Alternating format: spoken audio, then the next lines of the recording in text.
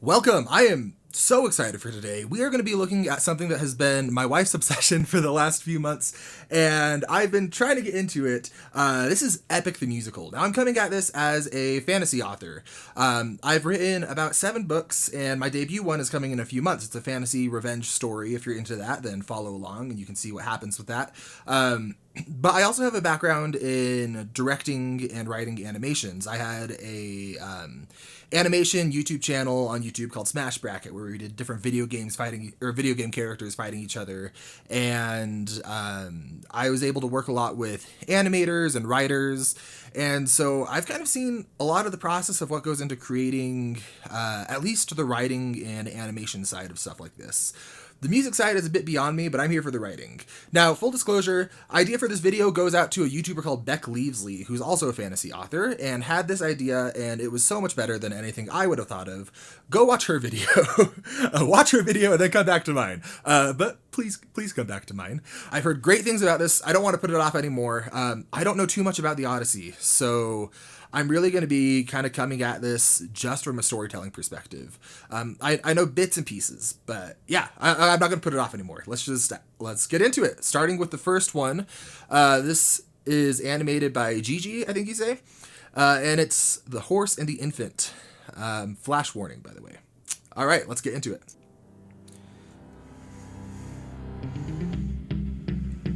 All right, my brothers, listen closely. Tonight we make the Trojans pay. 10 years of war, they killed us slowly, but now we'll be the ones who slay. Okay, already this is really interesting. So, the creator of this musical, I think his name is Jorge. He's using this narrative technique called in media res, which is basically where you're starting in the action. From what I know of the Odyssey, it starts with his son Telemachus, I think. Telemachus, and it's his mother's Penelope. She's getting married off and has this contest, and they talk about Odysseus, our main character, as like this mythical hero who has all these legends and stories about him. But if you look at this, we are starting like very intimate and close up with Odysseus here. He's not really portrayed as like a legendary figure just from these first few lyrics and our first glimpse at him. He seems very much like a man who's in a tense situation, but not like a demigod, kind of, if that makes sense. And I don't think he's a demigod in the source material, but that's kind of how people talk about him, from what I've gathered. Anyway, that's just something I picked up on, is choosing to start in the story in media res. Really interesting, really captivating. Let's keep going. Closely. Tonight we make the Trojans pay. 10 years of war, they killed us slowly, but now we'll be the ones who slay. Think of your wives and your children. Your families wonder where you've been. So that's really important right there. We have this big cast of characters. They haven't been named, but it's Odysseus and then all these different characters. And that's really ambitious and kind of hard to do from a writing perspective, because you have to know what are these characters fighting for, what brings them together, what are the stakes, and he sets it right there. Think of your wives and your children, your families wonder where you've been. We're immediately getting a look into the character motivations, and what's driving them, what grounds them. We know they're all here for a similar purpose. They don't want to be at war. They're trying to end it. I also love the subtle world building of showing the drunken city people passed out. I will be the ones who slay. Where is it? Think of your wives and your... My brothers, listen closely. Tonight we make the Trojans pay. Yeah, right there. It tells a lot without even having to say it. Really cool. 10 years of war, they killed us slowly. We also get the sense 10 years, it's a while. We'll be the ones who slay. Think of your wives and your children. Your families wonder where you... Okay, I swear I'm going to get past the 30-second mark, but I have one more thing to comment. So he brings up the wives and the children, but he brings it up after the fact of mentioning that tonight they're just going to kill everyone. tonight it's their time to slay. And that's kind of a harsh thing for a protagonist to do right off the bat, is saying we're going to go into the city of people who are passed out and we're going to just kill everyone. But he immediately softens it and anchors it by telling us about families and children, things that a lot of people can relate to. Believe it or not, I used to be a child, so I can relate to that. But yeah, really interesting choice there. Let's keep going. They're growing old and yet you're still here. Do what I say and you'll see them again. Yes, sir. Diomedes will lead the charge. Agamemnon will flank the guards. Menelaus will let our mates through the gates to take the whole city at large. Teucer will shoot any ambush attacking. Little Ajax will stay back. Okay. Secure Helena, protect. Why did you bring little Ajax, Odysseus? Why did you bring him if he's just staying back? What, he's just popping his head over the wall. Okay, before I can comment on the writing, holy crap, this animation. It's so fluid and everything. It's like a continuous shot as we see his plan unfolding. This is so cool. Diomedes will lead the charge. Agamemnon will flank the guards. Menelaus will let our mates through the gates to take the whole city at large. Teucer will shoot any ambush attacking. Little Ajax will stay back. Nestor, secure Helena, protector. Leo, avenge your father, kill the brothers of Hector. Okay. Oh, he's doing so much and so little. Like, this is such a tightly written song so far. Okay, we're going to break it down, going through. They're growing old and yet you're still here. So do what you say and I'll see them again. Even that, like, it's not just reinforcing the character's motivations.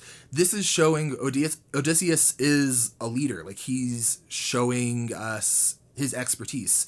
He's not just tapping into their motivations for the audience's sake, even though it does do that. He's doing it as a motivation tactic, a way to get people riled up. And it works because we go immediately from his speech into this change of animation and this change in energy. Another thing I noticed is we have, like I said, a large cast here, and Jorge does something really interesting. He names them all, which generally when you're writing, you want to stay away from introducing a lot of proper nouns, one after another, named after named after named, because it gets to a point where it's just noise and you can't keep track of it. But he breaks that rule here, and I think he does it for a really specific effect. It creates the sense not only that we're looking at a giant war, where there's so many different players, and it's just this overwhelming horde of soldiers, I guess, but it's also a characterization thing, that among all of these soldiers, Odysseus knows them all by name. He knows all of their strengths. He knows where they're best served. Sorry, little Ajax. And so we get this rapid boom, boom, boom onslaught of name, you do this, name, you do this, name, you do this.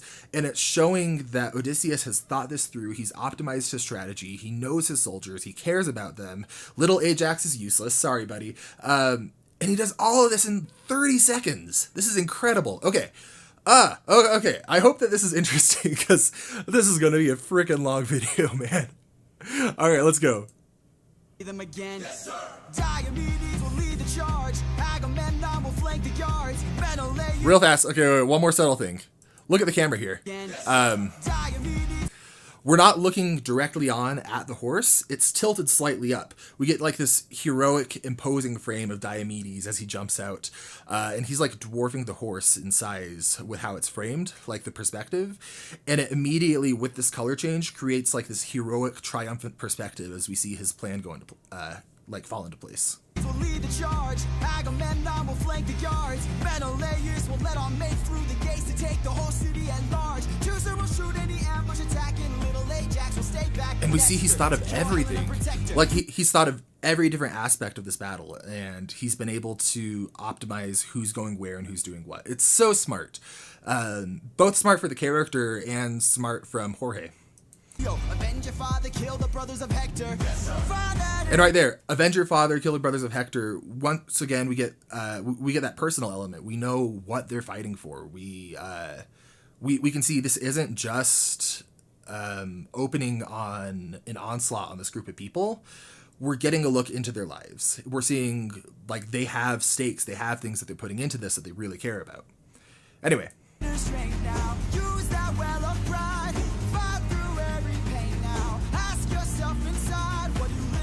What do you try for? What do you wish for? What do you fight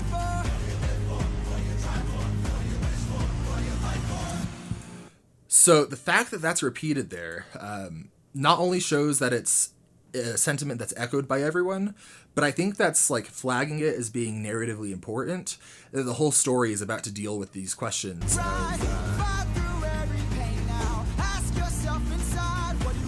What do you live for? What do you try for? What do you wish for? What do you fight for? This is setting up something that's important that I think is going to be our theme for the story. That's going to anchor us into Odysseus' story as he goes forward. But let's see.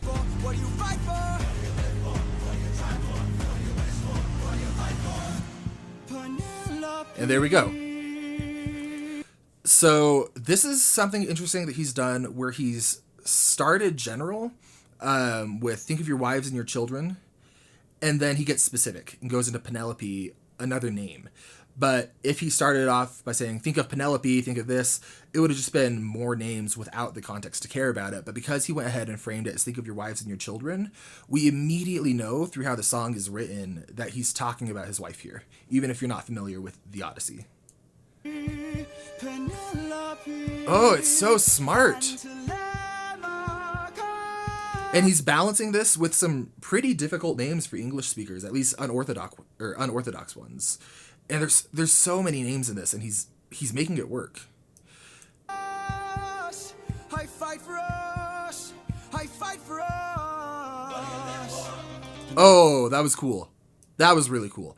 Okay, so we get this kind of intense lighting with the yellow torchlight, and then we're pulled into his mind. We're pulled into his mind, and it's like monotone and gray and kind of bluish, like whimsical. You get that bloom at the bottom. So we still have this interesting lighting. But then... Penelope and Telemachus. I fight for us. I fight for us.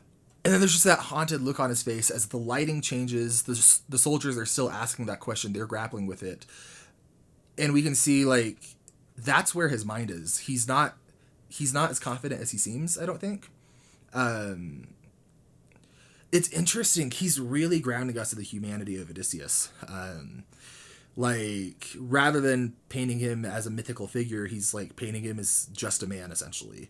Like, very, very human. And so even though he's saying, hey, let's go kill a bunch of people, we're deeply connected because of how he's chosen to write this and because of his execution of how he wrote it, where he's starting general, he's getting specific, and we're getting in the head of our protagonist. Yeah, anyway, let's keep going. Penelope, Telemachus, I'm on my way. Attack! Oh, that's cool. That is so cool.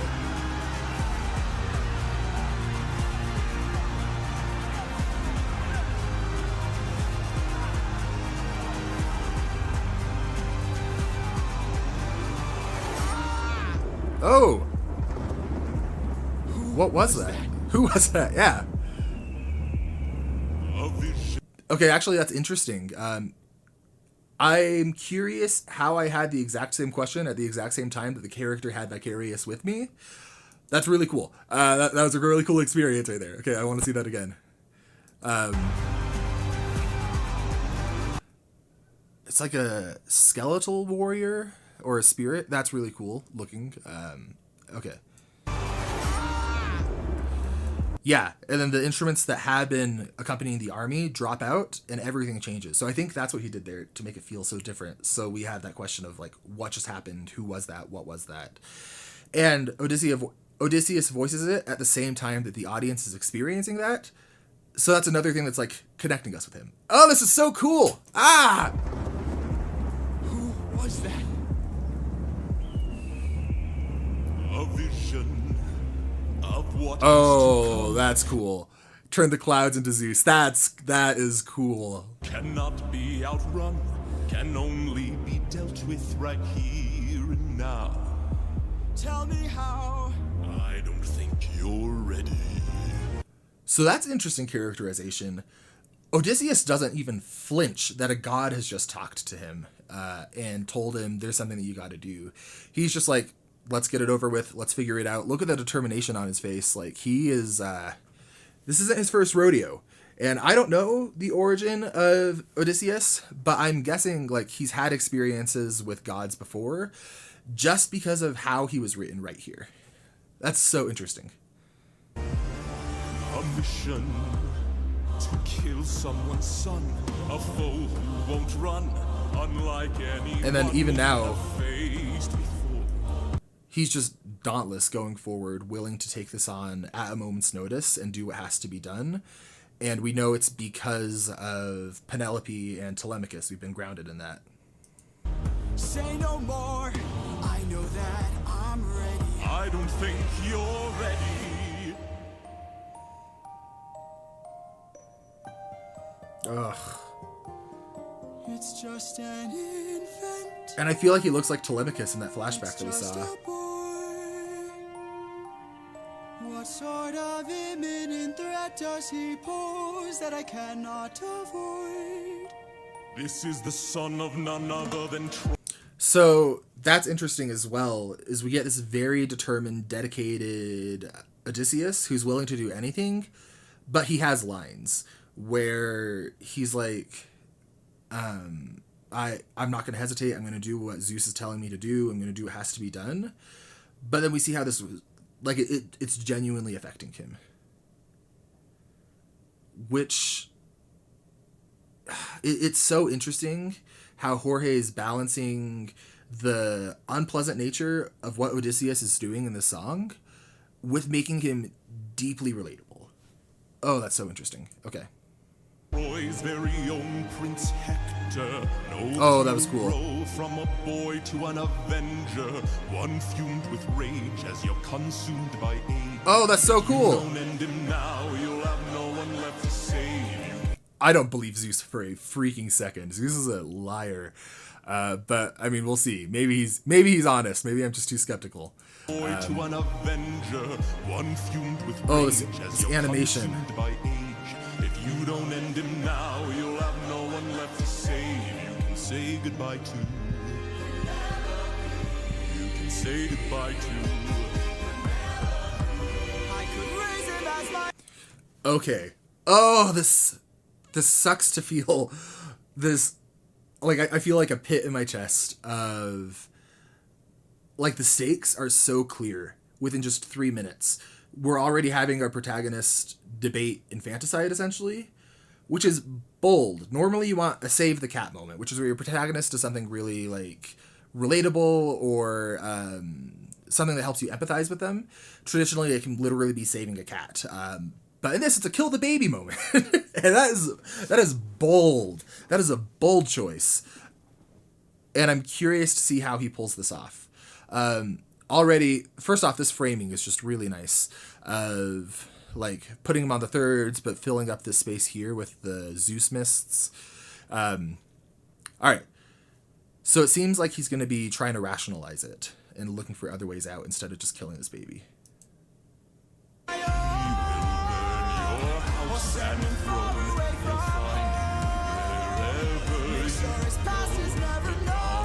Oh, and he's so, like, paternal in how he's holding him. Like, you can tell he cares. Like, he genuinely cares.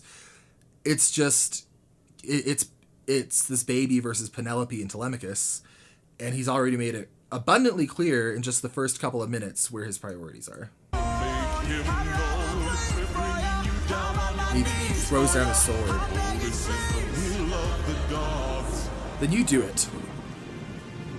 Please don't make me do this. Don't make me do this. Oh, it hurts. Blood on your hands is something you won't lose.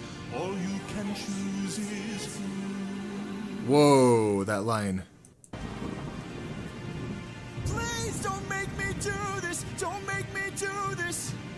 The blood on your hands is something you won't lose. All you can choose Dang. is food. I don't have much to comment on that besides that's a really good line. Okay. Oh, actually, one last thing with the animation. Look at where we open, this opening shot. my Look how composed and thoughtful he is versus a very similar framing when we leave him. Oh my gosh, like look at that contrast. That's so interesting. It's just really good visual storytelling right there. And look how similar the framing is. And the lighting's different. This is really good. Okay, that's the first song. It only took me 20 minutes to talk about it.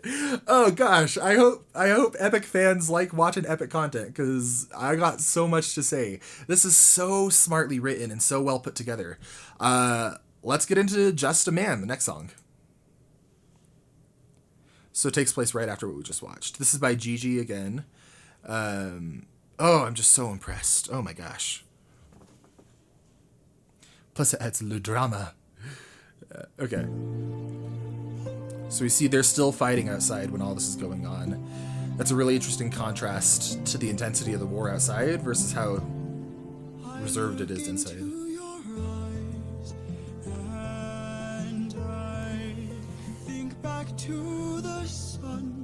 Oh, that transition. You're as old as he was when I left for Look how young he looks. Oh my gosh. these actions. Okay, I need to talk about the writing. Okay, I'm getting distracted. So this is interesting because it's Odysseus talking, but he's not just telling us why he's struggling with this moment. He looks into his eyes and thinks back to his son, but it's using that to really hammer in that core motivation that we established in the last song as well. Like, every line in this has a purpose, and all of it is just so tightly written. This is so good.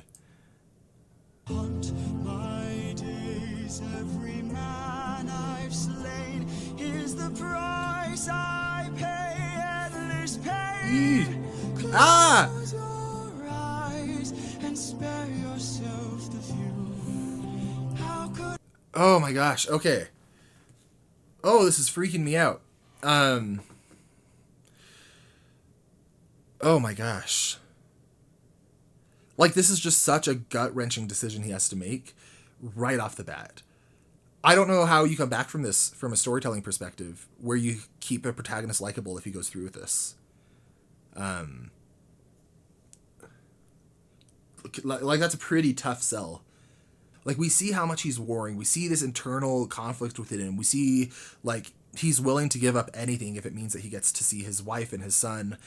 But this is a big sell. This is a big ask of the audience to buy into this character after what I think he's about to do. I hurt you? I'm just a man who's Oh, that's cool. trying to go home, even after all the years away from what I've known. I'm just a And then Just a Man. Hey, like I was saying, Just a Man, he's not this mythical, legendary figure, or at least not yet. He's just a person who wants his wife. Like, Jorge took this epic, legendary concept that's been around for a long, long, long time and took this very well-known character and made him so human. So human and so relatable, even as he is contemplating killing a baby. What a wild sentence. What a wild sentence. Okay. just a man who's trying to go home, even after all the years away from what I've known. I'm just a man who's fighting for his life. Oh, and right there. So this isn't just him looking at his helmet. Look at the separation that window makes between the two halves of him. It's the family man on one side, and then we have the soldier on the other. And he's deciding, like, what's it worth being? And you can see the baby in between in the background splitting them. Oh, that's so smart. That is so cool. So we're humanizing Odysseus, despite this awful thing that I think he's about to do. We're showing this contrast between the two sides of him and how he's trying to find balance. And my guess is if he kills this baby, we're going to have a symbolic moment of him putting this helmet back on and choosing the soldier side. Let's see. Deep down I would trade the world to see my son and wife. Oh, that's interesting. So his horse melts. The horse that had all of his men in it. That melts and goes away as he talks about the fact that he would trade everything to see his son and wife. That's fascinating. That's a really telling character moment, I think. Deep down I would trade the world to see my son and wife. I'm just a man. Oh, and then he was flashing back to the warrior version. Okay. Does a comet become a meteor? When does a candle become a blaze? When does a man become a monster? Oh, that's so cool. So he has it on, he's still warring with it, but he's dehumanizing the child in order to do this. Like, you see that darkness growing out of him. You see him, like, he's going to do this. He knows what he has to do. He knows what he doesn't want to do, but he's going to do it. But before he could put the helmet on, before he could make the action, or take the action, the baby started to, become monstrous and had this grow out of him. And he's looking in the mirror and thinking to, like, this monstrous version of himself and who this baby could become. That's really interesting. Does a comet become a meteor? When does a candle become a blaze? And all of these lyrics are about progression. Become a monster? When does a ripple become a tidal wave? When does the reason become the blame? When does a man become a monster? Oh. And you see his family right there, and the way that he's positioned, looking down, heading towards the flames and the intensity of battle, holding this baby. You know what he's about to do. This is so smart with how it's telling the story. One other thing, when does a comet become a meteor? When does a candle become a blaze? When does a man become a monster? When does... I forget the other lyrics. But these are all progressions. These are things that start off kind of innocuous, becoming something that's out of control. And it's just really interesting framing. I think that this is what we call in writing the theme stated in the Save the Cat outlining framework, where you have a thematic idea that you take and you state usually within the first 5% of a story. And once you state it, that's going to kind of envelop the rest of your narrative. And with how this is being portrayed, that's my guess, is this question of when does a man become a monster? What do you live for? What do you die for? What do you fight for? Whatever. I think this is all coming together to be our theme stated. And I think that this is going to inform the rest of everything that we see.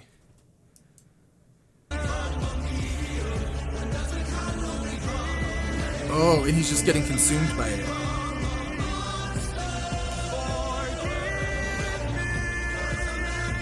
Oh, and he's all shadowed out. Look at that framing. Look at that. That is so cool. We see, it reminds me of Attack on Titan almost, and how it's shot when the Wall Titan, or Colossus Titan, I forget which one it is, breaks over the top. We get that look at the soldiers looking up at the wall, and he's just this silhouette with the flames there holding the baby. And look how small he is. Despite the framing, despite how huge this frame is, the character himself is small, and he's feeling small in the moment. He doesn't want to do this. He knows what he's about to do. And we can see all these men who are literally looking up to him. Oh, that's so cool. Oh.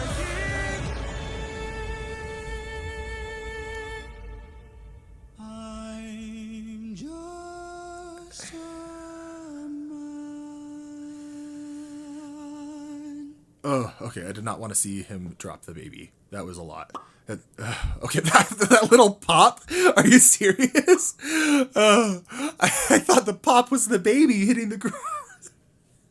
Okay. Wow. Okay. And then it ends with him, I'm just a man. And that seems like not only a lyric, but an admission of things that he's willing to do. He'd trade the world to see his son and wife. At the end of the day, that's all he wants. That's his character. And so he just did, like, the most despicable act that I think I've seen from a character in a long time in the opening of a story. And somehow I don't hate him. I should hate him right now, but I don't. And I even though I've broken this all down, I don't understand how that happened. I guess maybe because we see just how human he is, how much he warred with this. But I don't care if you're warring with it, you just dropped a baby off of a wall. Little Ajax was watching. Everyone was watching. Everyone was looking up to him, and he still did this. He knew it would change how his men see him. They're literally looking up as he's doing this, and he still does it. Because a god promised that it would keep his son and wife safe. Like, the amount that he's willing to give up for that is wild. Oh my gosh. Okay. Well, next up we have Full Speed Ahead. Let's see what happens. Wow. Wow. I don't have anything to say. So this is by Wolfie the Witch.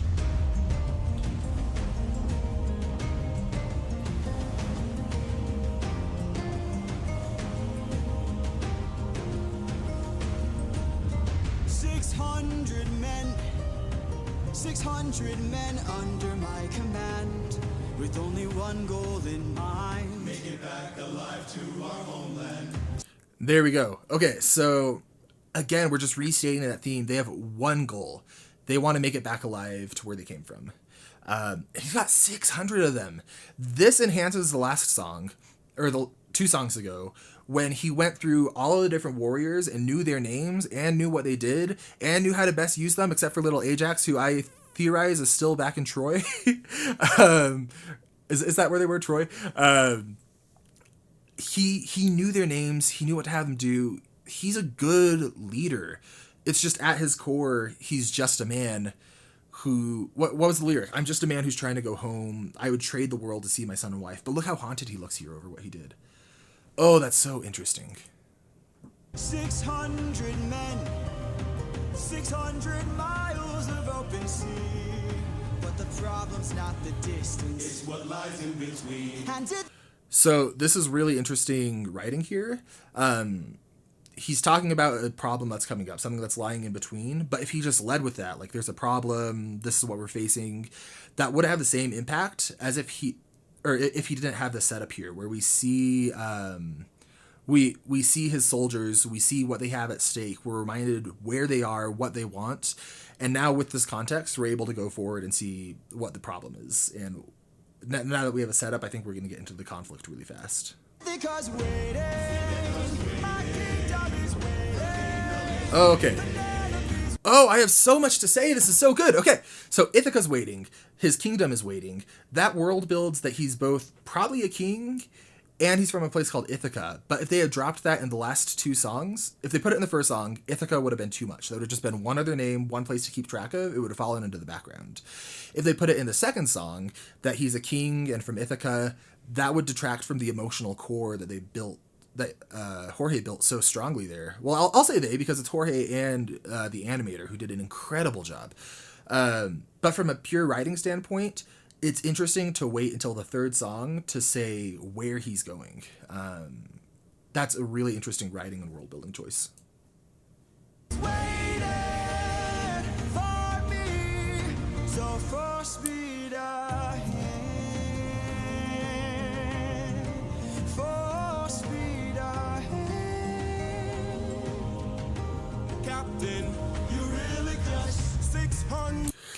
Interesting choice there in the music.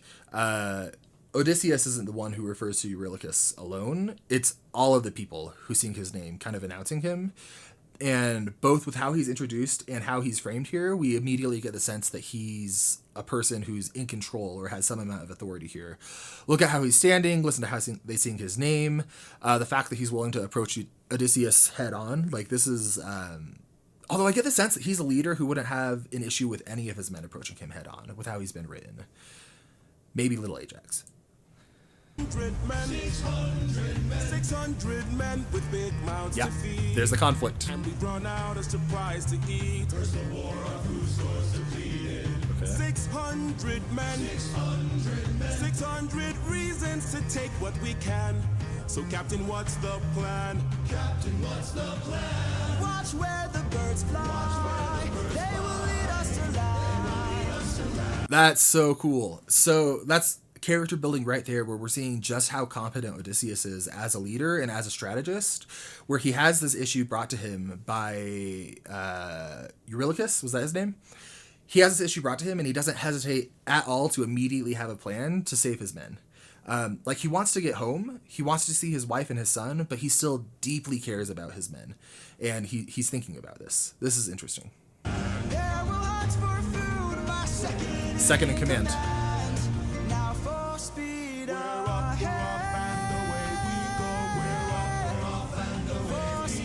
So, from a musical standpoint, and I won't speak too much on the musical standpoint because that's not my expertise, it's interesting. We have Eurylochus going, "We're off and away we go," and then that's echoed by the troops. So we get more of that look into the amount of command that Eurylochus has over his troops.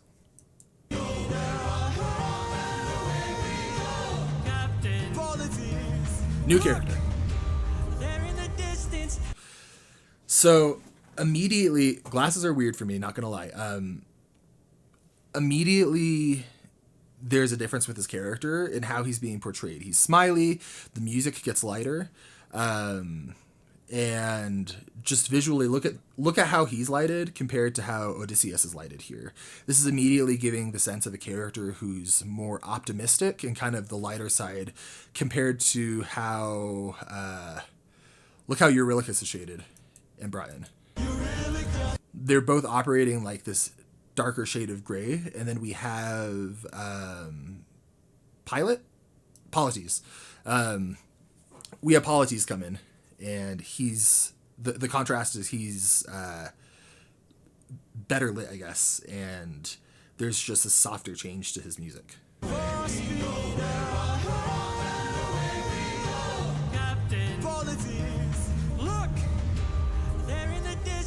I see an island, I see a light that faintly glows. Maybe they're people lighting a fire. Maybe they'll share some food, who knows? That's really interesting. So, Eurylochus was like, here's a problem, we need to do something. Odysseus was like, here's a strategy, let's follow it. But Polythemus is like, here's people, maybe there's human beings, maybe there's friends, maybe there's goodness and kindness. He's not saying maybe there's food there. He's saying maybe there's people, and then the people will help, but not necessarily there's going to be food there. It seems small, but it's a really interesting way of framing it that tells you a lot about this character and his priorities. Something feels off here. I see fire, but there's no smoke. I say we strike first. We don't. Oh, look at this! Look at this! This is so cool. Okay, so we have Polythemus, who's lit the lightest and the brightest. He had the purest outlook on it. Maybe there's people, maybe there's friends, maybe there's someone who can help us. And then we have Odysseus, who's like, yeah, that's nice, buddy, but here's the strategy. Something is off here, but he's not necessarily hardened. And then we have Eurylochus, who's darker shaded than the other two, and he's saying, what did he say? Did he say, I say we strike? But there's no smoke. I say we strike Yeah. first. We don't have time to waste, so let's raid the... Look at the storytelling you get just from those lines. You know who each of these characters are. You have Odysseus here in the center and kind of his shoulder angels. The not happier, but the more optimistic voice in his head, and then the more pragmatic voice, I guess is how I would say it. And we just learn a lot from both. No, Polythemus, gear up. You and I'll go ahead. You and I'll go ahead. We should try to find a way no one ends up dead. Again, caring about his men. Give me till sunrise, and if we don't return, then 600 men can make this whole place burn. Oh, that's such interesting characterization. So we're getting Odysseus, who's saying, I'm not doing either extreme. I'm not just going in blindly. I'm not going to go trust these people, hope that there's people when or hope that they're friendly when there's no smoke coming from their fire. Something is weird here, but I'm also not going to just go kill them. And so he's listening to both of his shoulder angels here, coming away with a compromise that's still kind of morally ambiguous, where he's saying, we're going to make this entire place burn if we don't come back. And not just make it burn, but all 600 of us are going to go in. Really interesting characterization, really smart writing. Now for speed ahead. For speed ahead. For speed ahead. We're up, we're off, And the music is just so good.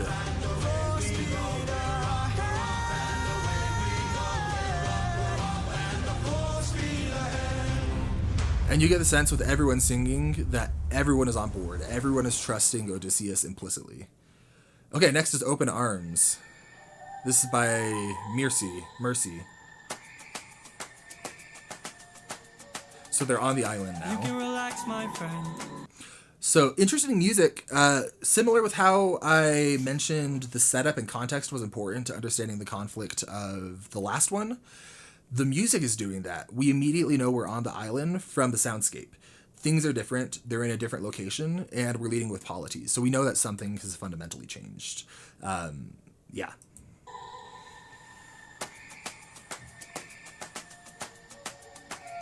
You can relax, my friend. Glasses are back. I can tell you're getting nervous. So Is this just like, okay, wait, question for the Epic fandom. Is this just like a generally agreed upon thing in the Epic fan base that Polythemus has glasses? Nervous. And try to relax, my friend. And find Polythemus. Think of all that we have been through. We'll survive. What do we get? From a writing perspective, this is interesting. We're getting a background on these characters, where with Eurylochus, I got the sense that they trusted each other, but this feels like more than that. This feels like they're friends, that they've grown up together or something, or maybe they're more than friends, I don't know. But he's immediately reading through his stress and picking up on these signs that he's giving off, that something's really stressing him out beyond what's normal. This and try to relax, my friend, and find Polythemus. Think of all that we have been through. We'll survive. What do we get into? I know that you're tired of the war and bloodshed. Tell me, is this how we're supposed to live? Look at how you grip your sword. Enough said. Why should we take when we could give? That's really interesting writing there again. Oh, he threw away his sword. So we're starting off general and getting specific again. I know you're tired of the war and bloodshed. We get this, he's tired of this general thing that's been going on for 10 years. But then instead of telling us, like, your mental health and your emotional health are tanking, all he says is, look at how you're gripping your sword.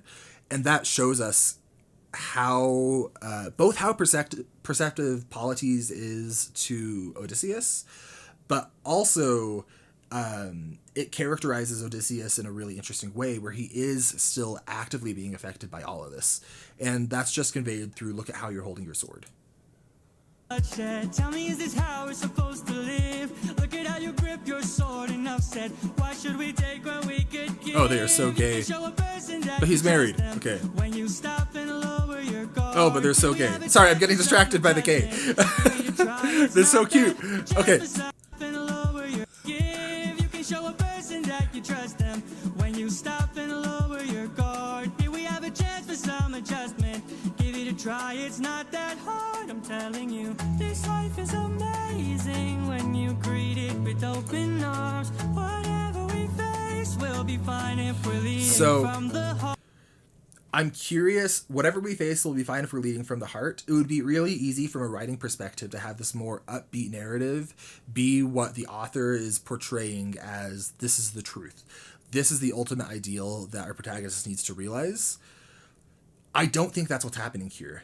Because of how fluffy and light Polythemus is here with his lyrics, even just the music and how he's animated here as well, I think this is still that shoulder angel talking rather than representing an absolute truth of the story.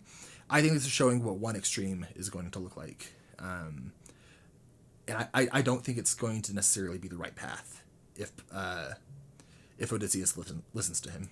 No matter the place, we can light up the world. Here's how to start. Greet the world with open arms. Greet the world with open arms. Stay back. Okay. And again, we see that immediate contrast. That Polythemus is like, this is amazing, da, da, da, da, open arms. And then Odysseus is like, no, you get back the second anything is off. So he was listening to Polythemus, he was letting him talk. And I think he was internalizing what he was saying, but I don't get the sense that he was necessarily buying into all of it. He was having that strategic mind of taking what he says into consideration, but still on alert ready to go with his sword at like the drop of a hat. And I think we're going to see more of that. I would burn down everything to see my wife and kids here. My friend, greet the world with open arms. Don't pull a sword away. We're only here for food. Yeah, he's holding it back. 600 friends are waiting for us to show our faces. Stay back, I'm warning you. So we see this pragmatic, strategic side that I think Eurylochus also represents. That stayed with him despite Polites having this narrative of being optimistic and friendly and loving. If we don't get back safely, my men will turn this place into blazes. They're so cute. See? No, don't eat it. Oh, they're so sweet though. Yeah. Oh, and look at that difference. He's got like the chibi arms going, yay! And Odysseus is studying the fruit rather than eating it. Yeah, this is interesting because he's not taking the easy out. He's not making this is what the protagonist should believe song. He's saying this is one extreme and our protagonist needs to find a balance. Yeah. So we can light up the world, here's how to start. Greet the world with open arms. Greet the world with open arms. My friend, I wish that I could say that I agree. Yeah, and he's pushing back. But look at the way this fruit is glowing and filled with glowing seeds. He's so perceptive and smart. Like, that's a through line in every song so far. He has humanity. He's deeply sympathetic. He's deeply relatable. But he's also so competent. He's a great leader, and he's so smart and crafty. Took me a while to notice just what kind of fruit they eat. It's a lotus. It controls your mind and never lets you free. That's what we'd get with open arms. So if he had listened to Polites, he really would have been mind controlled. That's interesting. Yeah. So this isn't the "this is what you should believe" song. This really is, this is what extremes get you. And try to have open arms, try to be more optimistic, but balance that with who you are at your core, because you just saved all of your men by not directly listening to Polites. That's a really interesting choice. And it's so much more interesting than if he made this "this is the correct position" song. Lotus eaters, I'd like to show my friend that kindness is brave. Could you tell me where there's other food to eat? Oh, he's so sweet. He's so sweet. And I don't trust these little bastards for a second. I don't trust them at all. They just tried to give him lotus fruit. But he's so trusting and willing to ask for more rather than having any ill intent. And that's really interesting and strong characterization that just comes through crystal clear. A cave. The scary cave. You're saying there's a cave where we could feast. He just takes it all in stride. To find this food-filled cave? Small animation detail. Notice how they're not animating the tops of the glasses, and that way we can see the eyebrows and the eyes be more expressive. That's really cool. This life is amazing when you greet it with open arms. I don't trust him. See in your face there's so much guilt inside your That's a good line. We see that he's still affected, not just by what happened with the baby, but the last 10 years. heart. So why not replace it and light up the world? Here's how it starts. Greet the world with open arms. Greet the world with open arms. I don't trust him. I trust Polites, but Open arms. You can relax, my friend. so maybe he was convincing him by the end of that. It's not necessarily portrayed as the right position, but he was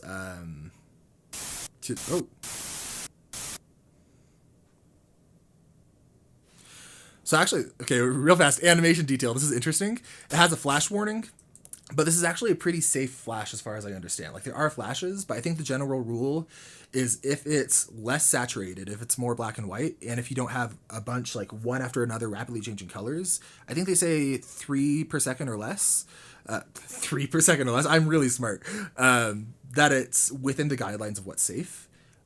Don't trust me as an authority on that, but that is something that I heard doing my own animations, and we tried to have that be a thing, because when you have energy clashes, it's really easy to have flash, flash, flash, flash, flash, but that can be like a dangerous thing. Anyway, that's just animation note.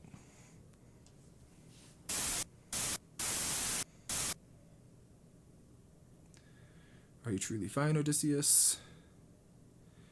Let's just go. Okay. And last song for this bunch coming up is Warrior of the Mind.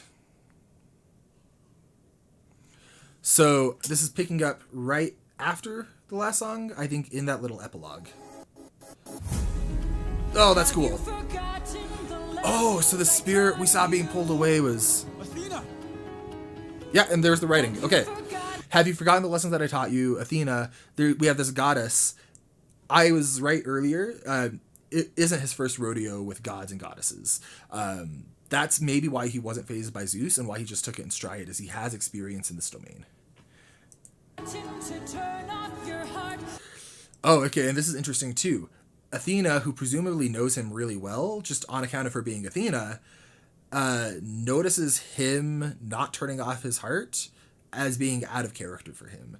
So him being able to have that shut-off switch and kill that baby in the first two songs, that was more in character with how Athena knows him than this open arms philosophy that Polythemus is bringing in. So I'm going to be curious to see how Athena tries to undo what Polythemus just did, because I think that's what's happening here. This is not you. I see you changing from how I've designed you. Oh, this is so cool. Have you forgotten your purpose? Let me remind you. So that's an interesting line. Have you forgotten your purpose? Because every song has driven home that his purpose is to see his wife and son. So I'm curious how she sees his purpose. Goddess of wisdom. Oh, that's a cool frame. Master of war. My life has one mission. Really cool character design. Create the greatest war. Oh, that animation! Okay, so her mission is she wants to create the greatest warrior. We don't know why yet, but that is notably different than his mission, which is, I just want to get home. That's interesting. I'm wondering if that's going to develop. Had a challenge, a test of skill, a magic bar only the best could kill. One day a boy came for the That Polythemus. Oh, and Eurylochus. I think that's who that was. Are they all childhood friends? Or is that just the animator's interpretation of it? And even still in this, he's balanced between the two sides, even as a boy. a boy whose mind rivals. And he's making battle plans. So he's always been strategic. It's not something that Athena gave him. It's something that he's had even presumably before he met her with this challenge. And strategic to a point that not only is the goddess looking up to him. Oh, whoa. You can see her looking from the... Look at this. The plants and the rocks. They are Athena and someone else. Anyway, so he's doing battle plans for this boar, even from a young age. And two of his men are already looking up to him. For the thrill, a boy whose mind rivaled the bar's own will. Let's go! Maybe one day he'll follow me and we'll make a greater tomorrow. Then they'll see So- I know. Athena is very altruistic. She wants a better tomorrow. She wants to change the world. And contrast that with Odysseus, who we know from the first few songs, like he has humanity, but he's also a deeply selfish character. Not necessarily in a negative way, but in a sense that he's choosing things for this core group of people that are just so important to him, and he would burn the world for them. And so it's a contrast of Odysseus saying, I'd burn the world down multiple times over to save my son and wife, just to see my son and wife, I think was the lyric. And then Athena sees the strategic side in him saying, no, he's going to change the world. He's going to make it a better place. And I think it comes and goes quickly, but these aren't compatible world visions. Like, these aren't compatible goals, despite her seemingly being his mentor. He'll change the world 'cause he is a warrior of the mind. Maybe one Oh, and they day were all I'll friends. reach him and Yeah, we okay. can build his skills as I teach him. If there's a problem, he'll have the answer. He is a warrior of the So even the goddess of goddess of wisdom is trusting in his mind.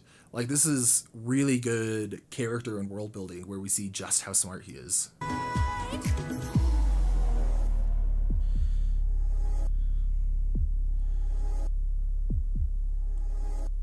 Show yourself. I know you're watching me. Show yourself. I can see you. How can you see through my spell? I was lying, and you fell for my bluff. Okay, that's cool. So we see he's outsmarting a goddess from being like a teenager or a preteen or however young he was here. He's already just brilliant to the level that his friends are following him. This goddess is admiring him. He was able to take down a magic boar. That's like his biggest strength. I was lying, and you fell for my bluff. Well done, enlighten me, what's your name? You first, and maybe I'll do the same. Nice try, but two can play this game. Nah, don't be modest. I know you're a goddess, so let's be honest. So- you are a three. That's interesting world building as well. He's not giving his name. Is that because names have power in this world and in this mythos? Or is he just posturing? I think either is really effective. And the way her mask is torn away is so cool. Let's be honest, you are a three. Oh, that's so cool. Badass in the arena. Unmatched, witty, and queen of the best strategies we've seen. If you're looking for So they both have a deep respect for each other. time's well spent. Sounds like a plan. Goddess and man, best is the He'll friends. see where it ends. Okay. Okay, no. That seemed like a throwaway joke. Like, best as friends, we'll see where it ends. But that's highlighting the difference in their goals. He's looking for friends. He's looking for, or at least right now, he's looking for a human connection, a human element. That's what he cares about. Whereas she's looking at this greater tomorrow, this better picture of a world. They're really not as compatible as they seem. Maybe one day they'll follow me and we'll make a greater tomorrow. Then they'll see Oh, but he's will change the singing with her, so maybe he does, at least for right now, he shares this, he does share this goal. He wants to make a better tomorrow, but we know something happens between now and when we find him in our first song to where that's changed, where he does care about the world, it seems, but he cares about his men and he cares about his family more than anything. He would burn the world to save his men, and he would get rid of everything to save his son and wife, to see his son and wife. Interesting. World, 'cause we are the warriors of the mind. Maybe one day we'll reach them and we can build their skills as we teach That's fun. them. If there's a Oh, a dog. problem, we'll have the answer. We are the warriors of the And then we see him come to power. So he's really come to power because of her. Or no, not because of her, because he was so brilliant before. She's just instrumental in it at the same time. Though. Like, she's a really big factor, despite I think their goals conflict more than the characters think they conflict. I still intend to make sure you don't fall behind. Don't forget that you're a warrior of a very special kind. You are a warrior of the mind. Oh, and she turned him into an apple. And she tosses the apple back to him. He catches it and it ends. Yeah. Oh, that's cool. Are you truly fine, Odysseus? And we pick up where it cut in before. Let's just go. All right. Oh, that was so cool. Okay, those are the first 5 songs. I talked forever. This has been an hour long. I hope that you enjoyed it. I hope that this was fun for you. An hour to go through 5 songs is pretty. I mean that's a lot. So I hope that this is something that you liked watching. If you did, please let me know. I would love to do more of these. I'm gonna watch these animatics regardless. But if you all are interested, I will happily record and watch them with you all and give my thoughts that I'm taking to this as an author and someone who's written animations. It's so high quality. It is so good, and it's so tightly written. Every single sentence is doing something, doing multiple things. Like, even the throwaway ones, like goddess and man, bestest of friends, that's actively characterizing what I think is going to grow into a conflict between the two characters. This contrast between Odysseus and his humanity versus Athena's desire to use him as a tool to better humanity. it's interesting because Athena seems inherently altruistic, whereas Odysseus seems at his core selfish. Someone who cares about others, but when it comes down to it, he's going to make the call that favors the people he loves most, at the cost of anyone else. And I think that is so interesting. As we go forward, I suspect we're going to see more of that theme of not what makes a monster and what makes a man. That's Hunchback. But I mean, yeah, what makes a monster and what makes a man? At what point does a man become a monster? When does a man become a monster? I think that's the theme we're going to see going forward. And I think we're going to see this conflict grow between Athena and Odysseus. And I think through it all, it's just going to continue to be really good. I am so impressed. This is like the animatics add so much to this. And let's see, we had Gigi, Wolfie the Witch, and Mircy.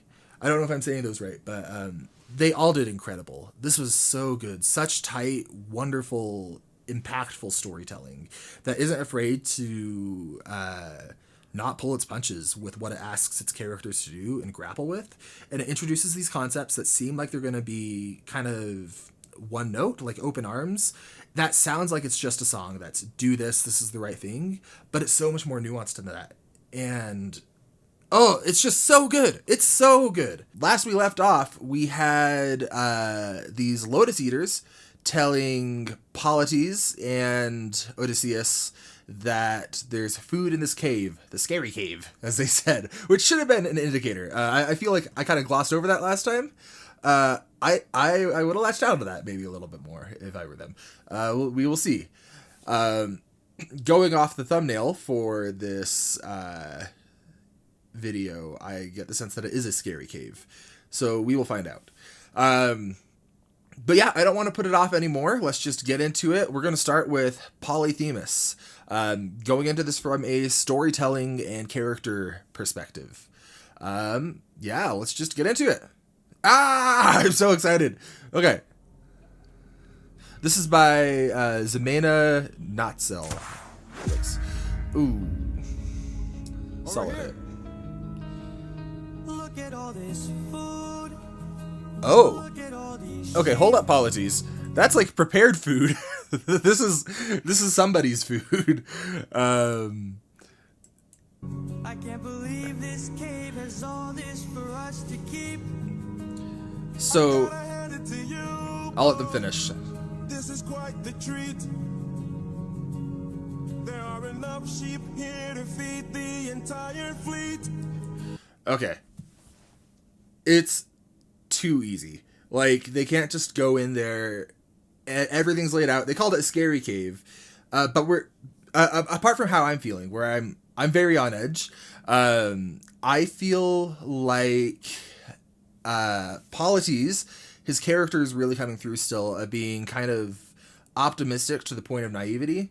And it's interesting characterization because it's so easy to, they call it flanderizing, off of a character in The Simpsons, where you take a character's one core trait and condense that down to being all that they have, going for them as a character. It would have been easy to do that for Eurylochus, or Eurylochus, I don't remember how you say it, I'll find out soon. It would have been easy to do it for Eurylochus, but he's willing to be humble and be like, look, I mean, I gotta hand it to you, you found this totally safe, innocent, not scary cave. Oh, I don't trust this. I don't trust this for a second. And Odysseus is gonna pick up on it, I guarantee. This is quite the treat. There are enough sheep here to feed the entire fleet. It's almost too perfect. Yeah, almost too Too perfect. good to be true. Why would the Lotus Eaters pass up on all this food? Because I don't, oh shoot, okay, hold on. Oh my gosh.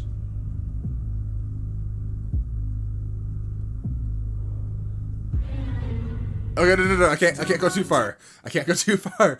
I'm getting pulled in. I am pulling myself back out so I can comment on the writing. Dang it. So this is a tell of good writing that I knew what Odysseus' reaction was going to be before he even did it. He's been characterized so consistently throughout. as seeing the analytical angle in every single perspective or every single situation. No matter what it is, he's coming into it with a strategic mind. And so even if I hadn't heard the song already, if you told me the situation where we're going to have Polythemus, Eurylochus, and Odysseus all together in a cave with food, I think I would have been able to tell you pretty precisely the exact reactions that they'd be having and recreate this dynamic, not because of anything I'd be doing as a writer or an author, but because of what Jorge's done as a writer, making them so clearly and consistently characterized. Just really, really solid work. Now that I have sufficiently stalled, let's get to the scary cave, which is just such a cool transition, that eye-opening. Pass up on all this food. Ah, that's so cool. And my guess is Odysseus is immediately thinking of a strategy. I think he's just going to take it in stride. Hey there.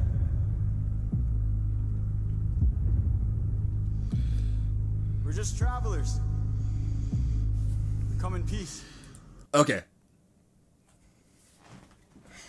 I do think he comes in peace in the sense that he doesn't want to kill people, but I think this is performative.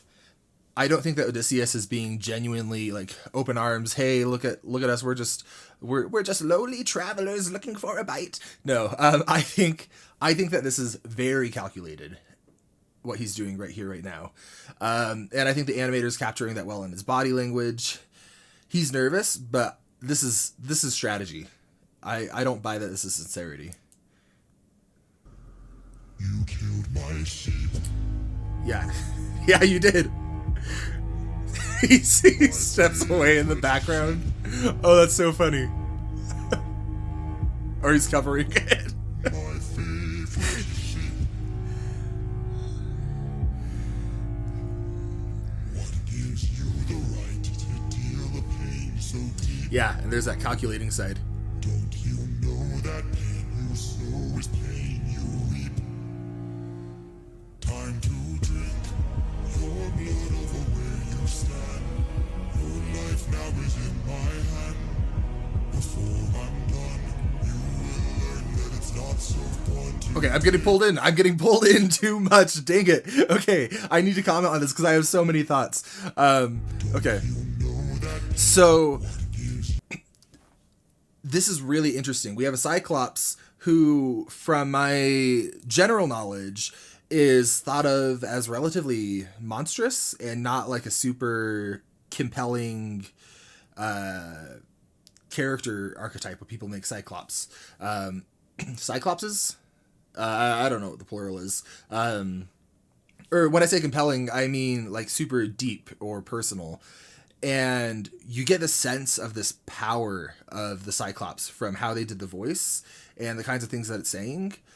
But if you listen to what he's saying, despite being a Cyclops, he's expressing very human sentiments. Yeah, you killed my sheep, my favorite sheep. People can relate. Like, I mean, there's a whole John Wick movie about what happens when you take someone's pet.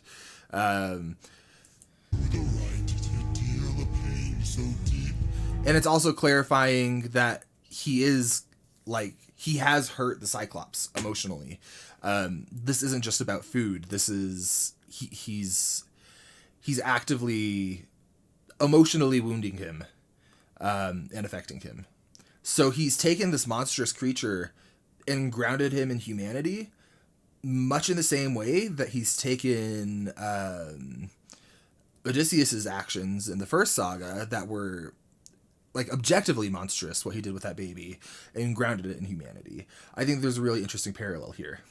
Okay, we're gonna see how long I can go. I have so much to say, but I'm so interested. Don't you know that pain you sow is pain you reap? Time to drink your blood over where you stand. Your life now is in my hand. Before I'm done, Okay, so you will learn that it's not so fun to take. You came to my. okay, So he's making threats, but he's already grounded us in the humanity of the Cyclops before he makes those threats. We get why he's saying it. He's not coming out swinging, which is interesting because Eurylochus would have come out swinging. And I think Odysseus might have. I think it could have gone either way. Polythemus would have just been like, hey, buddy, you want to share my sheep? I liked that one, but that's okay. All right. I love Polythemus. That it's not so fun to take. You came to my home to steal, but now you become my I mean, meal. A trade you see, take from you like you took from me. okay. That's fair. That is fair. They did, like, objectively, they did come to his house to steal. And, like, it's a misunderstanding, but it's, like, that is what they were doing. It's the freaking Lotus Eater's fault. Maybe lead with, there's a Cyclops in there who seems like a nice guy. Like, he'll eat you if you kill his favorite pet. But all things considered, he seems like a decent guy. Just wants to live his life in his cave with his pet sheep and his apples and crates. Like, I'm not saying I'm on his side, but I'm not on his side here. Anyway, that's that. My voice keeps cracking. That's really telling. That I'm really seeing where the Cyclops is coming from, despite him clearly being the antagonist with everything about how he's framed. You came to my home to steal, but now you become my meal. A trade you see, take from you like you took from me. There's been a misunderstanding. We never came here to steal. But now that I see we've done some damage, maybe you and I can make a deal. No, he's mixing genuine, like, his genuine self. He's mixing it with tactics. Whatever this deal is, there's no way it's an even trade, and there's no way it's actually about restitution. He's trying to... Everything Odysseus does is posturing. Whether or not he knows it as a character, I think. Just from what I've seen of him, everything has been calculated. And so I think from the instant he saw that Cyclops, he's thinking, how can I not only get everyone out of here, but I also still want this food, because, I mean, we need it. Yeah. Maybe I'm wrong. Give you our finest treasure, so long as we live alive. You can keep the world's best tasting wine. Wine? Have a drink. Poisoned. One sip and you'll understand. When would they have poisoned it, though? When would they carry around wine that's poisoned? Like, why would they have... Okay, maybe it's not poisoned. But there's no way that little bit of wine is affecting that big of a Cyclops. You got to think of the body weight ratios. No, it's poison. It's got to be. But this is how I know he's full of BS. Is he's talking about wine tasting good. No, wine tastes like garbage dumpster juice. Oh my gosh. That's neither here nor there. The lotus fruit. I don't know if that works on Cyclopses, though. Anyway. The power that's in your hands. A wine so fresh, you'd never want to eat. Yeah, he's calculated. Again, then we shall be on our way. No bloodshed in here today. A trade you see, gift from you and a gift from me. So there's this parallel of I'm doing to you what you're doing to me, and then the Cyclops reflects it back, and then Odysseus reflects it back again. It's so interesting how narratively they're paralleled with being humanized monsters in some ways, as well as nope, forgot where that train of thought was going. That is what ADHD looks like. But it's so interesting. He's been calculated this entire time. I don't buy a minute of genuineness unless that authenticity was there for a purpose. Everything is about getting his men out, and I think still getting this food. Don't just drink it, my guy. Why am I rooting for the Cyclops? Stranger, what's your name? No way he gives it. It's nobody, Yeah. nobody, nobody. So the Cyclops bullies. Okay, never mind. I'm not on the Cyclops. I'm not on his side anymore. That's just an obvious lie. Okay. He does not give his name. And I don't know why that is, because I would think, based off of his self-aggrandizing actions at times, that he wants people to know who he is. So there's this, like, a very strategic purpose for the character holding it back that I don't know what it is, but also there's a strategic purpose from Jorge holding it back, where he is given so much impact and weight to Odysseus' name that it's created like a legendary status around his name just in the lack of its use. That's really interesting. Yeah, and prediction, I don't think that this is the Cyclops thanking him. For your gift, I've won to be blind. I'm so glad we see eye to eye. Yes, you shall. Kill him. No, okay, actually, Jorge does not write throwaway lines. That's a pun, and it's funny, but it's done for a purpose. I guarantee this musical is too tightly written to have something that's just a throwaway pun. And what I think it is by giving us these temporary glimpses into like dad jokes coming from Odysseus, we get to humanize him even more, to the point that it's not that we forgive the awful things that he has done and undoubtedly is going to do, but it helps contextualize them, and it paints him as a full person, and he's not just a man, and he's not just a monster. Like, he's somewhere in between. And I think that's really interesting. What seems like a throwaway joke, I think actually serves a really important, like, craft purpose. Also, that's like, I mean, that's pretty bad, buddy. You're joking about his eye right now. Come on. Actually, no, that's another thing, is it's kind of, not self-aggrandizing, but overly confident again, which we've seen from Odysseus before. Nobody. Nobody, for your gift, I've won to be blind. I'm so glad we see eye to eye. Yes, you shall be the final man to die. What? Watch out! Yep. Yeah. Yeah, what did you expect, buddy? Come on. This next one is by Merxy, and I just want to get right into it. Polythemus, my takeaway is Jorge did an incredible job characterizing that Cyclops so quickly. Just like he's done with every character so far, he knows who he wants them to be, and he knows how to get them there by using lines that do multiple things at the same time. And it's just so good. Okay. Oh.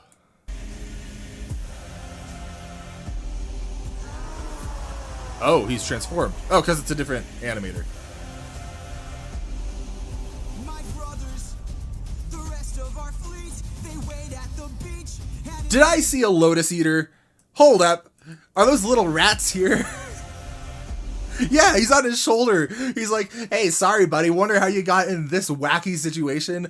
Tell him about the Cyclops next time.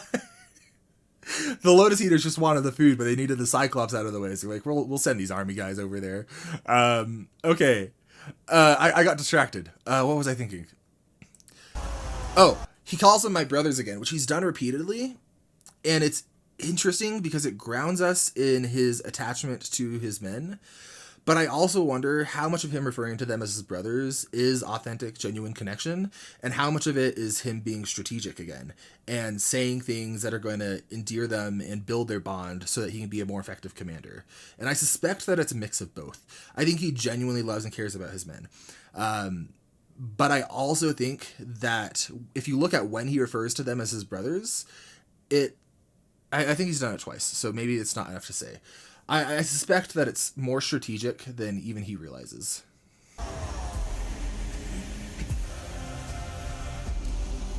my brothers, the rest of our fleet, they wait at the beach. And if we're Okay. defeated, their good is dead. Straight ahead, that is who we're fighting. No Oh, that was cool.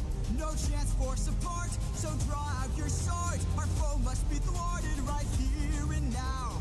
Show me how great is your will to survive. Okay, I was just taking that in.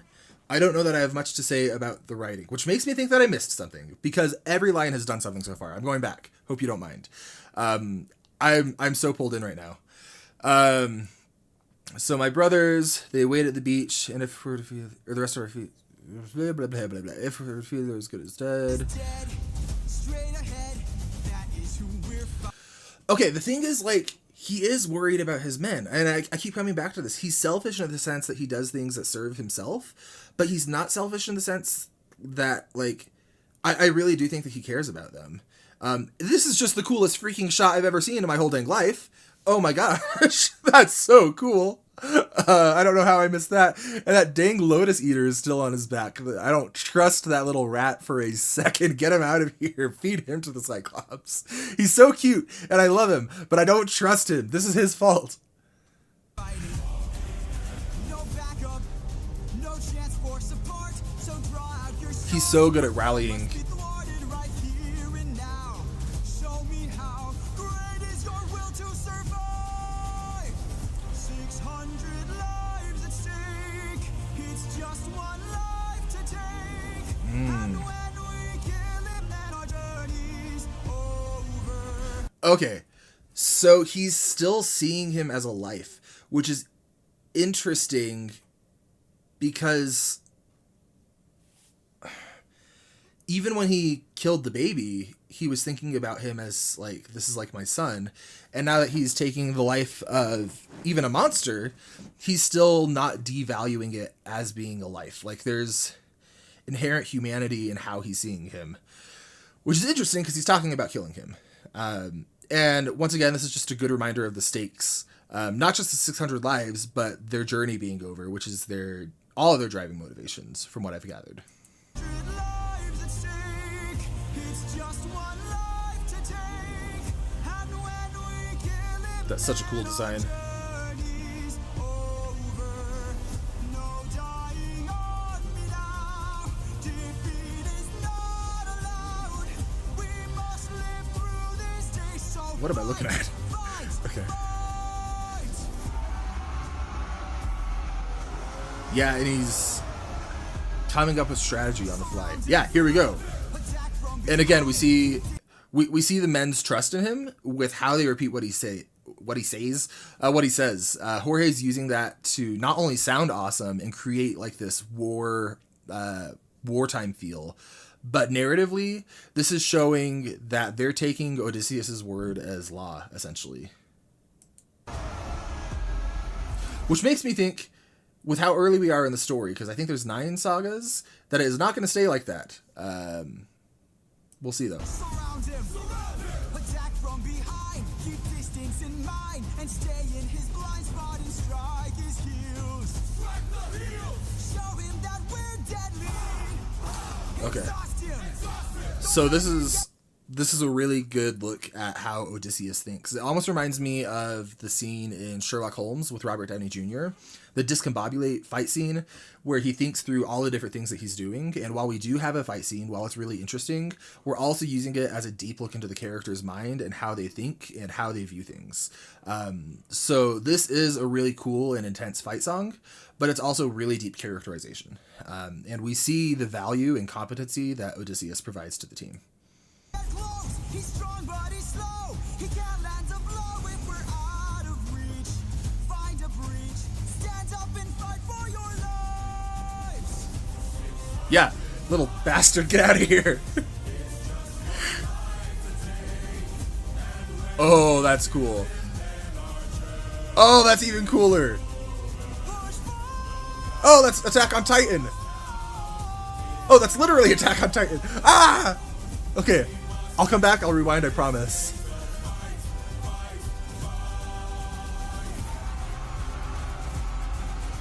Okay. Nice. I like that they made time for the high five. Let's say, are you ready for some pancakes? Ah! Ah! Okay. Ah, yeah, that's how I feel, buddy. Did that say, are you ready for some pancakes? Because that's cruel. Are you... Ah! No, I don't want to laugh at this. Oh. Okay. Okay. I should not feel so attached to Polythemus. We've had 1 song, 2 songs with him. Not very much time with this character. But they've done such an incredible job not only characterizing him, but showing him as pure that you feel it. And I get the sense that if he's dead, it's not the end of him. Like, his philosophy is going to still have affected Odysseus in some capacity. But I don't think it's going to be straightforward. I think he's going to have to, like, war with it. Polythemus is what was anchoring him. Without Polythemus, he was... had Polythemus been there earlier, maybe he would have been like, hey man, maybe don't throw the baby off the roof. Oh my gosh. Okay. Okay. I just got pulled into it and then distracted by Attack on Titan. I'm going back. I want to see that shot again. Oh, little rat. Okay. We see the men's faith in him. We see their strategy. We see they are deadly. We see them working as a well-oiled machine. Let's just go through this again. Oh my gosh. Show him that we're deadly. Exhaust him. Don't let him get close. He's strong but he's slow. He can't land a blow if we're out of reach. Find a breach. Stand up and fight for your lives.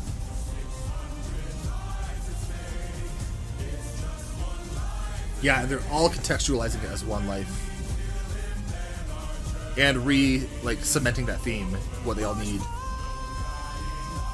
Captain Levi vibes.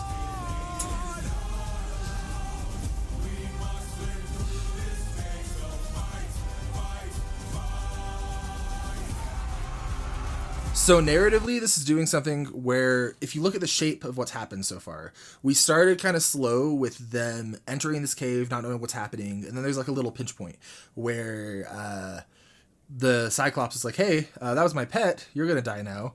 And then they seem overwhelmed, but then they bring it back.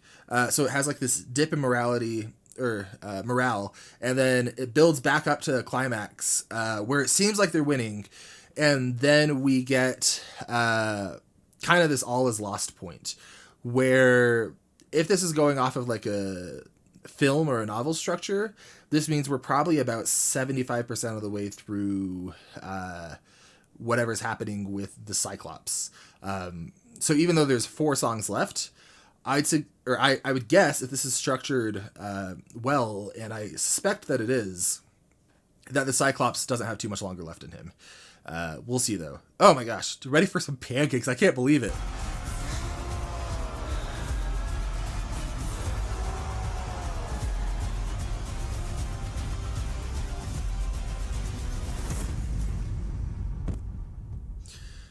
That's like, I feel it, but I also feel it for Odysseus, both as a character, but also his morality. He's got a club. Ooh. What are our orders? Captain! They're all turning to him. Ah, and he's freezing. That's interesting. He's freezing because it was Polythemus. Had it just been another one of his men, I think he would have been bothered, but I don't think he would have frozen like this. Okay. Oh my gosh. You've heard me now. Yeah, and look at that. Okay, so after all of this, after taking Polythemus, who is like the angel of the story, Jorge doesn't lean into the monstrous side of the Cyclops. He leans into his humanity. You've hurt me. I'm doing this to protect myself. 600 lives I'll take. 600 lives I'll break. And when I kill you, then Yeah, then my pain is over. He's so rooted in humanity, despite being a monster, that we understand where he's coming from, even if we want our protagonist to succeed. And I want him to succeed and turn him into a pancake. But I also don't, because I understand where he's coming from. Okay. Eee! Okay.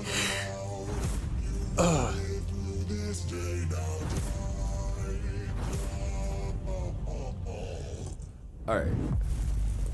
Even talking about the similarities between the Cyclops and Odysseus, they're both overconfident. Like, I mean, he's strong, but the Cyclops saying, I'm going to go take on 600 men has the same energy of a guy being like, I could probably beat a bear in a fight. Okay, yeah, he passed out. It was poisoned wine.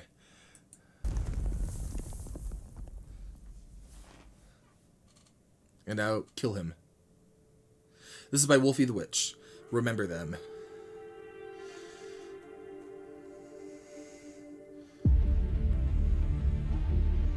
Oh, I like this more youthful look to Odysseus. Captain! We must move quickly. We don't have much time. What did you do? He didn't notice I'm exploding. Ah! Mark my words now. Okay. This is not the end. But Captain, Oh, and you can hear the off and away we go in the background while he's doing this. That's cool. That is so cool. Mark my words now. This is not the end. Why is it not the end? Get out of there. but Captain, what do we do with our fallen friends? Not much, Remember buddy. them when the fire begins to fade. For the fallen and afraid, we are not to let them die in vain. Remember them. He's using his grief as an instrument, as a rallying cry. He's not just feeling it, but he's using it as a tool to build morale back up and try to encourage his men. Everything this character does is strategic. I wonder, like, there's this quote from Death Note where he's like, have you ever once in your life been authentic, or have you ever once in your life told the truth? And I don't think he's to that level. But everything has multiple purposes. Like, his backup plans have backup plans. The ones who carry on, the flames of those who gone. Yeah, he's giving them new purpose. I need all our hands on this club. This is how we're getting out of here. Just stab him. Use your swords to sharpen Oh. the stub and turn it to a giant spear. All right, I don't know if that's more effective than everyone just stabbing him repeatedly. But it's cooler. It's so much cooler. His body is blocking the path. Oh, so they can't just run. Inside. Captain, where do we attack him? We gotta stab him in the eye. Yes, sir. Remember That's kind of cruel, but I get it. begins to fade for the fallen and the Ah, and we see how Odysseus's words have immediately resonated and taken root in them. Oh, that's so cool. That's so cool. And they sharpened that so quickly.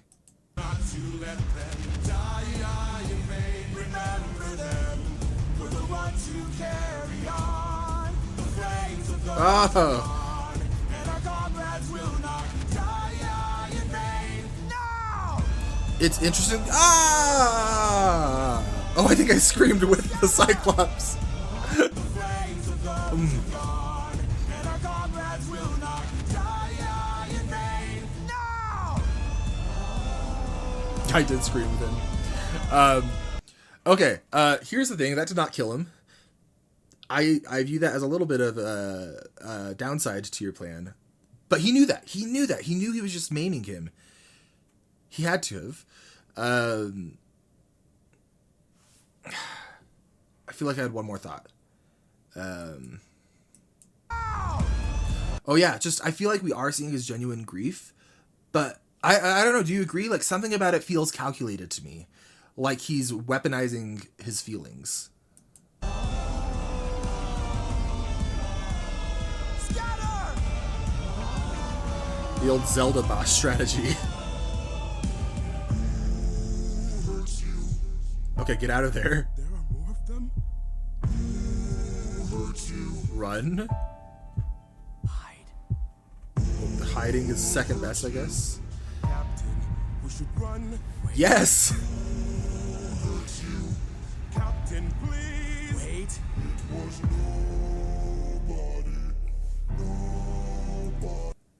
Stupid Cyclops had it coming. It's like he might as well have said his name was Joe Mama, and the Cyclops would be like, it was Joe. Okay, this is. I mean that's funny. Nobody hurt me, and they're like, what? You did it to yourself?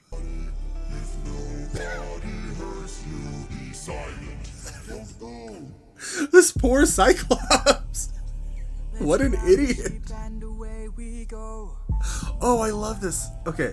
Yeah, he is getting the sheep. Forgotten the lessons I taught you. She's pissed. She wants him to kill him. He's still a threat until he's dead. Finish it. Yeah. No. Why? No? What good would killing do? You killed a baby! That's what good killing would do. When mercy I mean, it's gonna come back to bite you in the butt. the skill more of this world could learn to use. No, My no, no, friend no, is no. dead, our foe is blind. The This- blood we shed, it never dries. Is this what it means to be a warrior of the mind? Don't. Hey, This isn't mercy. This isn't mercy. He's making it look like that, and I think he's trying to make it, and maybe even telling himself, that he's honoring Polythemus by having this open arms, more loving philosophy. But look at what he did. He, like, they probably could have killed him after they maimed him, but they didn't. They hurt him and then stayed to watch him be humiliated, which you could argue them being safe. But I don't buy this. With how calculated he is, with how far he's shown he's been willing to go. He killed a sleeping town in war, or like a drunken town. He killed a baby. He wasn't hesitating to poison this guy. He didn't know the effects of lotus fruit to the full extent, as far as I know, because it was just like intuition. My theory is that he's performing mercy, but he's actually being vengeful. And he's telling himself that this is him keeping Polythemus alive, and this is him embracing his philosophy, but that this, right now, is the Odysseus show. And this is all about him, and his vengeance, and his feelings. Forget his men, forget anyone else. I don't think that this is mercy at all. I don't buy it. Cyclops! When we met, I led with peace, while you fed your inner beast. But he didn't. My comrades will not die in vain, remember them. He's dehumanizing the Cyclops in a way that contrasts with what we've seen as viewers. The Cyclops, despite being a monster, is deeply human, and that's a central theme to this whole thing. Is when is a man a monster, and can the monster be a man? And we've seen that his instincts, what's driving him, is very human, but Odysseus is disregarding all of that as he's claiming mercy. But my comrades will not die in vain, remember them. The next time that you dare, choose not to spare, remember He would not... Odysseus would not have spared the Cyclops if the situation was reversed, unless it was to his own advantage. I don't think so. Eurylochus would have said, just kill him. Polythemus again would have just been like, hey buddy, want to make some pancakes, but like a happy kind? This is so hypocritical, and I think that it's supposed to be. I don't think that we're supposed to be seeing an honest look at the character right here. I think this is supposed to be showing us just how twisted Odysseus is inside, and seeing his fatal flaws come out. But maybe I should stop interrupting him and let the man sing. Remember us, remember me. Oh, and he changed it from, he's saying who he is. Okay. Do I go or do I comment? Okay, I'm going to comment really fast. He's changed it from remember them to remember me. It's the Odysseus show. He's making it about him because he's hurt. He's hurt so deeply by the actions of the Cyclops that he's thrown out both of their humanity. And he's disregarding his men for his own gain. Like emotionally. King of Ithaca, I am neither man nor Yes, Ithaca. by his own admission, he's just a man. So this is confirmation, I think. I think this is intentional, that we're seeing him in deep self-deception right now, rather than a genuine look at the character. Also, that's just a badass line. I am your darkest moment. Yeah, this is not mercy. I am the infamous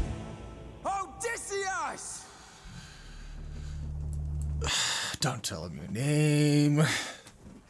I don't know why I don't want him to tell him his name. I do know why, because the writing is so smart in this. We have learned from how names have been used or withheld that giving your name is significant and giving your name is important and it is meaningful and impactful. And the fact that Odysseus wouldn't give it to a god, but shouts it to the Cyclops, that not only tells us how deeply he's feeling Polythemus' death and the death of his men, but it also... It does a really good job following up on the stakes that have been set of revealing your name, or the stakes that have been implied.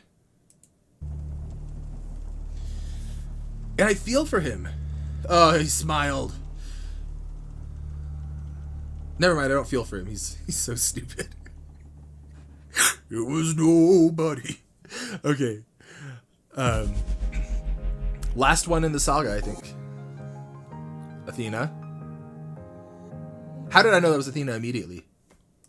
I'm not saying I did something special. I'm saying that this musical has done something to code things as being Athena that I picked up on without even realizing it because it's so effective. Was it the instrument or the... Yeah, I think.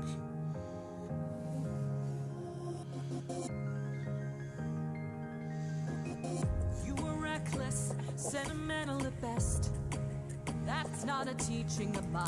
So even she's seeing him as, yeah, soft and sentimental, but he wasn't. He was being, like, ruthless. He maimed him. He taunted him. Like, that was all about Odysseus right there. He wasn't being sentimental. I don't think so at all. Unless she's using that word abstractly.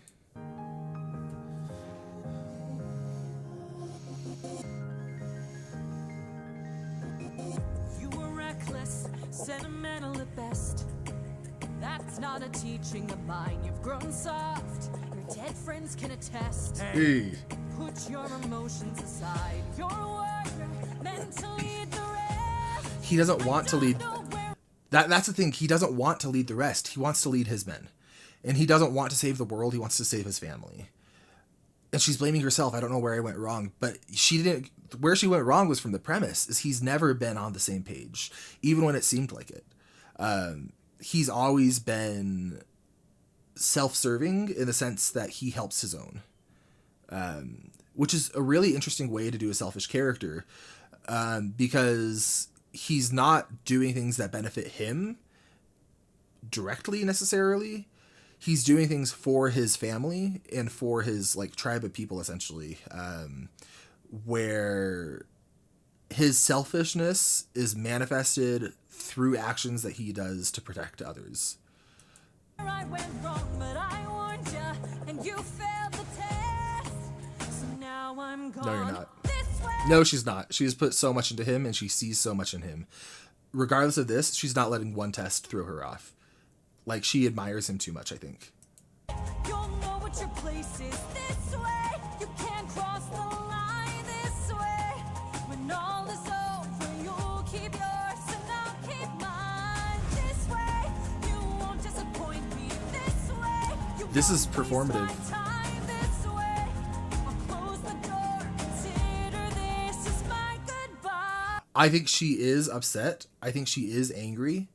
And I also think that this is manipulation. I think that she's not actually gone. I think this is her trying to make a point and trying to teach a lesson. I don't think that she's given up on Odysseus. That's just like you. Why should I be surprised? Selfish and prideful and vain. That's interesting. So what he's seeing in Athena is exactly what he was manifesting. She was trying to be strategic and keeping things out, but after Polythemus' death, we saw selfishness and pride and vanity in Odysseus and his actions, but he's projecting that onto Athena. Unlike you, every time someone dies, I'm left to deal with the strain. I believe that. Daddy God is land. If I'll never sleep at night, I'll remind you I saw you as a friend. But she was never looking for a friend. She was looking for somebody to teach. Like, she was looking for a tool. He was looking for a friend, she was looking for a tool, and that's been their conflict this entire time from Warrior of the Mind. Like, it's immediately apparent. But now we're done this way. You're out of my head now this way. You won't plague my life this way. When all is done, you're out of sight and out of mind this way. You get what you wanted this way. You can save your time this way. You close the door and have your damn goodbye. You're not looking for a friend. Right, he's looking for a friend. Yeah. Looking for a friend. Oh, this is such good writing. He set this up immediately. Like, if you're paying attention, you knew this is where it was headed. Oh, this is so cool. And I mistook you for a general because he's strategic, but he's not strategic for the sake of a war. And I suspect he's fighting this war for his family and for his people. He's the reigning king. He's doing it for his own rather than some grander purpose of bettering, like making a better tomorrow, which is what Athena wanted. Mistook you for a general. Why don't we Oh, her voice is so good. At least I know what I'm fighting for while you're fighting to be known. Since you claim you're so much wiser, why's your life spent all alone? You're alone. What he just criticized her for or tried to insult her with is exactly what he's terrified of. He's still in self-deception and still projecting. He's afraid of not knowing what he's fighting for. He's afraid of being unknown, like he's worried about his legacy. But more than anything, he's afraid of being alone. He wants to be back with his family. And he's turning that onto Athena. We're just seeing him fall apart and lash out. He's making careless, reckless mistakes. And he's doing it in a way that just shows us how heavily impacted he was by Polythemus' death. That's so interesting. To be known. Since you claim you're so much wiser, why's your life spent all alone? You're alone. And I like the wise your with the wiser rhyme. I don't think that's going to affect her. Like, I think she's sad. You'll hear But, when yeah. I'm saying Ah. one day you And one day she's not giving up on him. She's trying to make it seem like that, but they're both posturing. It's just Odysseus, who can normally hold his own against her, he's falling apart because of Polythemus. understand one day, but not today. For after all, you're this day. Oh, and you see his people. You cut the line this day. You lost it all. Consider this as my goodbye. Oh, Consider this as my goodbye. This is my goodbye. Consider this as my goodbye. I don't buy it. This is my goodbye.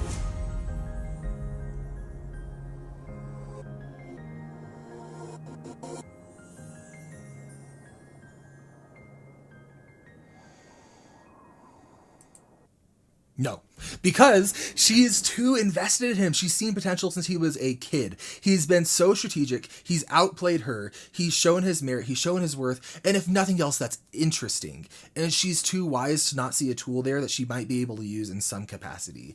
And I think that she's lying to herself about not caring for him even a little bit, because how do you spend that much time with someone, guiding them so intimately and not care about them?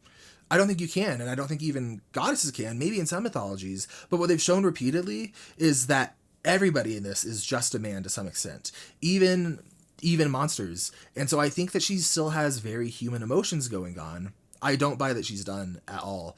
I think that this is manipulation to try and get Odysseus to see what he's done and try to pierce through that grief that he's feeling so intensely has made him reckless.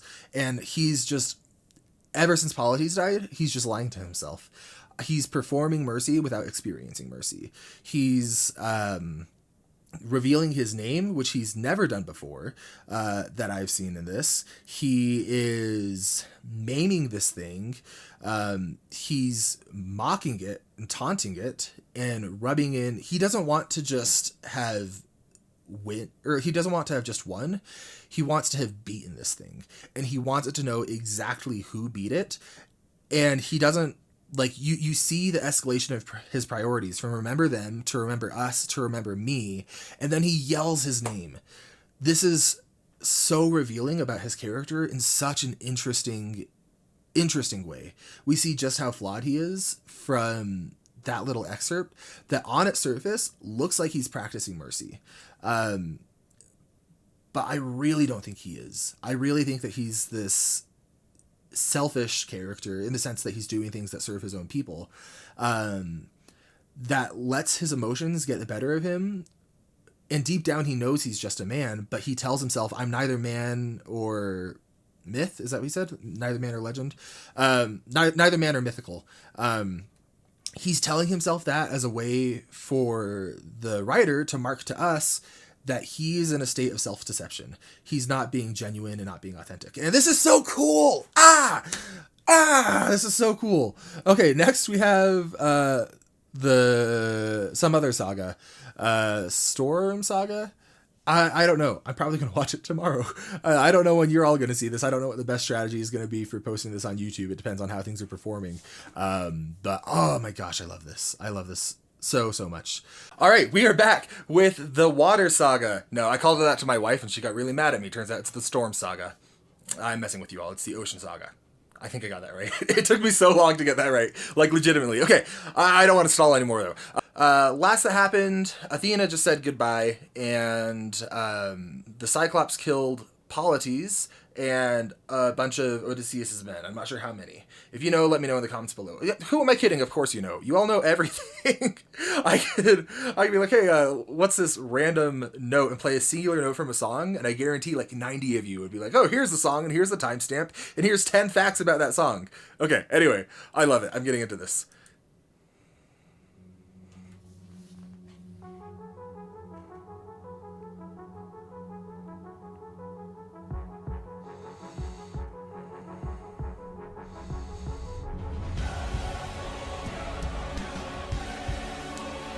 Are they being attacked? Pirates? Oh, no, it's all just them. Okay. Have grown in strength and size. Is it nature or divine or a blessing in disguise? Okay, so let's break that down. These waves and tides have grown in strength and size. I think... So storms, a lot of times in writing, are used metaphorically. It's used to represent, like, turmoil and a dark time in someone's life. And that's exactly what Odysseus is going through right now. He lost his best friend, and he lost his divine mentor. Both of those, one after another, rapid fire. And now he's in a storm. I don't think that's any coincidence at all. And I'm guessing we're going to get a bunch of metaphorical language that's going to be foreshadowing a whole crap ton. That's just my guess. What else did he say? Size. Is it nature or divine? It's interesting that he goes wondering if it's divine when he just lost Athena. It's something that's harsh and against him, but he isn't above thinking that it could still be divine intervention. And maybe it is. Maybe it's Poseidon. But either way, the storms aren't being nice to him, and I think this is metaphorical for his current mental state. Or a blessing in disguise. Okay. Our homes inside. This storm's our final fight. There's no time. Yeah, doubting that. 9 sagas. No, this is not your final fight. That's a bit of meta knowledge, so that's cheating. But I don't know what happens, but I guarantee they're not almost home. But he thinks they are, and that's what matters narratively. So what do we know about Odysseus? He's self-serving and self-aggrandizing, but deeply passionate and cares about his men. But after having lost Polythemus and who's the goddess? Athena. I think that we're going to see him harden during the course of this song as the storm intensifies. If it is metaphorical. And I could just be a pretentious jerk, and maybe it's not metaphorical at all. I have a hunch that it is, though. Homes inside. This storm's our final fight. There's no time to die. Comrade! Oh, that doesn't bode well for them. There's no time to die right when he's saying all these things that seem very ironic. Okay, little bit of a red flag there. Okay. Brace for a storm, so it's coming still. Which we've never seen before. Brace for a storm. So brace for a storm, the likes of which we've never seen before. They are not talking about just this actual like literal storm.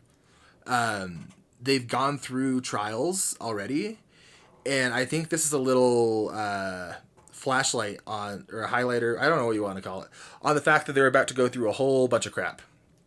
I don't know what that's going to be, but it's unlike anything that they've seen before.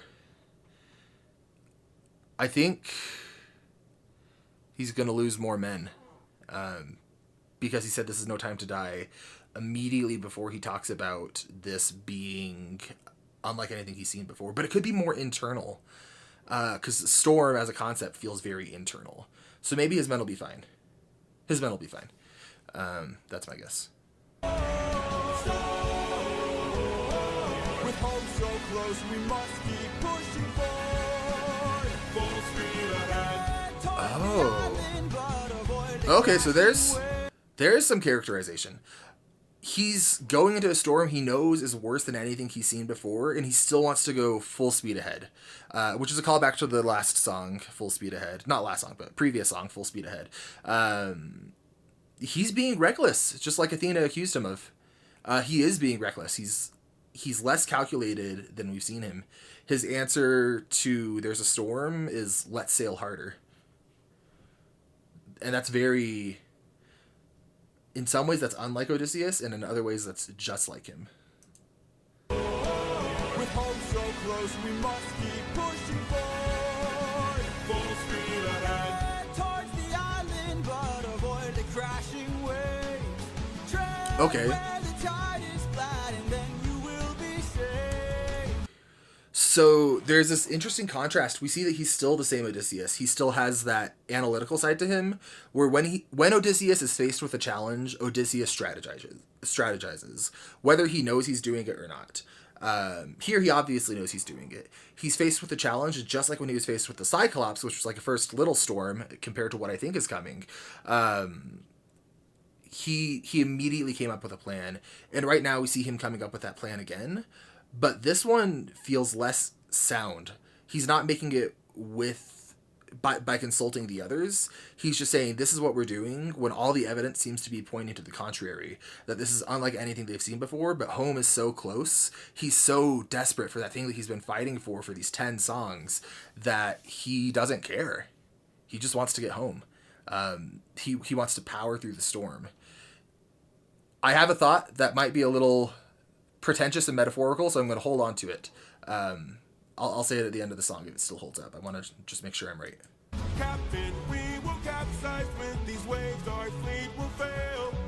Have them follow my ship, all ensure that we prevail. Oh, that's an interesting callback to Full Speed Ahead, where in Full Speed Ahead we got Eurylochus and Polythemus giving their own opinions on what to do in terms of the island with the fire and no smoke, the Lotus Island, I don't know what you call it. But here we see Eurylochus bring up an objection, bring up a concern, and Odysseus's response isn't to hear him out. It's just to say, I've got it, trust me. He's becoming more self-centered. He's becoming more isolated. Okay. We're taking too much damage to survive. We'll beat this storm. Yeah, and there he explicitly has Eurylochus, who we know isn't afraid to just rush in when the time's right. Like, he wasn't afraid to do that with the Lotus Island. But here, he's telling Odysseus flat out, we are not okay, we can't keep going. And Odysseus is just saying, tough. Like, that's what we're gonna do. At this rate, we won't make it out alive. Help to boat. Oh! Is that a floating island? In the sky. Floating islands are my favorite trope. I love floating islands so much in any context. I have a floating island in my book. All my book series takes place on this floating island called Amora, and I could vent about it, or I could rant about it for a long time. I'm going to say that for a video that's about me, not about this amazing musical. Oh, that's so cool. I love it. I love it. I don't know anything about it, and I love it. is grab the harpoons, as many as you can find. What do you have in mind? What does he have in mind? Gonna shoot for the sky. What?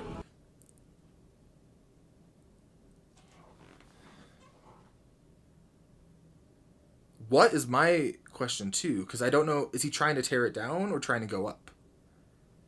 Either way feels symbolic, because he just lost his divine mentor. A floating island feels very divine. And either he's trying to pull the gods to his level or he's trying to ascend to them. And either way, that's very telling of his mental state.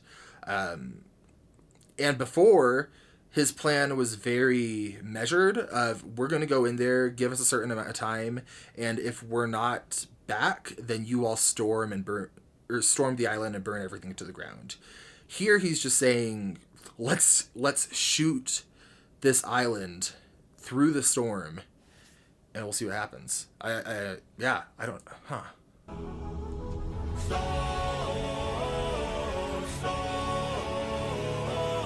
Everyone grab a harpoon and aim it high.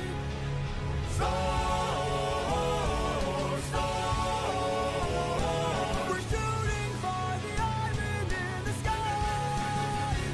In the sky.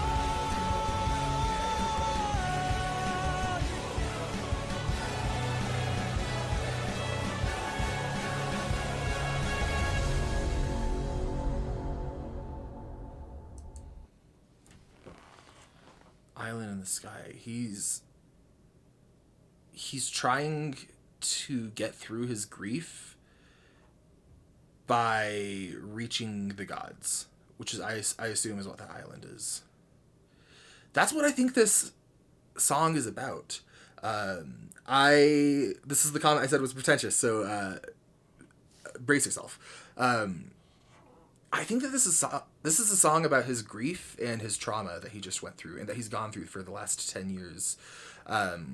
How it's hardened him, how it's changed him, how, or I don't know if changed is the right word, but how he's changing. He's taken so much on in his life that everyone can see he's not okay. He can't continue anymore, but he isn't having the self-awareness. He doesn't have the capacity to recognize that and stop and take care of himself and reassess. He's pushing harder, and that's going to lead to a breaking point. And I think that's what Storm is trying to say.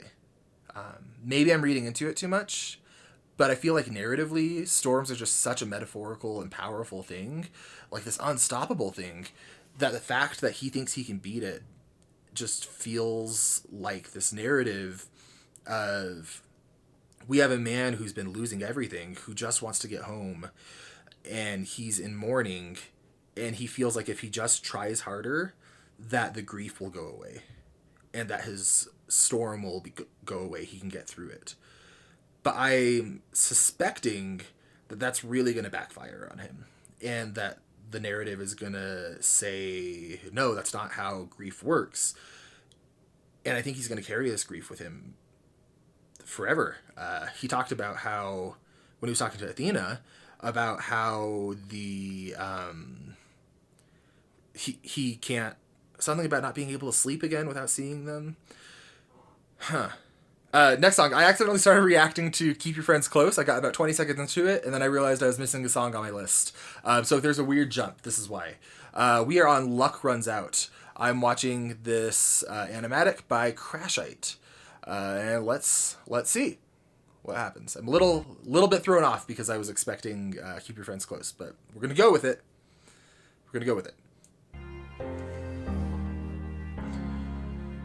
Okay.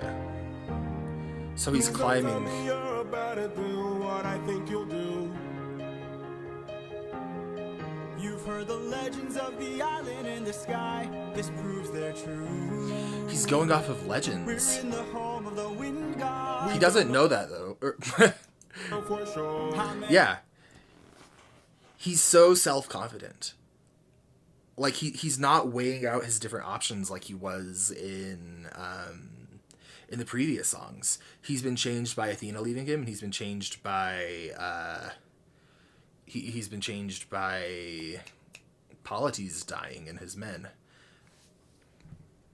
Any floating islands have you seen before? Fair point. This is the home of the wind god. And what's your plan? I'm gonna climb to the top and ask him for a hand. Why would he help Be him? caught off guard.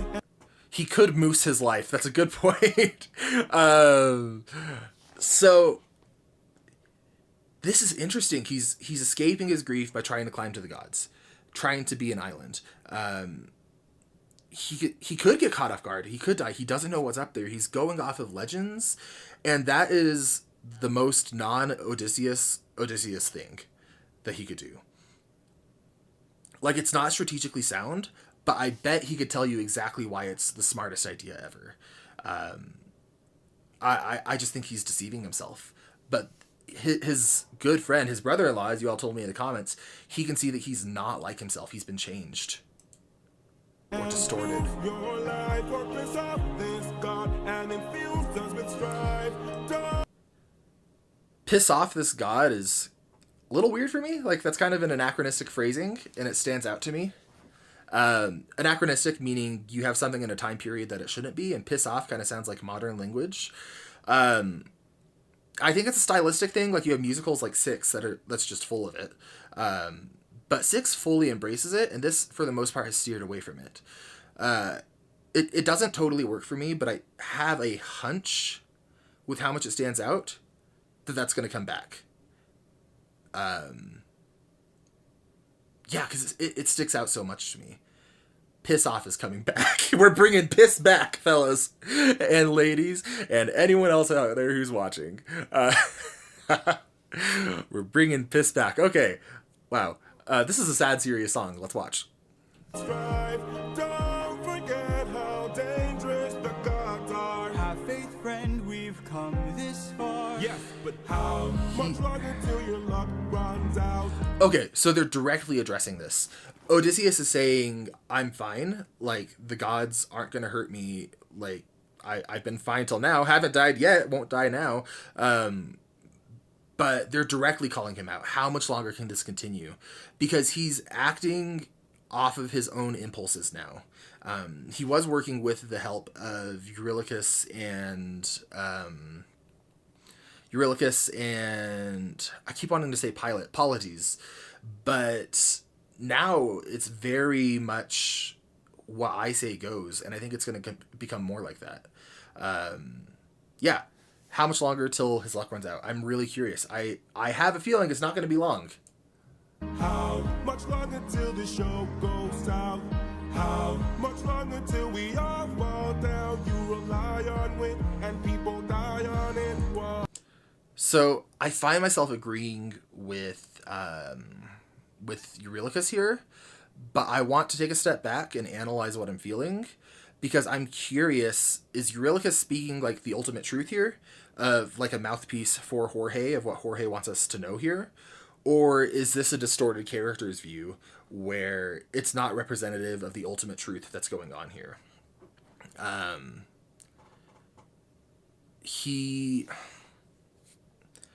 does rely on wit. He has been relying on his wit. People have died, but without that wit, they would have all been manipulated by the lotus fruit. Without that wit, they would have had an army of Cyclopses after them. Or without that wit, they would have killed the Cyclops right in front of the entryway and not been able to get out. So I'm glad I took a step back, because I think that this is a bit more nuanced than I was thinking. I don't think that this is just Jorge telling us what to believe. I think this is Eurylochus saying something that's almost true, but doesn't fully encapsulate the full picture. And it's because everyone on this ship, everyone in this storm, they're all going through it. Like, everyone is feeling this. I still believe in goodness.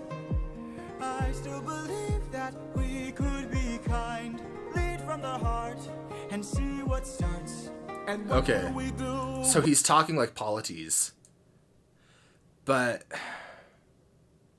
I don't know. Like, it feels like he's invoking Polythemus' ideology, but only when it's convenient. He's not actually changing. This is just bolstering what he was going to do anyway. So he's almost co-opting it. Like, he's almost using the grief as a tool to be like, hey, think of our friend. What would he do? He would agree with me. He would lead from his heart. but he's not leading from his heart. Well, he is. It's just a damaged heart. Like he's deeply hurt. I think on a surface level, this would easily read as he's taken Polythemus into his heart and is he's taken Polythemus into his heart and he's really internalizing his philosophy and trying to hold on to whatever's left. But I think it's a bit more cynical than that, if I'm being totally honest. I think that he's using Polythemus when it's convenient. And I think if I said that to Odysseus, he would be horrified and deny it tooth and nail. Like, I don't think he knows that he's doing it, but I think that's what's happening on a narrative level. And if that's the case, that's showing a willingness to use even his closest friends to further his own means. And I would suspect that's going to come back in the future. All right, let's keep going. Lead from the heart and see what starts. And what will we do when it tears us apart? Where is this coming from, my friend? You know exactly where it's coming from. So that, I feel like that cements it a little bit, where, like, he's talking to someone who is also Polythemus' close friend, and he's so hurt. I was going to say self-absorbed, but I think the truth is he's so hurt that he can't see even where some of the people that are closest to him are hurting at the same time. He's prioritizing his own pain over the pain of his friends and his men. I just don't want to see another life end. You're like the brother I could never do without. And suddenly you doubt that I could figure this out. Captain. Oh, he's upset. He's saying, just trust me, bro. Like, I got it. And that's such a contrast with how he listened to Polythemus in Full Speed Ahead. Something has changed, and that something has, like, it was definitely Polythemus' death and the death of his men and that whole situation with the Cyclops. He's hardening and he's isolating. He's becoming an island. How much longer till your luck runs out? How much longer till the show goes south? How much longer till we all fall down? You rely on wish and people die on it. Whoa, how? So sorry, ADHD moment. I was still thinking about what I just said and I missed that. We are a neurodivergent friendly channel. Let's watch again. Till we all fall down. You rely how much longer till the show goes south? How much longer till we all fall down? You rely on wish and people die on. All fall down sticks out to me.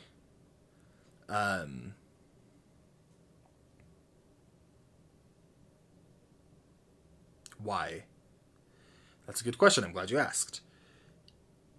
It's very mundane. Like, falling down isn't that bad unless you can't get back up. And, like, what they should be worried about is, like, he's saying people are dying. But then he's using something as mundane as falling down. I can't totally put into words why that sticks out to me. Maybe they're just trying to hold on to whatever they can, and even small things feel big to them, but to me that feels like I'm reading into it a little bit too much. Yeah, these are some wonky subtitles. Whoa, how much longer till the snake breaks free? How much longer till your great day sees?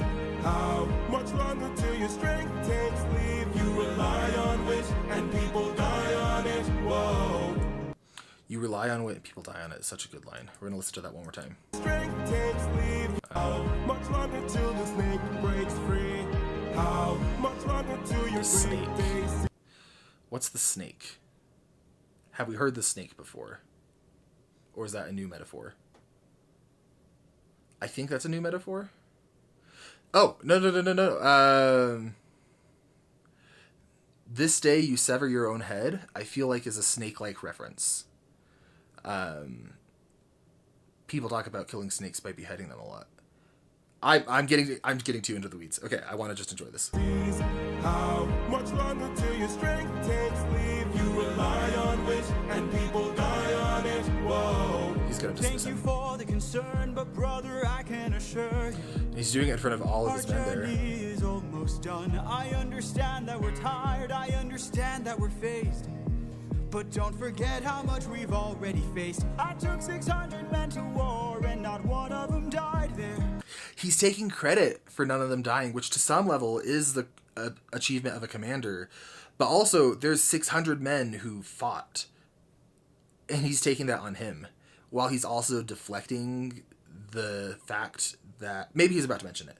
But deflecting the fact that he just lost Polythemus and he just lost the other men in the cave. And that they were barely getting by before that because they didn't have food. So he's not as faultless as he thinks he is in his own head. He's just hurting so much, and you can feel it in every sentence. And not one of them died there. In case you needed a reminder, if you'd like to speak more, let me pull you aside then. I need to talk to you in private. Okay, that's really appropriate, I think. Like, I think that's him being a good leader. He doesn't want a mutiny. Like, he can't risk having Eurylochus question him in front of everyone, if the animatic is accurate. Because Eurylochus speaking out against him is both concerning because it's showing a division in the team, but it's also different than how we saw him in Full Speed Ahead. So they're both actively changing. And I suspect we're about to get a whole lot of deflection, a whole lot of trust me, bro, a whole lot of I've gotten everything taken care of. What's wrong with you? Just trust me. I'm great. Things are going to work out. Why are you doubting? Just have faith in me. Almost like he's deifying himself. Like trying to make himself like the gods, which he just lost. Oh, this is so interesting.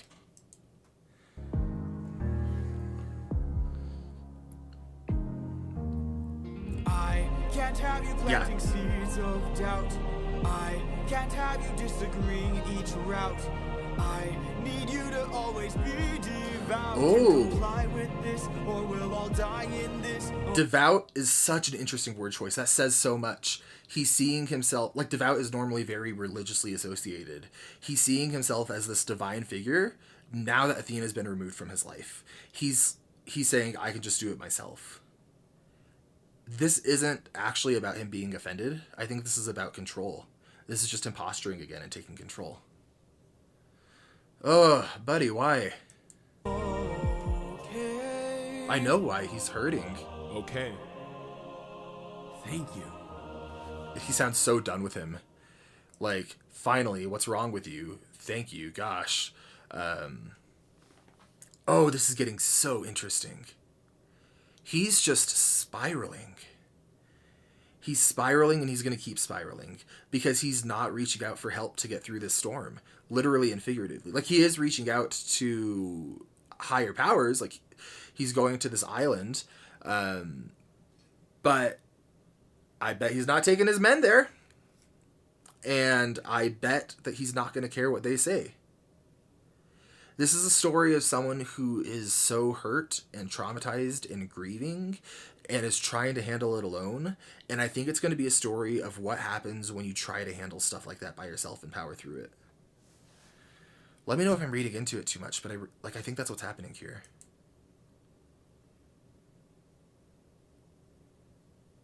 All right, next song.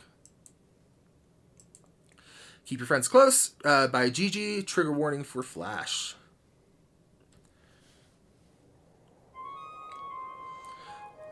Didn't take his men. Made it to the island by himself. He left everyone down there while he elevated himself. Great wind god Aeolus. Aeolus, okay, I'll remember that. If you know this, but our path to home is blocked by an impenetrable storm. He's acting so humble. I ask for your assistance, so we at last can go the distance. Can you cast the perfect winds for us and aid our journey home? Why does he think that this god would care?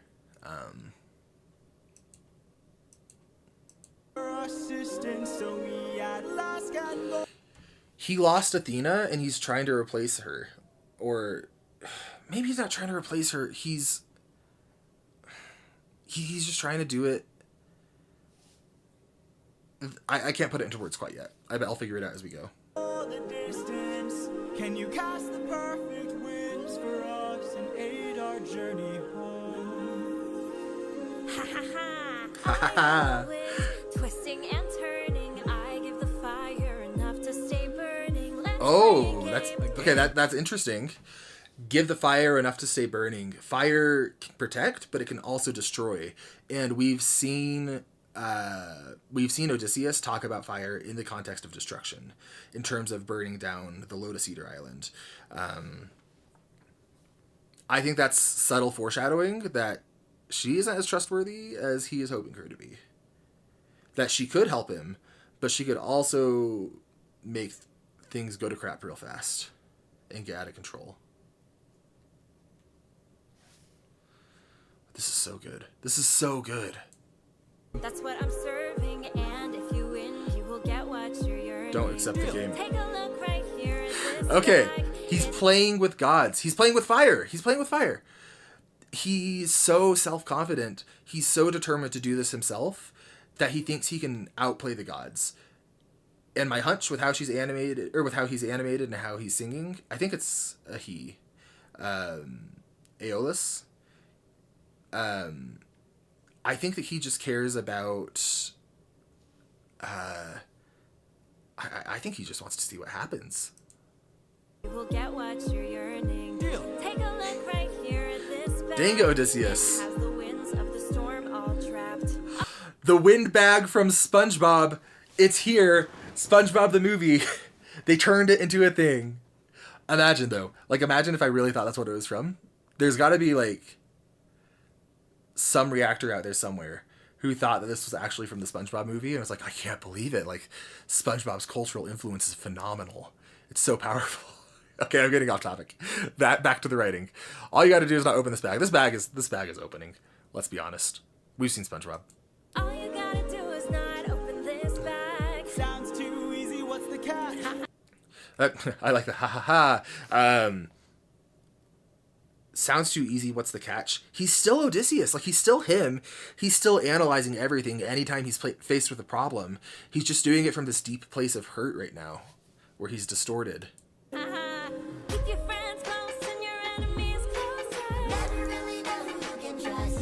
If they wanna get the bag open, you gotta say no, sir. Sometimes killing is a must. What? Okay. Is she saying that he has to kill his friends? Let me think about this. Sorry, this might be a more subdued one, because I'm really trying to internalize this. This musical is getting so interesting, and the reason it interests me is because I feel like you can watch through the musical at speed, taking in what it says at face value, and have a totally different read than if you step back and try to think about, like... I think everyone here is an unreliable narrator. Never really know who you can trust. So Aeolus is just planting division here. He wants Odysseus to not trust his crew. Okay. Why? I think just because it's fun. Maybe I'll find out. Some... Never really know who you can trust.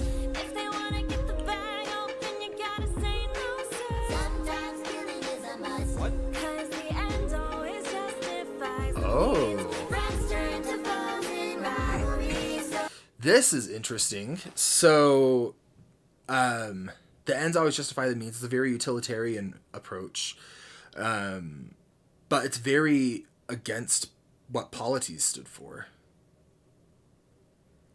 And I think that it's more in line with who Odysseus is. I think Odysseus, on his face, is saying Polites' philosophy, but I think this is going to resonate with him more. I think he's going to have this deep distrust of his own men, where they would have been totally fine had he not tempted the gods. But because they have this distrust, I think it's... We already know they're starting not to trust him, because Eurylochus is talking openly against him, even if it's well-intentioned. And we already have seen his frustration with his people, so Aeolus is just turning this into a shit show.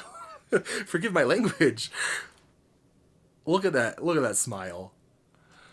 keep your friends close and your enemies closer. Never really know who you can trust. You can't trust Aeolus, that's for sure. Captain, what's happened? What's trapped in that He's not bag? telling them. Something dangerous, friends, we mustn't lie. It's treasure. What? Those little craps. Okay, so Aeolus is just trying to cause chaos and plant division and see what happens because he's bored and he wants to see something burn. He's fueling the fire, like he said. He told Odysseus, "Be careful who you trust," and sure enough, can't trust him. Wow, the nerve of saying it's treasure. Because they already don't trust him, they might believe if Odysseus denies this, but that seed of doubt is there, and that's just gonna grow. Open the bag. Let's see what you They're got. so No, excited. not. Everybody listen closely. Just tell them. See how this bag is closed, that's how it's supposed to be. This bag has the storm inside. Okay, so he does tell them. Let the treasure rumor fly. Okay, but he wasn't forthright with what it was until someone had already put forth a theory. If he had been open with his men, led with open arms, like actually embracing Polythemus' philosophy, and said, "Look, this is exactly what happened," they might be more receptive. But I don't think this is going to go well. I think that bag is opening, and I think I was going to say either they're going to kill Odysseus or he's going to kill them. But I don't think that he wouldn't kill them, and they can't kill him because we need to have a story. Maybe he would kill them. Try. Keep your friends close and your enemies closer. Oh, I hate Aeolus, and I love it. So they can have closure. Sometimes sneaking is a must. Sneaking is a must. Oh, Always justifies the means. Everything's changed since Polythemus. yeah. Everyone on the ship, everyone in the storm, everyone's going through this. Everything's changed. No one trusts each other the same way. He was really the heart of this group. He was like their guiding light. And with Polythemus gone, they don't have that balance. They don't have the balance to the cynicism. And Odysseus is trying, but it's all face value. Okay. Keep your friends close and your enemies closer. Never really know who you can trust. They're not getting home. For 9 days I've stayed wide awake trying to make it. Oh my home. gosh. There's no storm or tidal wave. 9 days. That he does not trust his friends. He doesn't trust his men anymore. He's not listening to them. He didn't think, like, unless I'm missing something in the myth, he didn't even trust them to sleep. He didn't even trust Eurylochus to watch it.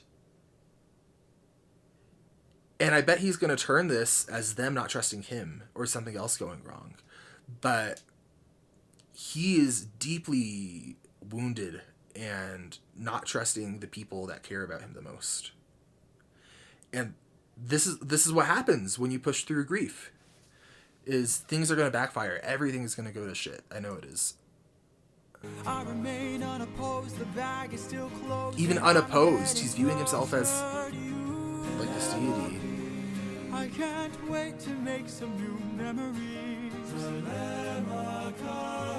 Time for Oh, me the to be obscuring of the father face I is never obscuring the face is a nice detail. Time for me to be the father I never was.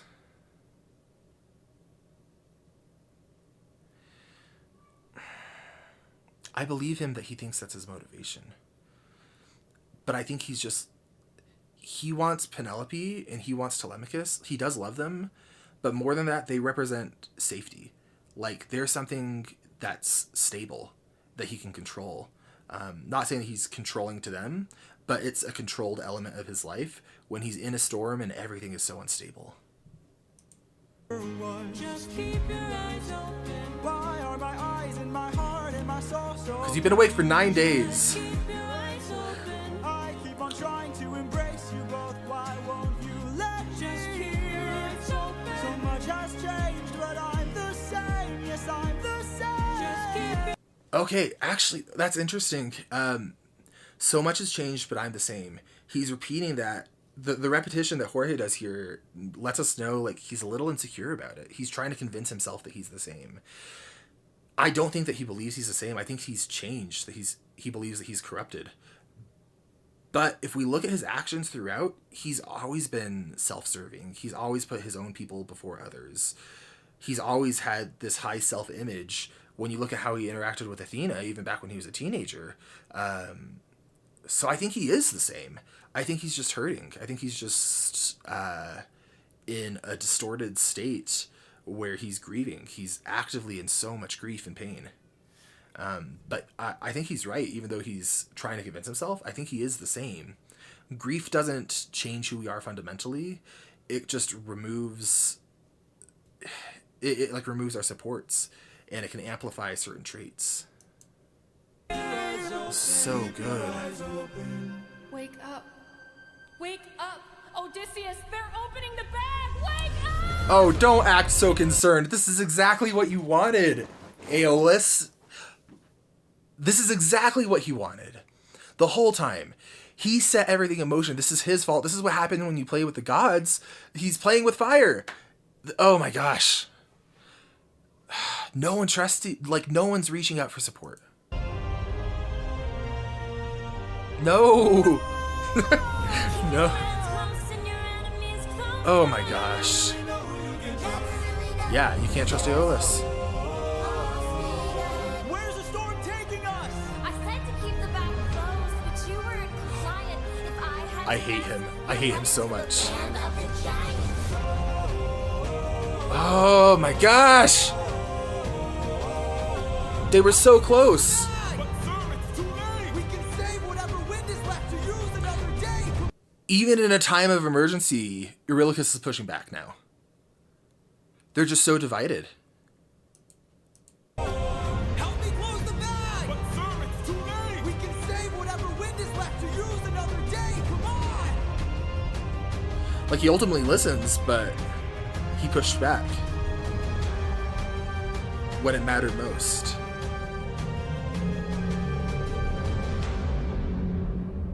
Odysseus of Ithaca. Someone knows his name. Do you know who I am? Someone who would know his name. I almost said it's the Cyclops. That's significant that someone knows his name. Alright, next is Ruthlessness. That's the last in the saga. This is my favorite saga so far.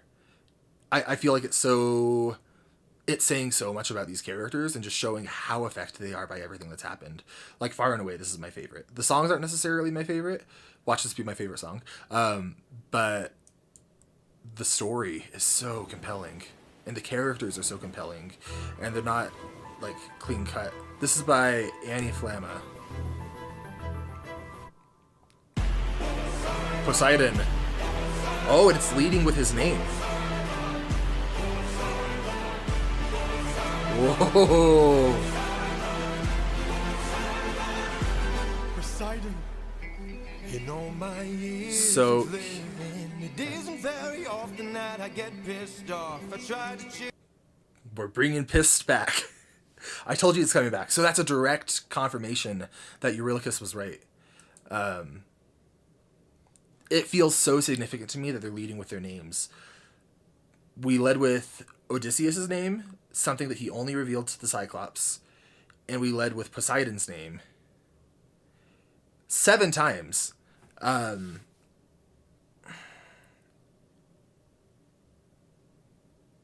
okay. What does this mean? What does this mean? Because this feels significant, and I will be embarrassed if I miss it. It's like he's taunting him.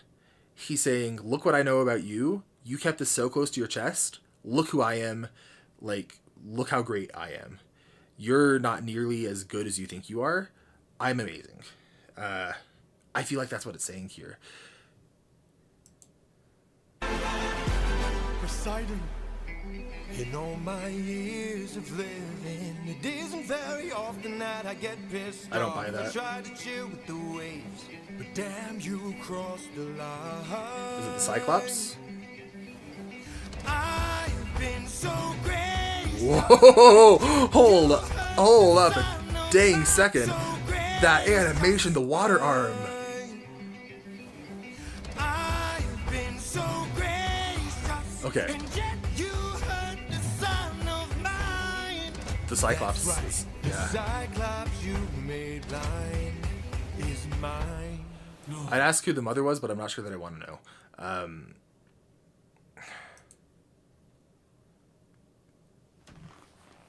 Poseidon is on a quest for his son, just like Odysseus is.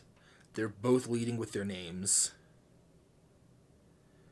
I feel like they're mirroring each other in an interesting way so far. Like, just like Odysseus did with the Cyclops, but more directly. Another thing that was interesting to me is, let's see, he's been so gracious. He thinks he's been gracious, but the seas have been rough. I guess they haven't for the last few days, but they were rough. He's so self-aggrandizing, so self-important, that he sees Odysseus's mere survival as evidence of his providence. That he's so gracious just because he let Odysseus live and travel on his seas. Like, he's that sure of himself. How do you beat Poseidon, though? What's he going to do? I'll tell you what he's not going to do. He's not going to rely on his men.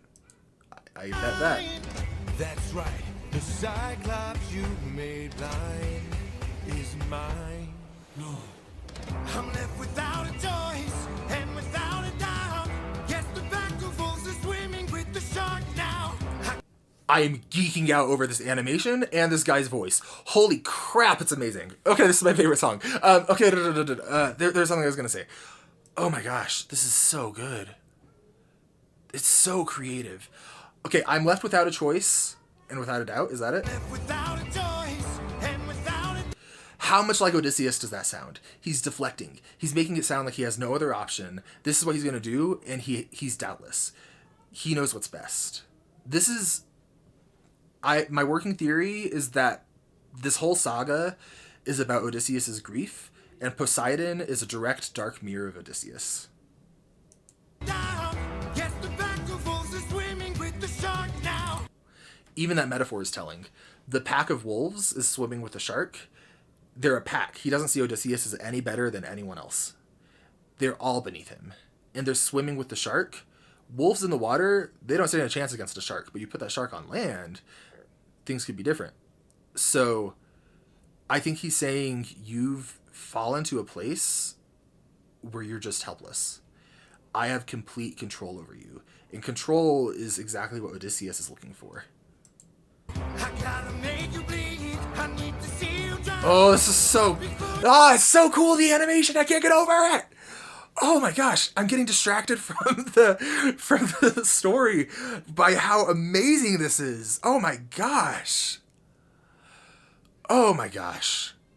So I've got to make you bleed. I need to see you drown. He wants him to have a slow death.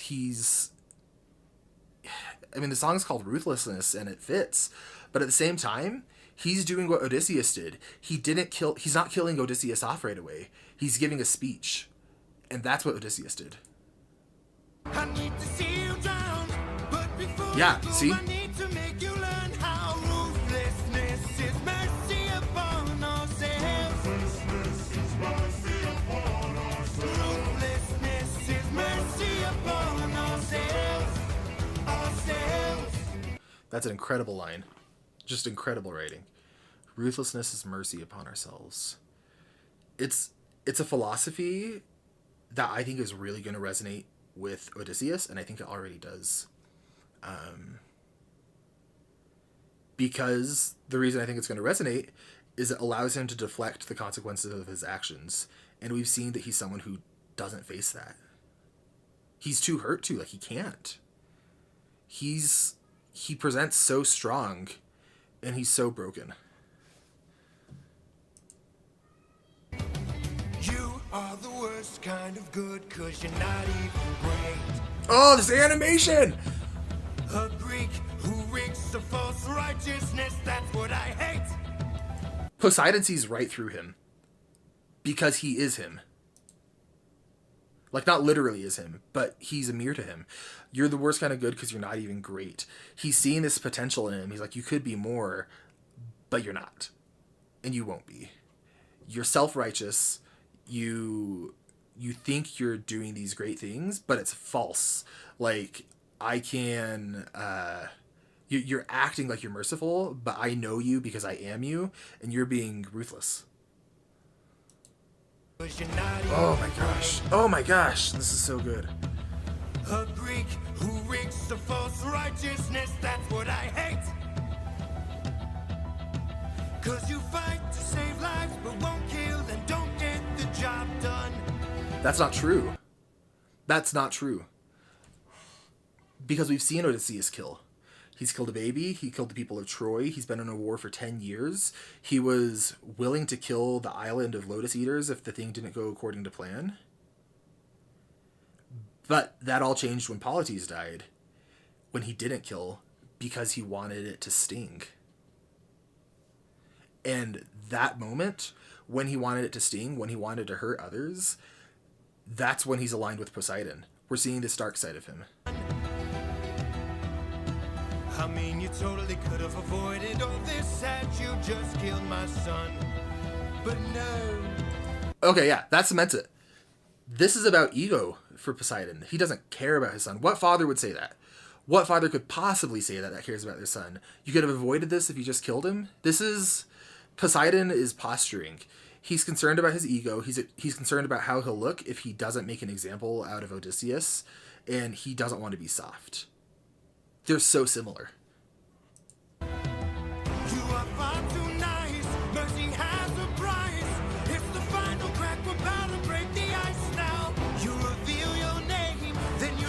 That's cute. Okay, we're about to break the ice, and then with an icebreaker, he talks about him revealing his name. That's just a fun little detail. Like it was an icebreaker. You're far too nice. Mercy has a price. He wasn't being nice. The exact moment that he's referring to is when Odysseus was arguably at his cruelest. Because with the baby, that was monstrous, but he had a reason. And he had a god telling him to do it. In this case, he had a god directly telling him not to do it. Mercy has a price. It's the final crack. We're about to break the ice now. You reveal your name, then you let him live. Unlike you, I got no mercy left to give. Oh my gosh. I have actual chills. I have actual chills from this animation and these lyrics.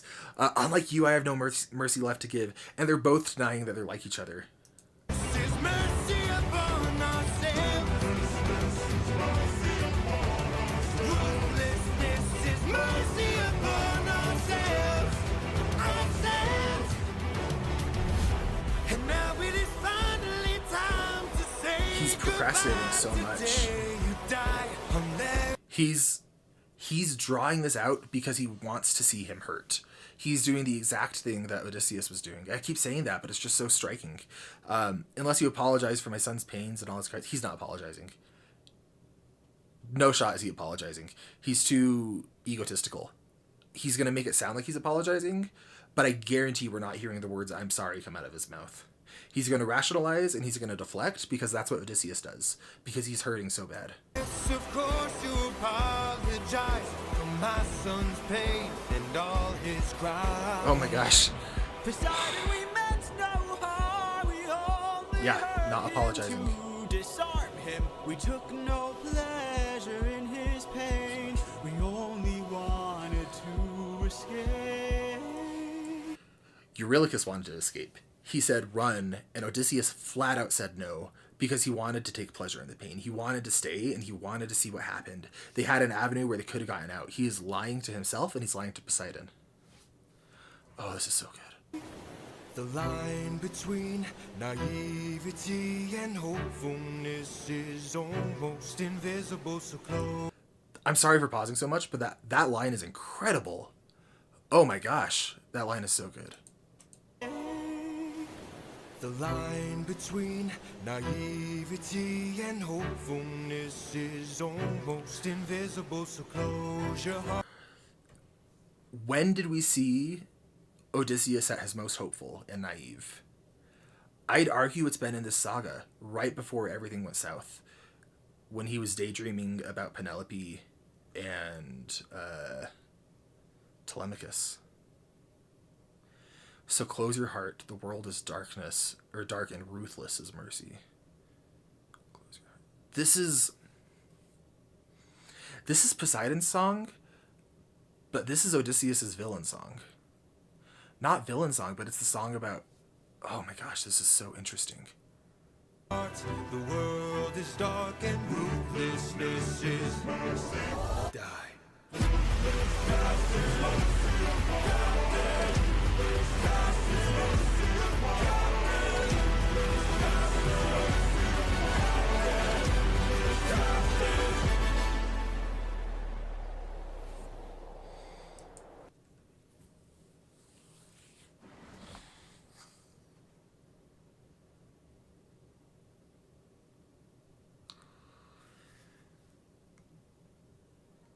My heart is beating so fast that my watch just gave me a notification. Oh my gosh.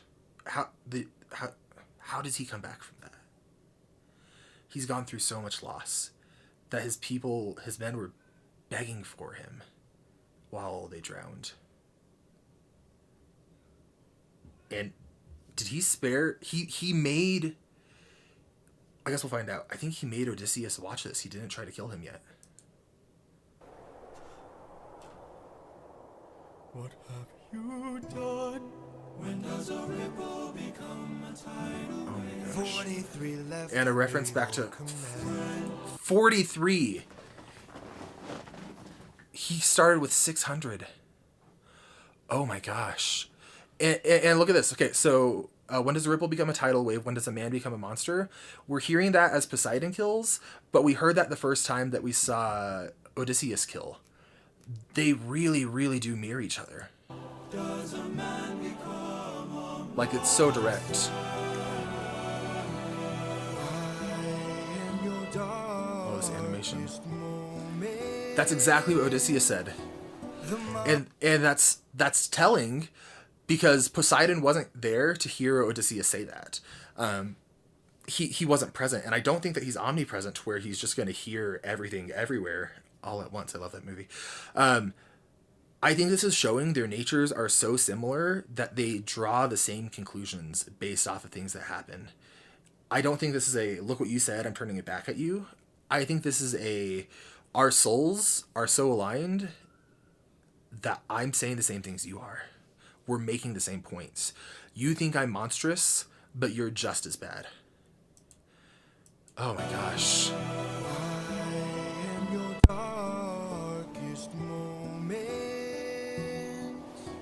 the monster that always draws near? And he's embracing the fact that he's the monster. Any last words? All I gotta do is open this bag. What? Even that's reckless. He's not facing the consequences of what he did. And he shouldn't. I want him to get out of this. But this is thematic too. Oh, this is so cool. Remember Remember me. He's a direct mirror of Odysseus. And that's what the saga has all been about. Oh my gosh. This saga has been about Odysseus and the storm inside of him. And how he's being corrupted. He's turning into a dark version of himself. Or, I don't think he's really changing, but I think Odysseus would say that he's changing. I think what's happening is we're seeing this version of him distort what's already there. And that Poseidon represents exactly that. He represents what happens when you give into all of these dark impulses, and he shows the other side of this. Poseidon represents someone who's willing to kill mercilessly, and who's willing to make it hurt and make it sting, all based off of ego, but he's showing the same fatal flaw as Odysseus, where Odysseus got away because Poseidon wanted to make it hurt because his ego was getting in the way. He took his time with him. He was toying with him like a cat and a mouse. Oh my gosh. It can't be over. Oh my gosh. How did you all do this when it wasn't finished? Because I know that this just barely finished, this musical. How did you all make it in between sagas? This was so good. This was the best written saga so far. And it's not even close. Like, the others have laid the groundwork, but the symbolism and the meaning and Poseidon's dang voice, and this animatic is the best I've seen. Oh, it's so good. Oh my gosh, everything about this. I hope this isn't boring for you. I don't have the words. I genuinely don't know what to say. And I don't How long have I been recording? You're not going to believe that I don't know what to say. An hour and 4 minutes. Holy crap. Oh my gosh. This is so good. And I could just sit here saying this is so good for another 10 minutes. Oh, all right. Next is the Underworld Saga, I think. Or maybe there's one more before the Underworld Saga. I know the general names of the sagas. It's not going to be the Ithaca Saga, because that just came out. So I guess I don't even know what's coming next. But I'm so excited to find out. Welcome back to Epic Reactions. I am so excited for the Circe Saga. I've been waiting literally all day to get back to my computer. And I couldn't be more thrilled. You all know what happened already. I don't need to recap for you. I will anyway. Poseidon just wrecked things. And I think we just went through a saga that was about grief and trauma. And so I'm anticipating a saga that's about finding... Okay, narratively, I don't think that we're going to get any kind of closure yet, because we're not even to the midpoint. And the midpoint is normally a time of transformation where your character embraces a new identity or like has a irrevocable change inside of them. And so this is going to be leading to that. I think that means we're going to get some kind of false security here. Or maybe things are just going to get worse and worse. Or both. Let's find out. Anyway, this is Puppeteer, animated by Gigi. Now, I know the animatics aren't strictly canon. When I analyze them, it's just because I love analyzing animations and they help me understand the story better. But as I'm talking about the characters themselves, I'm not going to be taking like the animations into account for trying to like predict things or things like that. I'm going to be just appreciating the animations for what they are, and then taking the core canon content kind of by itself in my head. At least that's the idea. Anyway, I don't want to stall anymore. Let's get into it.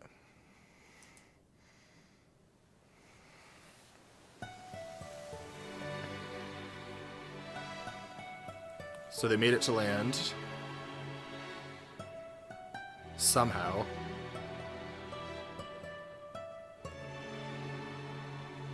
He's isolating again. Captain, I have something that I must confess. Zero shot he wants to listen to Something him. that I must get off my chest. Until it is said, I cannot rest. This is interesting because Eurylochus was so closed off to him. Not closed off to him, but kind of doubting him before now.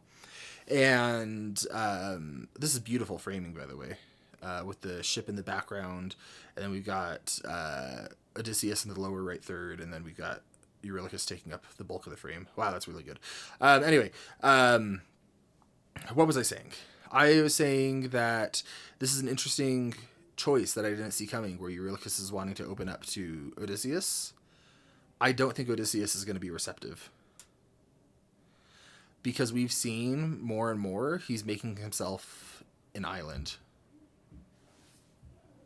But maybe he will be. Captain, you really Oh. Make sure this island is secure. Oh, yeah. Captain, There's only so much left we can endure. Whatever you need to say can wait some more. Of that I'm sure. So that's interesting. Odysseus is saying there's only so much more we can endure, which is echoing Eurylochus's warnings back in Storm, when I don't remember the exact phrasing, but I'm almost positive that even now Odysseus is realizing how bad things are. But we've seen time and time again that Odysseus is running from his consequences. He's not someone who can face what he's done. He's not someone who can face what's happening. He copes with his wit, and he copes by taking action. I think Eurylochus is just going to talk and talk, and Odysseus isn't going to internalize any of it. Or maybe he's just going to shut him down entirely. okay. Yeah, he shut him down entirely.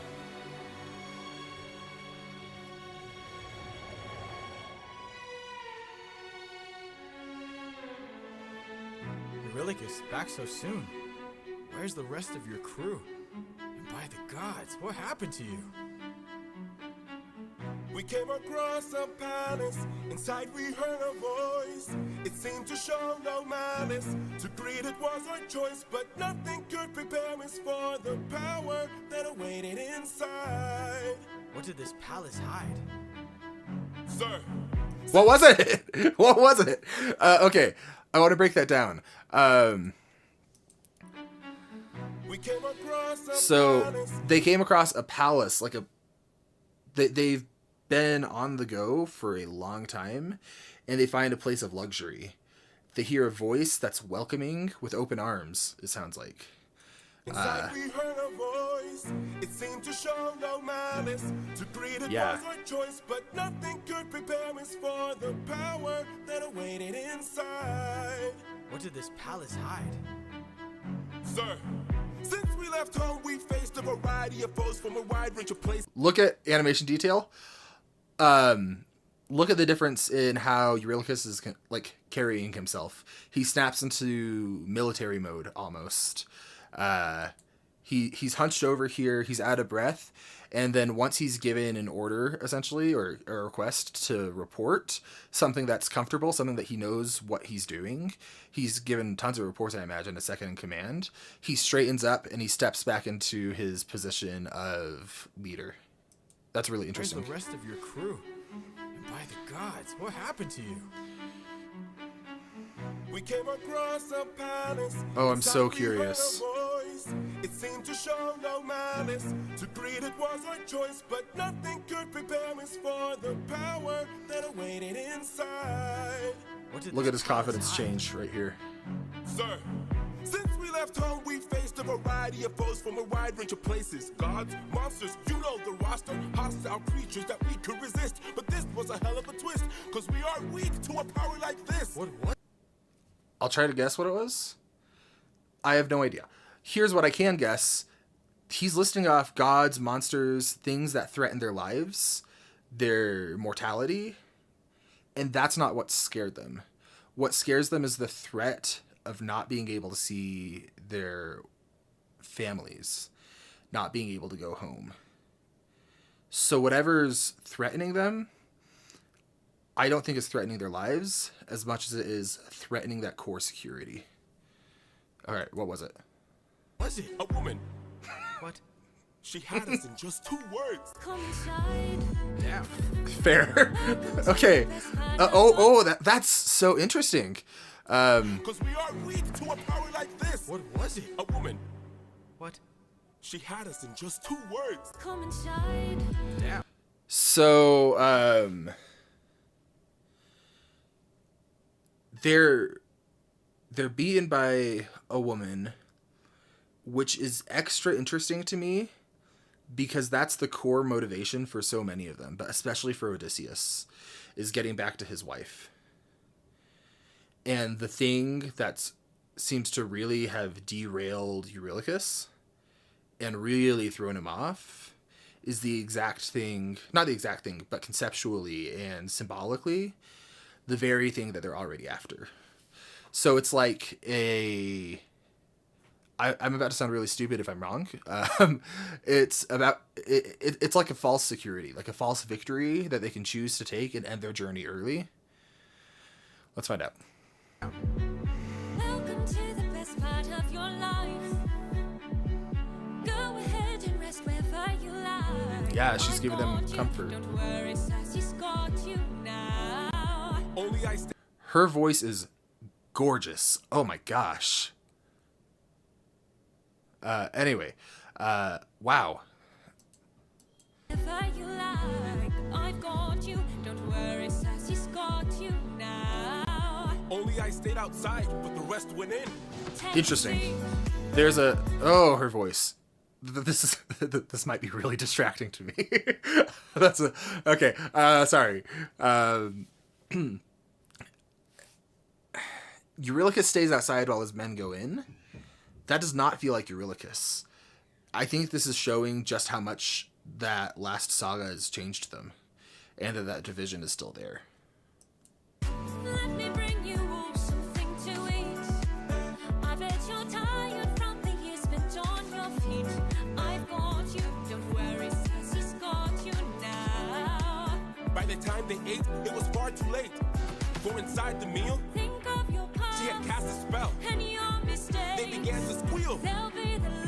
out and tails. Mistakes you She made. changed them. I've got all the power, yeah. I've got all the power. No, I'm not a player, I'm a puppeteer. No, I don't play, I'm puppeteer, yeah. They trans- Oh my gosh, her voice. Okay.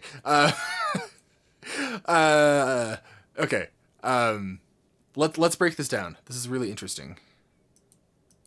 Go ahead and rest wherever you lie. So I've got you. they've made it through gods, monsters, storms. They've made it through a leader who is kind of falling apart. But it's appealing to their humanity that gets them. This open arms philosophy where she's welcoming them, she's meeting their immediate comforts, and she's offering her own form of kindness, even though it seems like that was a ruse. It's tempting them and challenging them in a completely different way than we've seen them challenged before, which both make sense from a character perspective, but also is really smart narratively because it mixes up the challenges that we've seen so far so that it still feels fresh. Because if we had another saga that was challenging Odysseus and his crew in the exact same way as Poseidon, or that little crap Aeolus, it would have felt repetitive. So this is a really interesting change of pace. The framing here with the arch in the background makes me feel like this is like a wedding ceremony thing, which is interesting. Maybe I'm reading too much into that. Don't worry, Sassy's got you now. It's so Guys expressive. stayed outside, but the rest went in. Take a seat. Let me bring you all something to eat. I bet you're tired She's feeding them pork, and she turns them into pigs. from the years spent on your feet. I've got you. Don't worry, Sassy's got you now. By the time they ate, She's taking control. That's the real temptation here. Is it someone who's willing to take control so that they don't have to face their own consequences?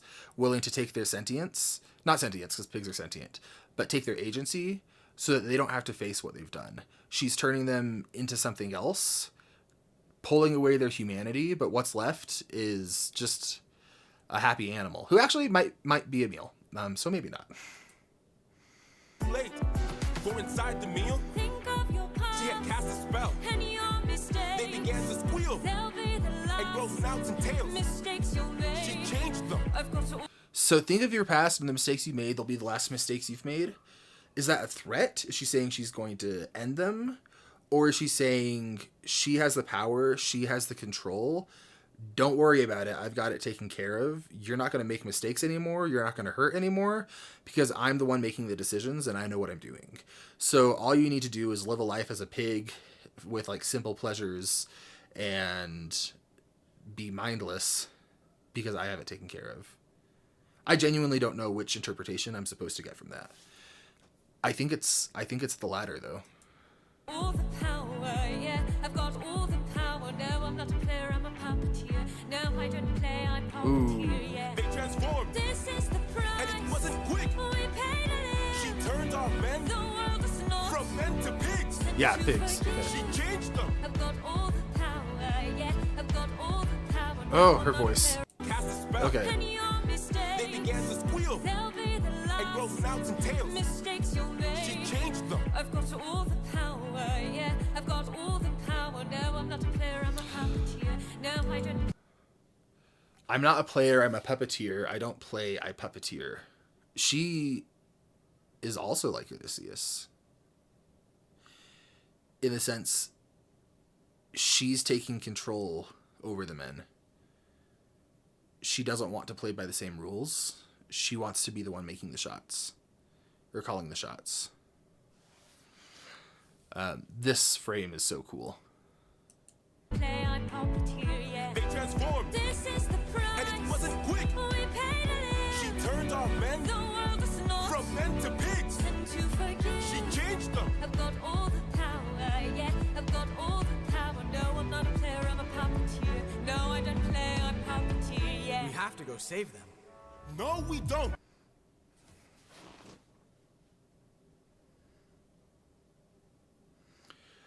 I'm quiet right now because I'm thinking, does that make sense to me with Odysseus's character? We've seen that he cares about his men, and he did just lose a lot of them. So it makes sense that he wants to. I'm doing the teacher thing where they keep the cursor in the worst possible place. Sorry. It makes sense that he wants to protect them. He's also,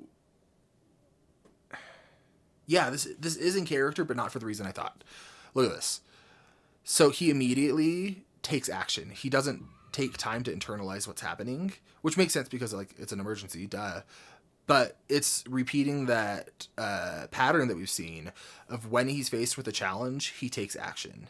And increasingly, he's taking action sooner than he was before, where before he was like planning very intricately. We have to go save So No, we don't. I think this is him controlling the narrative. He wants to prove to himself that he's still a good captain. He wants to prove to himself that he's still a good person. He wants to be the puppeteer of his own story and maintain control.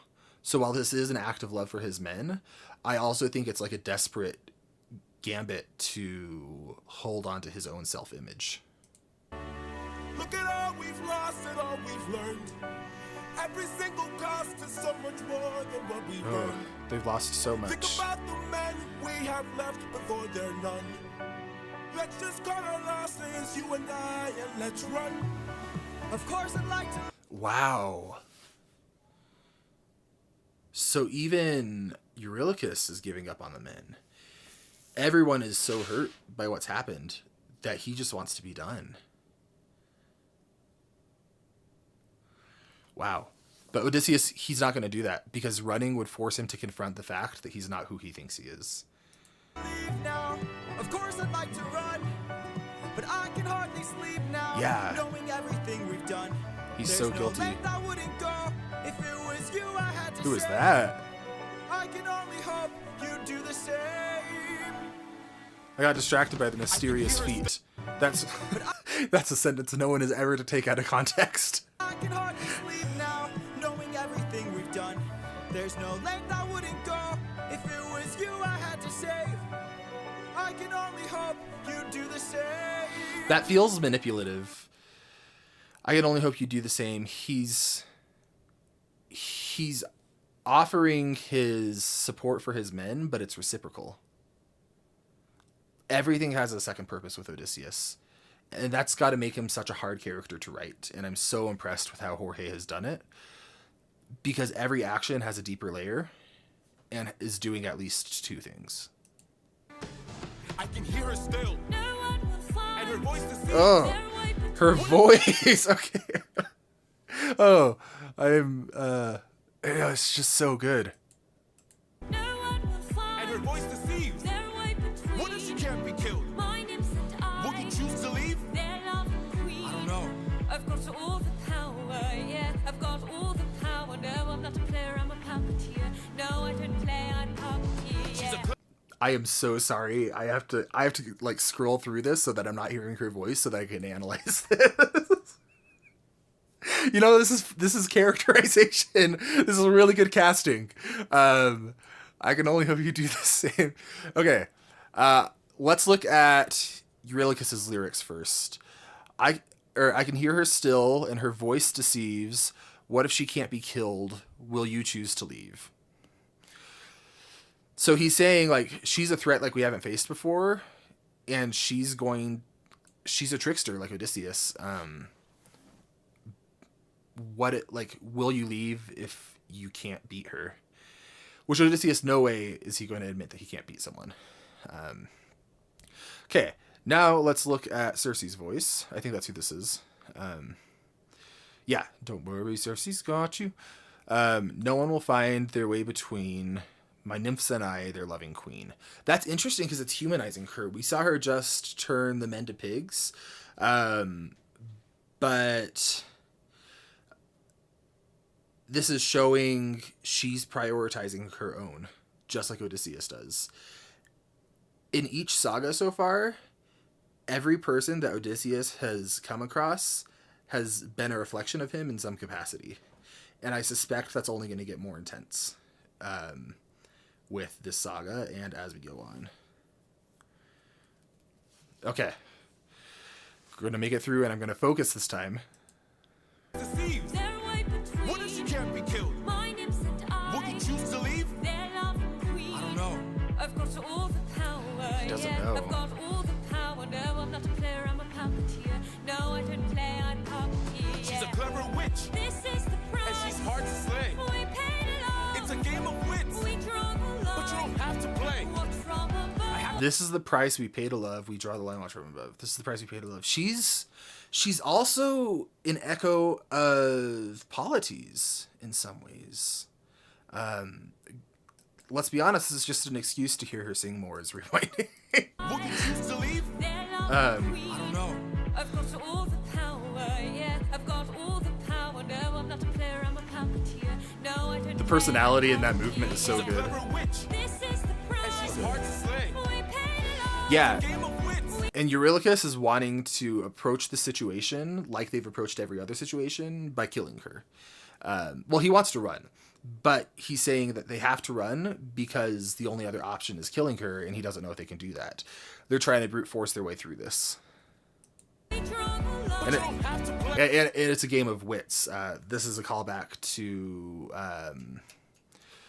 something about your wit and they pay for it. I forget what it is exactly. So challenging wit, again, a mirror of Odysseus in some ways. Play. Watch from above. I have to try. I've got all the power, yeah. I've got all the power. No, I'm not a player, I'm a puppeteer. No, I don't play, I'm puppeteer, yeah. So she's not killing them right away. She's keeping them in a pen. Damn. Welcome Okay. to the best part of your Well, life. that was thoroughly distracting. Let's move on. This is really good. This is setting the stakes for Odysseus facing a challenge like he hasn't before. One that's directly challenging his main coping mechanism, which is control, that he achieves through his wit, which it also seems like she can match. Okay. Oh.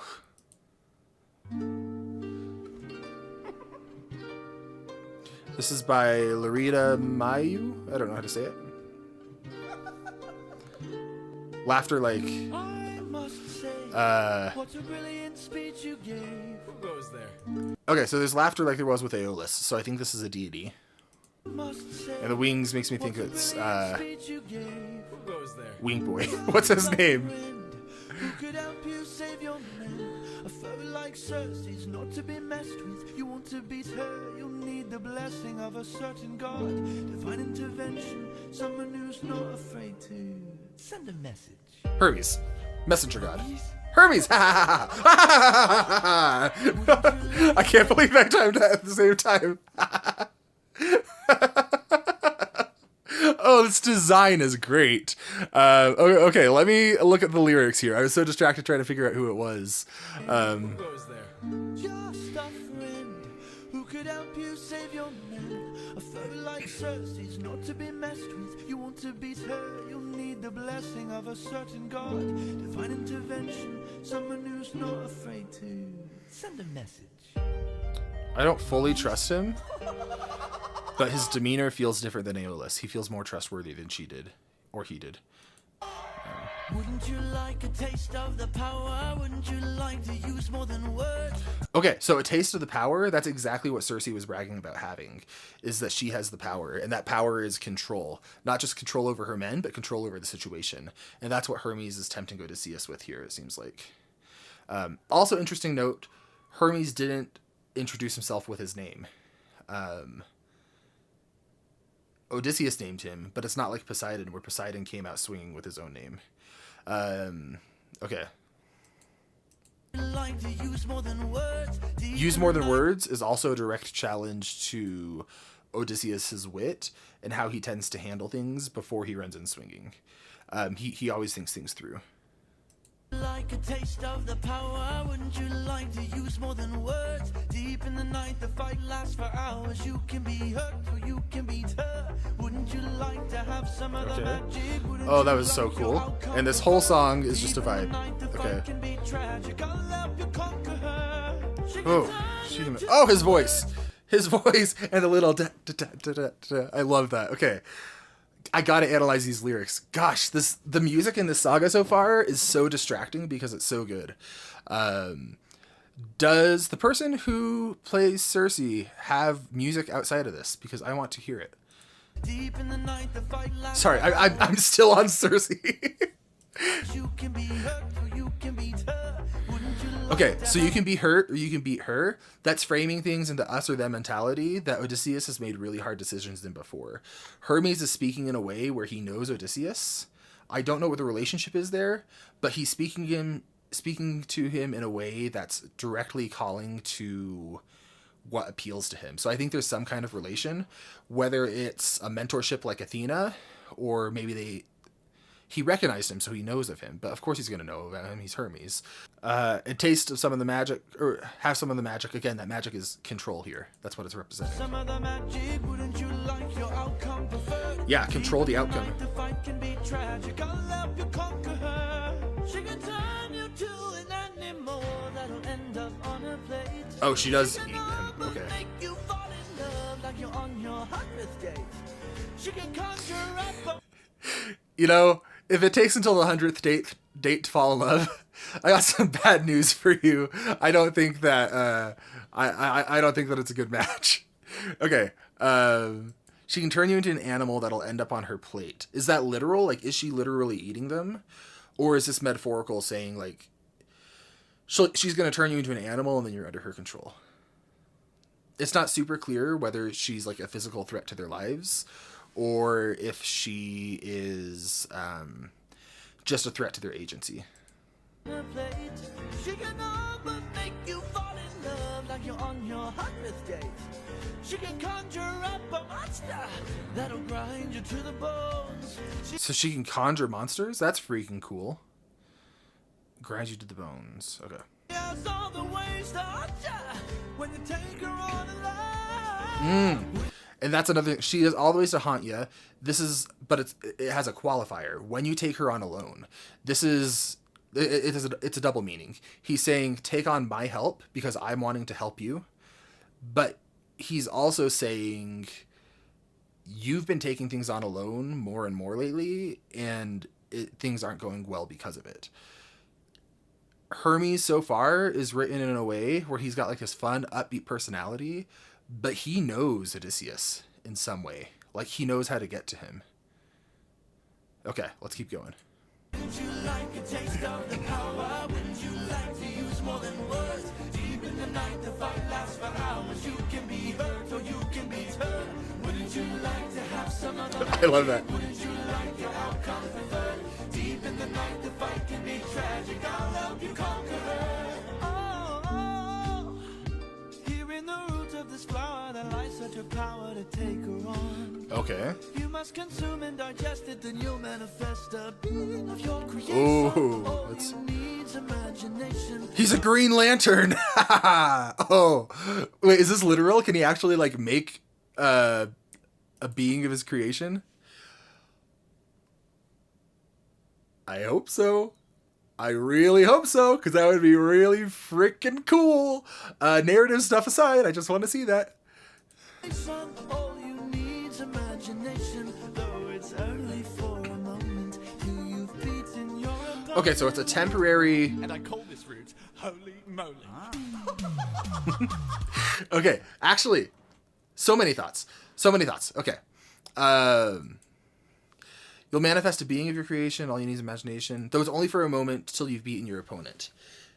He's not offering a genuine solution. Like, he is, in the sense that this is going to get rid of his immediate problem. But this is a recurring theme for Odysseus, where he's not able to face the long-term implications of what he's done and what he's doing. Hermes is saying, look, I see that you've been blown apart by a cannon. Here's a Band-Aid. I mean, it'll technically stop bleeding, and I'm more than happy to give it to you. But, I mean, it's still a Band-Aid for... It's more than a bullet hole at this point.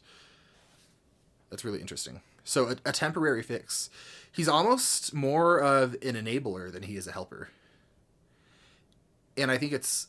I think it's necessary. I think he's doing what Odysseus needs. I don't trust him. I do, and I don't know why. what... I need you all to read my mind, because I can't figure this out. Why do I trust Hermes?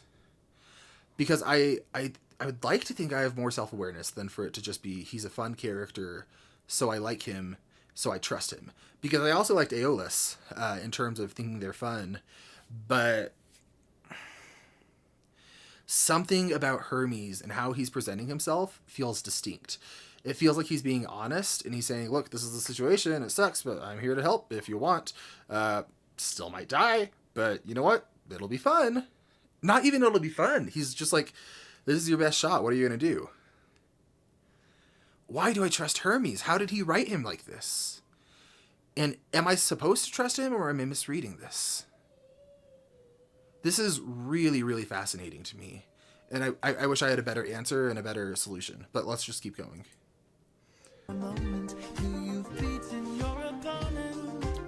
And I call this route Holy Moly.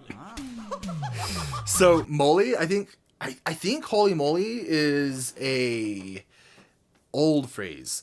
Like it goes back to moly, which I think comes from this. Like I think that's where the phrase comes from. I think people saying holy moly goes back to a reference to the Odyssey. There's a chance I'm sounding like the biggest idiot here. But it's also so modern that like people saying holy moly feels so modern that it feels anachronistic, like it shouldn't be here. Even though I think that it's an appropriate reference that should be here. And in writing, that's called the Tiffany problem, where Tiffany is like an ancient name. But if you were reading Lord of the Rings, that's not a good example, but we're going to go with it. If you're reading Lord of the Rings and you found someone named Tiffany, that would kind of be jarring. Or reading like a medieval text and found someone named Tiffany, you'd be like, what is going on? And it's not because it doesn't belong. It's just because it has such a distinct modern usage that it takes, that it takes you out of it a little bit. So I think holy moly is clever here, and I think it fits. There's a chance I just sound like a big dummy right now. But it does pull me out of it a little bit. And I think it's that Tiffany problem there, that it's really hard to navigate as a writer. Do you just say tough, it's accurate, and go with it? Or do you work around that? Wouldn't you like a taste of the power? Wouldn't you like to use more than words? Deep in the night, the fight lasts for hours. You can be hurt or you can be hurt. Wouldn't you like to have some of the night? Oh, this is so good. Wouldn't you like your outcome preferred? Deep in the night, the fight can be tragic. I'll help you conqueror.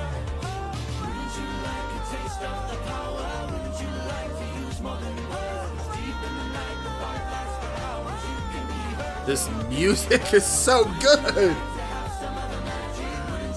And he's taking him to her.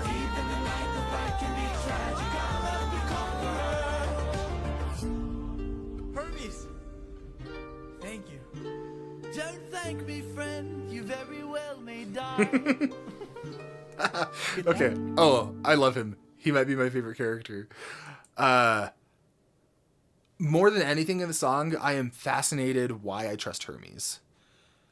Do any of you have insights into that? Like, take any of the mythology you know aside and push it away. Just take only what we've heard in the songs. And if you want what we've seen in the animatics, what has he done different with Hermes? I feel like I shouldn't trust him because the gods have shown themselves to be fickle at best. But I do. And I don't know if that's on me misreading it because I'm having such fun with the character, or if I'm supposed to trust him, if he really is more trustworthy than the other gods like Aeolus. Wow, I'm so interested. And I'm sorry, I wish I had a better analysis for you about why that was, but I'm really stumped with it. All right. We are getting into Done For. This is by Annie Flamma. And I'm excited to see what comes of it. Okay, chasing the pigs, that's fun.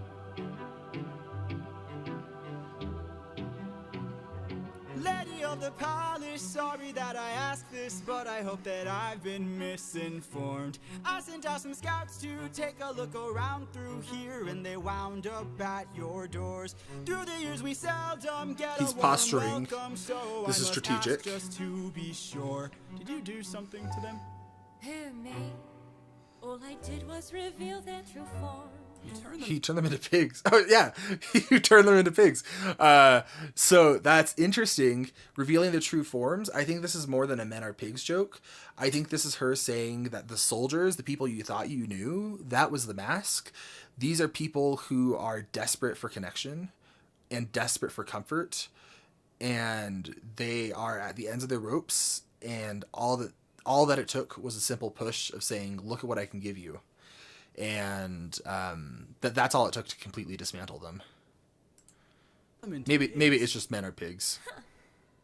I don't know who you are nor why you're here, but let me make this one thing clear. I've got people to protect, nymphs I can't neglect, so I'm not taking chances, dear. If you make one wrong move, then you're done for. Oh. Anything I don't approve, then you're done for. I could put a spell on you and you're done for. Boy, you better run or soon you will be done for. Okay, so she's threatening him because she's trying to protect her own, just like Odysseus was trying to protect his own.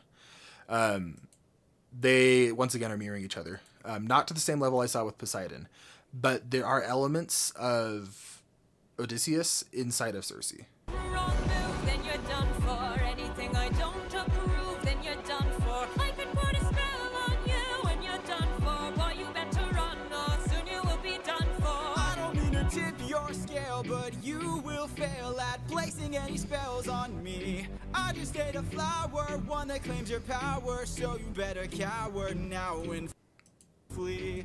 Okay, so this is interesting because he's showing that confidence, he's showing that arrogance, but he's also talking about claiming her power, which we know is control. And he was kind of scrambling for a moment, but once he got that control back, look how confident he is. It's playing into that control being a coping mechanism for him. You must be a liar, mortals can't acquire money without dire consequence. Then I must be a god like you, cause I got this root from the ground with my bare hand. So there's more of that deification where he's trying to make himself seem like a god because he's desperately trying to be more than just a man. That's interesting. Okay. Hermes gave it to you, didn't he? Okay, fine, yes. Well, regardless. But she sees right through him. And again, I think that's because she's reflecting him in some ways. Wow, okay. You and I are now evenly matched. Our fates are intertwined, they're attached. I've got people to protect, friends I can't neglect. So now there's no turning back. You've Look how similar they are. Even in the music, even as they reflect each other in the music. They're evenly matched in terms of what they're both saying at the same time, but also their drives, their purposes, their characterization is evenly matched. They're fighting for the same thing in some ways. Both on a surface level, they're fighting to protect the people they care about, but then on a deeper level, they're fighting for control. They refuse to be puppets. They want to be the puppeteers, like it said in the first song. made you one wrong move, now you're done for. I believe that you're done for. Not even a spell saves you, 'cause you're done for. Oh, you better run, or soon you will be done for. You've lost. My name's I have to watch that again. Oh my gosh. Okay, between the animation and Circe's voice and all of this is the most distracted I've been in this entire show. Okay. You're one wrong move, now you're done for. Oh my gosh, it's a One, two, Chimera and a Cyclops. He summons a Cyclops. Is that canon? Because that's fascinating. That's so interesting. Both because the Cyclops represents a lot of pain for him. It represents his loss of control, but it's also one more parallel between him and Poseidon. prove that you're done for. Not even a spell saves you, 'cause you're done for. Oh, you better run, or soon you will be done for. Oh, that was so cool. You've lost. And he beat her. My nymphs are like my daughters, I protect them at all costs. The last time we let strangers live, we faced a heavy loss. She understands pain and loss and trauma when you try to live open arms and it doesn't always work. she sees Odysseus's pain because she's felt very similar pain. No reason to bestow you with my trust, but everyone's true colors are revealed in acts of lust. I'm not sure I follow. You dummy. Okay. That's interesting. Because I think the call, like her sexual advances here, I think it's symbolic as well of her pushing for emotional intimacy or authenticity being fully revealed. And that's the only way that they're going to have a compromise, I guess. Oh, maybe I'm reading into it too much. I'm honestly still flustered. But I don't think Odysseus is going to take that. Maybe he will.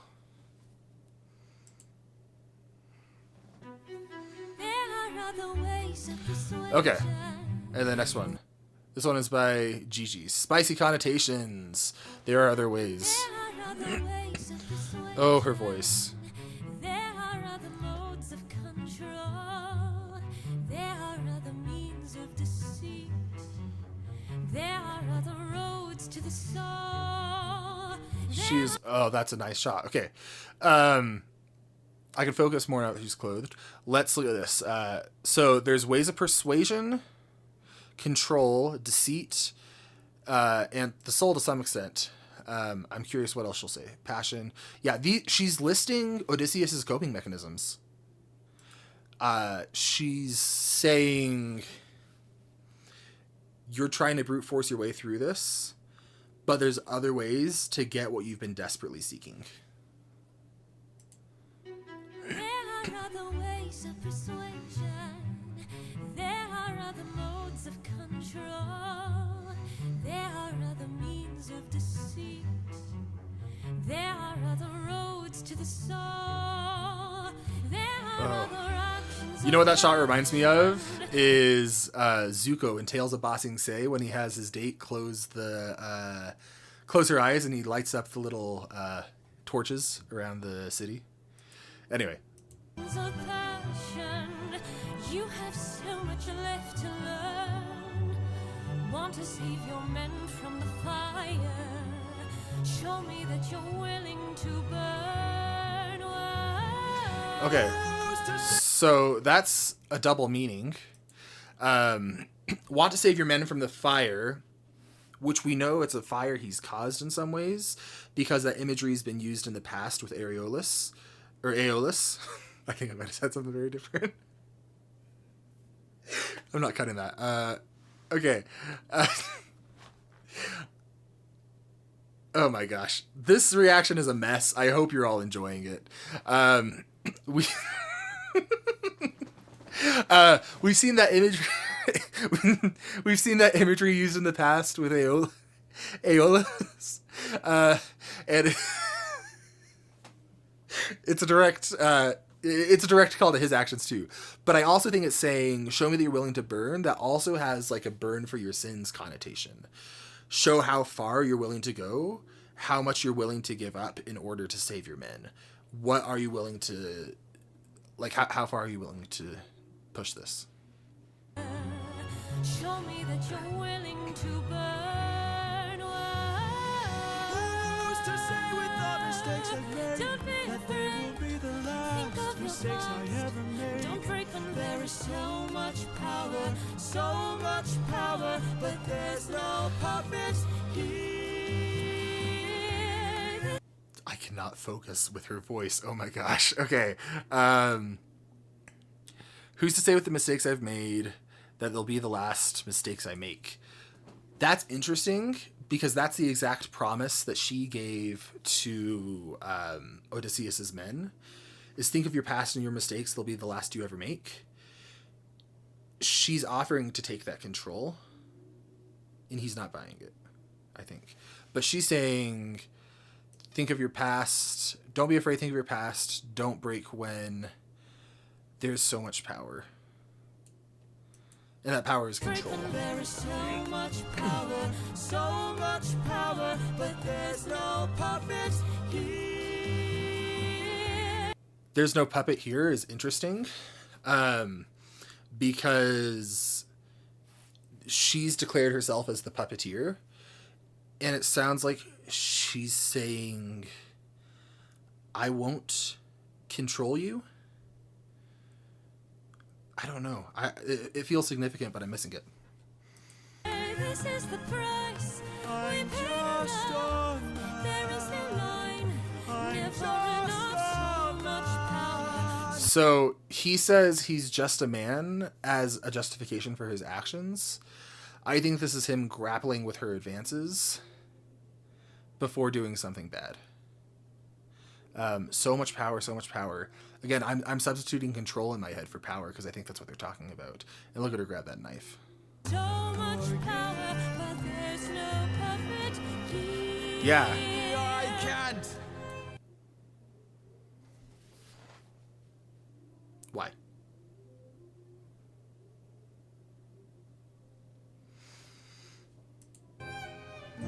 I don't think he should.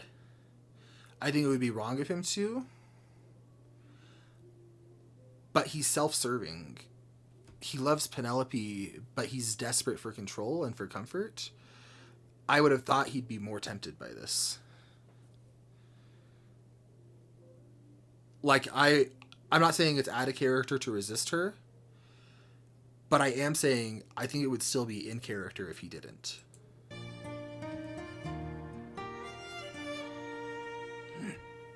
Back at home, Yeah. my wife awaits for me. She's my everything, my Penelope. And she's all my power. But it's been 12 long years. Oh, 10. 12 long years since I have seen my wife. And now the god of tides is He's using Penelope as his goal that he's holding on to. But again, like, it's been 10 years, maybe 12. No, it's been 10. I guess I'm not going to say I'm right, the creator's wrong. I guess it's been 12.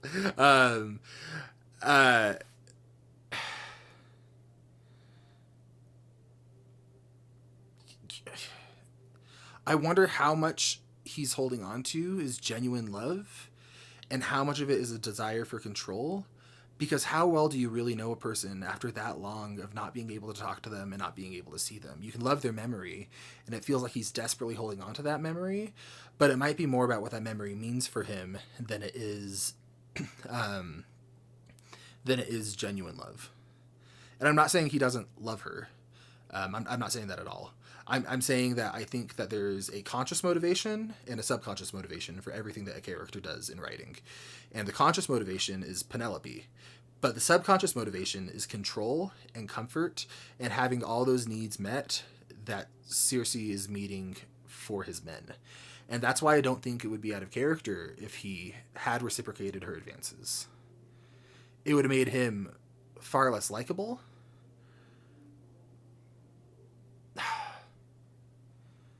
I feel like I feel like that would be in character. Am I crazy here? I don't want him to, but I feel like that would be in character for him. Because it would be a glimpse into that subconscious motivation of control and comfort, and he would still maintain that exact same deflection that he's using now of I still love Penelope, she's what I'm holding on to, because he has that narrative to maintain. But we've seen that he's self-serving. We've seen that he's a character who does choose to feed his own ego and do things that help him in the temporary short term, just like he did with the moly root.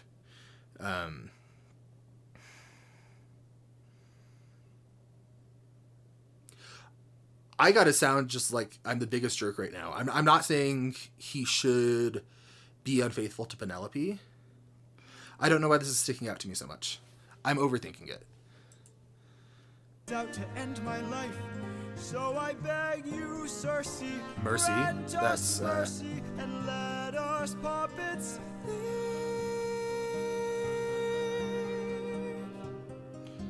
That's posturing. there's no way he'd genuinely think of himself as a puppet, acknowledging someone else has the control. He's trying to get a leg up on her.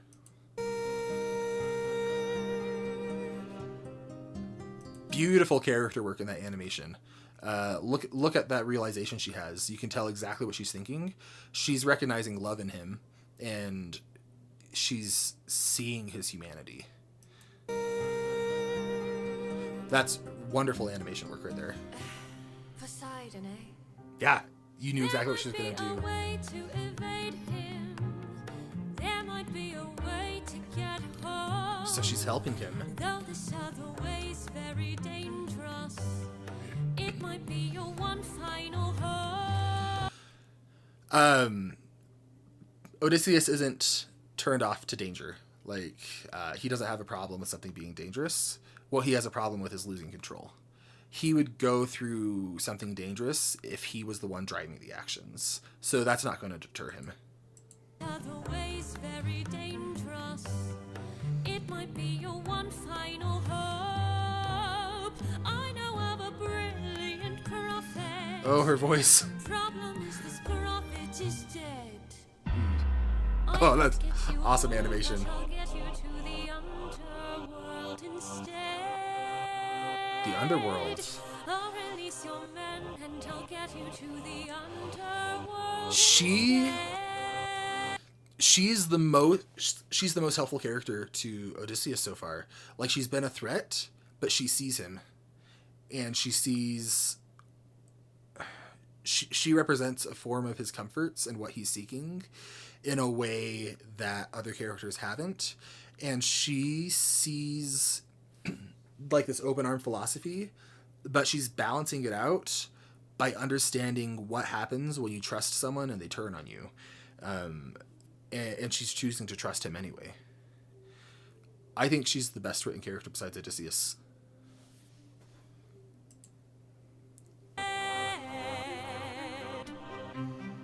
Wait, you're helping us? There are many ways of persuasion. Oh my gosh, her voice. There are many modes of control. And again, calling back to his core, Maybe through one act of kindness. core motivations. There's Polythemus. Leads the kind of souls down the road. So, acts of kindness. One act of kindness leads to better souls down the road. This is Polythemus' philosophy being reframed in a healthier, more holistic way, which is interesting. I remember actions of passion. Oh my gosh, her Might voice. have been in love once before. Maybe one day the world will need a puppeteer no more. So remember, Puppeteer is standing in for his core urge to try and control. And she's saying, maybe as you're looking for other ways to achieve these things that you've been looking for your entire, military career, maybe as you open your heart, there's going to be a day where you don't need to be so controlling. She started off as a threat and a villain, but she's a look at what a healthy, emotionally and mentally healthy Odysseus could look like, I think. Now, have I mentioned her voice? Or maybe one day the world will need a puppeteer. So much power, but there's no puppet here. No, she's not a bitch, she's a puppeteer. No, she's not a bitch, she's a puppeteer, yeah.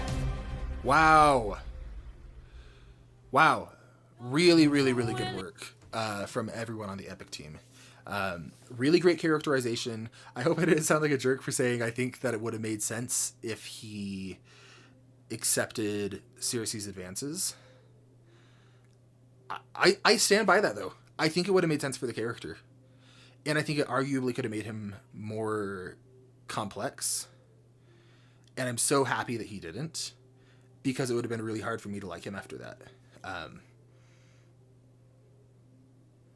But I feel like it fits the character.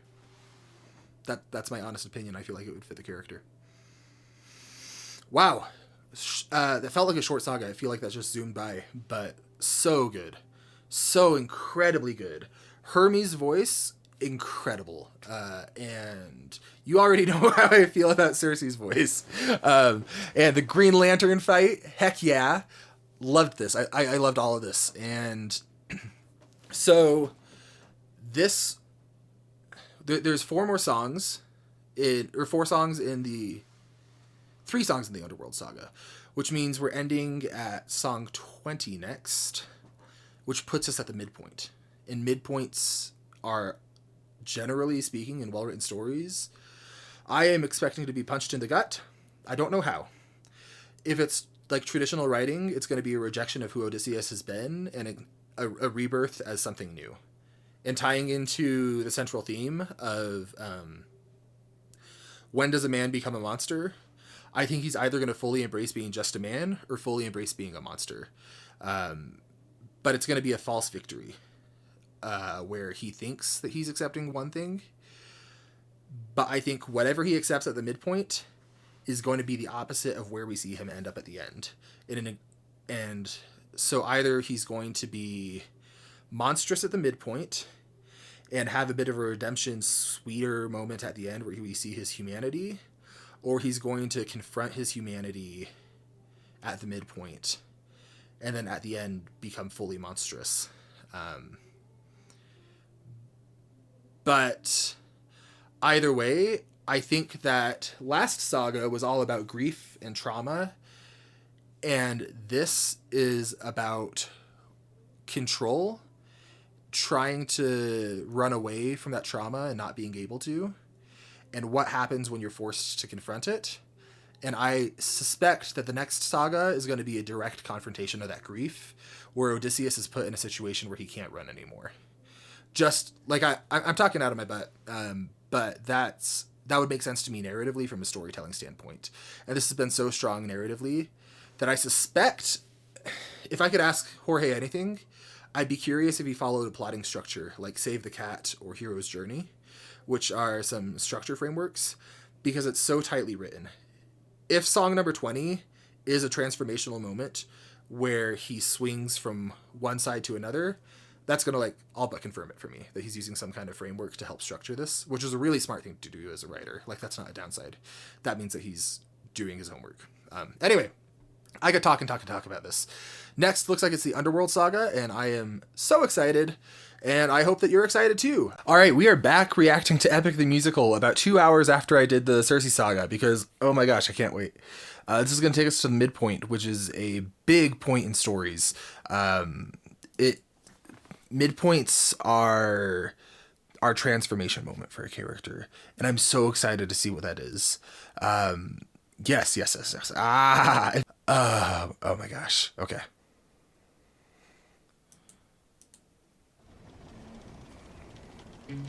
Friends, Cersei's instructions were clear. Referring to them as friends. No matter what we hear, full speed ahead until we find the prophet, my comrades.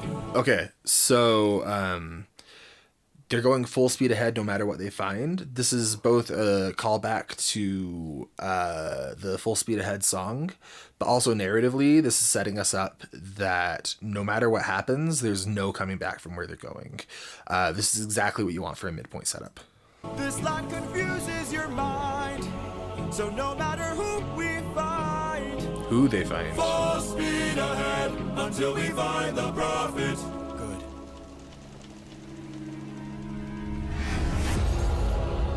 Whoa, that's cool.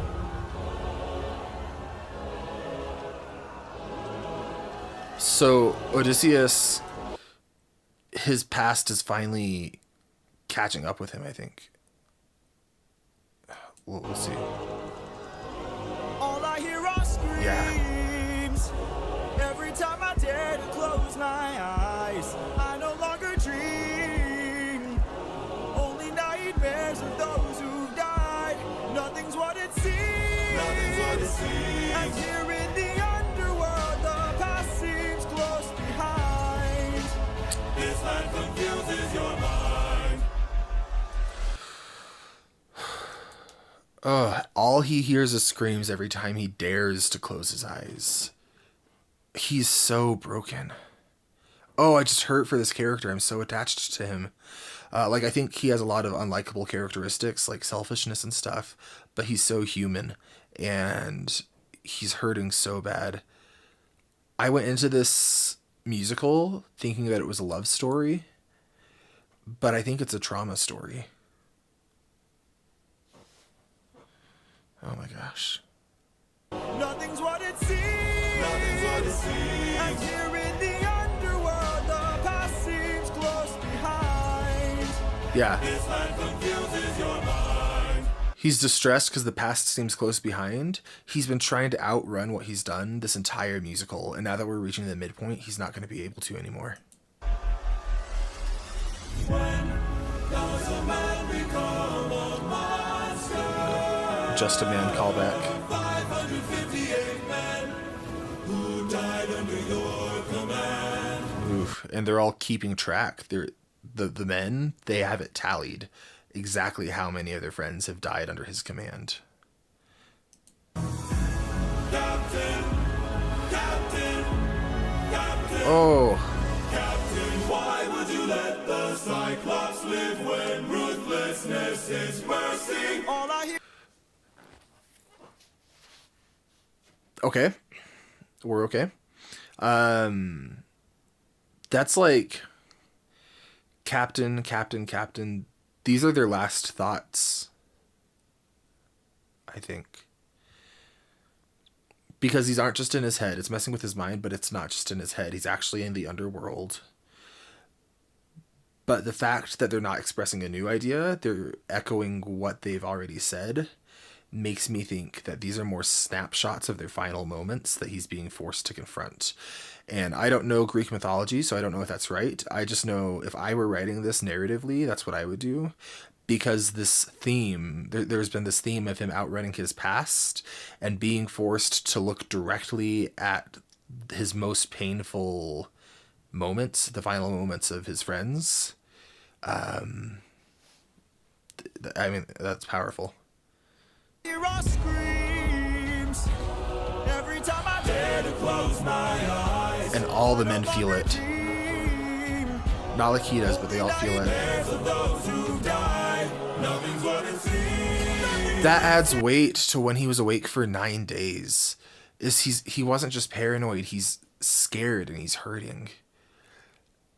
When he closes his eyes, he has nightmares. It's haunting him. Only nightmares of those who died. Nothing's what it seems. Nothing's what it seems. But in the underworld, the past seems close behind. I keep thinking of the infant from that night. I keep thinking of the infant from that night.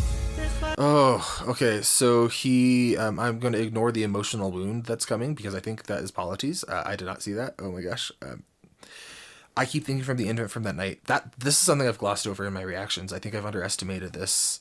I've talked about how influential Polythemus was and the death of his men, but even though he did ultimately choose to be the one to kill the baby, that traumatized him. Like, that hurt. He saw his son. He was begging, please don't make me do this, and Zeus made him do it. He can't stop thinking about that. That was the initial trauma that set everything in motion. It wasn't Polythemus. I think I've been wrong about that. I think it's really haunting him. And I don't think I've given that enough credit. Alright, Polythemus. The infant from that night. This life is amazing when you greet it with open arms. Whatever we face, we'll be fine if we're leading from the heart. No matter the place, or we can light up the world. Here's how to start. Greet the world with open arms. Greet the world with open arms. Whew, okay, so if my theory is right that these are their last thoughts, that's extra powerful. Because we know that open arms philosophy is what Polythemus was bringing when he was trying to comfort Odysseus in his hardest moments. And that means back at the cave, when everything was going down, his focus was on Odysseus. And basically saying, like, still believe and don't lose hope. That's where his mind was. Oh my gosh. Okay.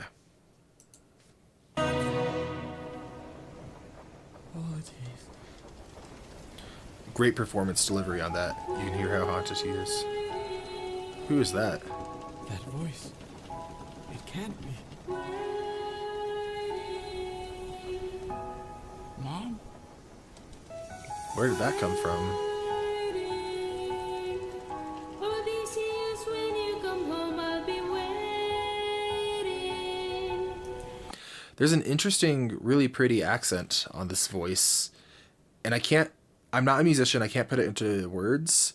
Something about the quality of this voice, like, not saying it's not a good performance, but something feels more raw, and more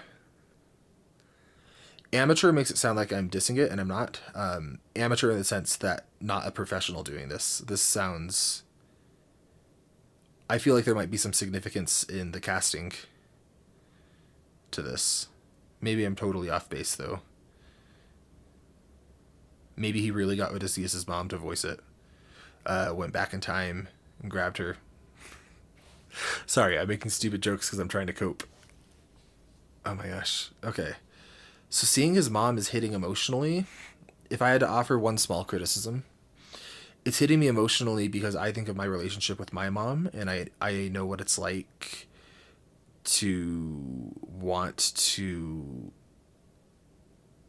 I know what it would be like to see my mom after going through everything that Odysseus has gone through. Or I don't know what that'd be like, but I can imagine.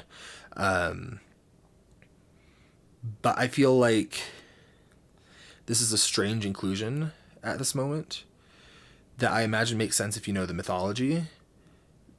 But taking this as a self-contained package, I feel like the emotional impact of seeing his mom hasn't had the setup for the payoff to totally be here. And that said, it's still really hitting me. So very small criticism. Even if you're the last thing I see, I'll be I'm right here, Mom. Can't you see? I'm waiting. I took too long. I'll always love you. And So her last thoughts were, I'll always love you. while you were away. She was a good parent to him, like he hasn't been to Telemachus, and like he really wants to be. He hasn't been able to be because he hasn't been home.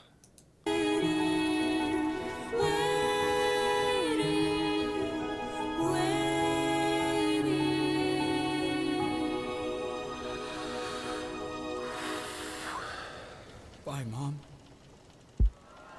All I hear are screams. Every time I dare to close my eyes, I no longer dream. Only nightmares of those who died. Nothing's what it seems. But in the underworld, your past is always close behind.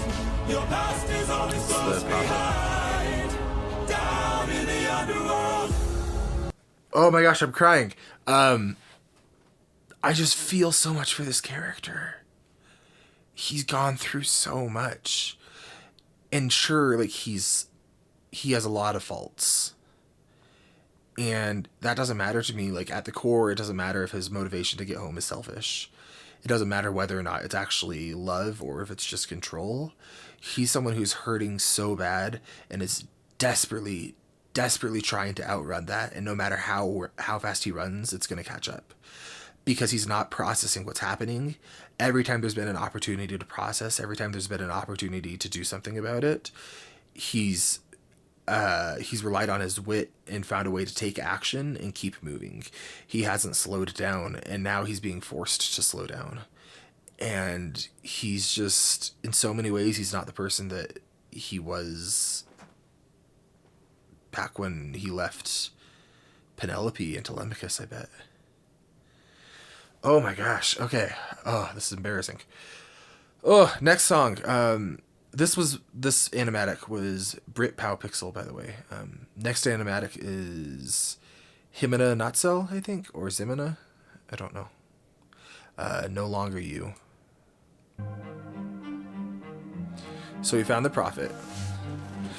I'm going to expect it's going to be a prophecy, or I expect in how he's talking, there's going to be a lot of significance. So if I start feeling like he's saying some kind of prophecy, I think I'm going to let it all play through and then go back and dissect it. With the answers you seek, time I've unlocked it. I see past and future running free. There is a world where I help you get home, but that's not a world I know. Why? I see a song of past romance. I see the sacrifice of man. I see portrayals of betrayal and a brother's final stand. I see you on the brink of death. I see you try your final breath. I see a man who gets to make it home alive, but it's no longer you. Okay. Oh my gosh. Let's go through that one more time, and I'm going to actually pause this time and break it down. This is emotional. Oh my gosh. Time I've unlocked it. I see past and future running free. There is a world where I help you get home, but that's not a world I know. What? I don't think he's saying that he's not going to help Odysseus. Maybe he is. I think what he's saying is he can't help Odysseus. Not that he can't get him out of here. Not that he can't point him in the right direction. But home isn't just home for Odysseus. Home is this idea of going back to how things used to be before the baby. Before he had to kill that baby. How things used to be before things happened with Polythemus. And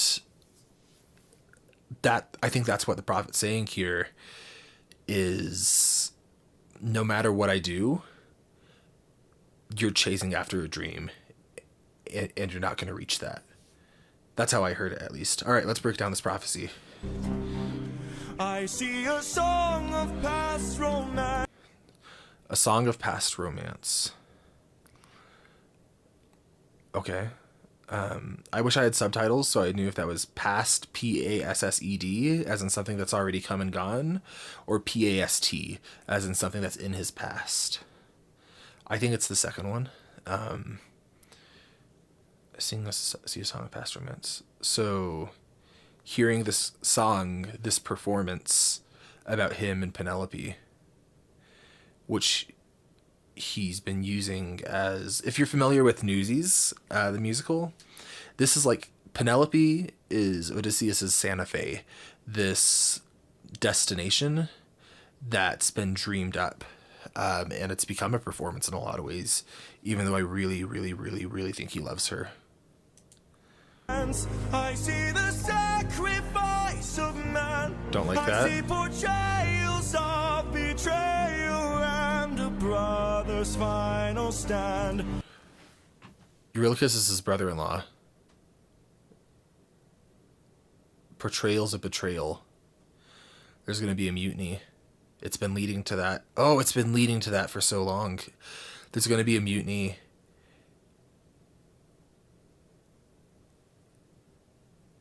And Eurylochus is going to die.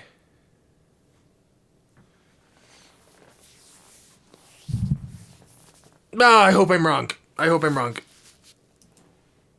I see you on the brink of death. I see you try your final breath. I see Is he a gonna die? man who gets to make it home alive, but it's no longer you. No, that's not what I mean, yes. He's saying it in a way that makes it sound like he's going to die before he reaches home. But I don't think that's what he's actually saying. I think he's saying that this version of Odysseus, who he thinks he's going back as, is gone. That version of him is dead and has drawn his final breath. And no matter what he does, even with all the powers of this prophet, he's not going to be able to get back what he's looking for. This can't be. We've suffered and sailed through the toughest of hells. Now you tell us our efforts for nothing. I see your palace covered in red, faces of men who had long believed you're dead.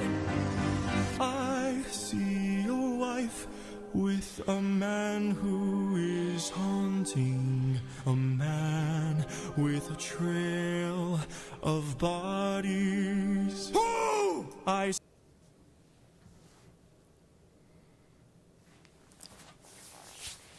Okay.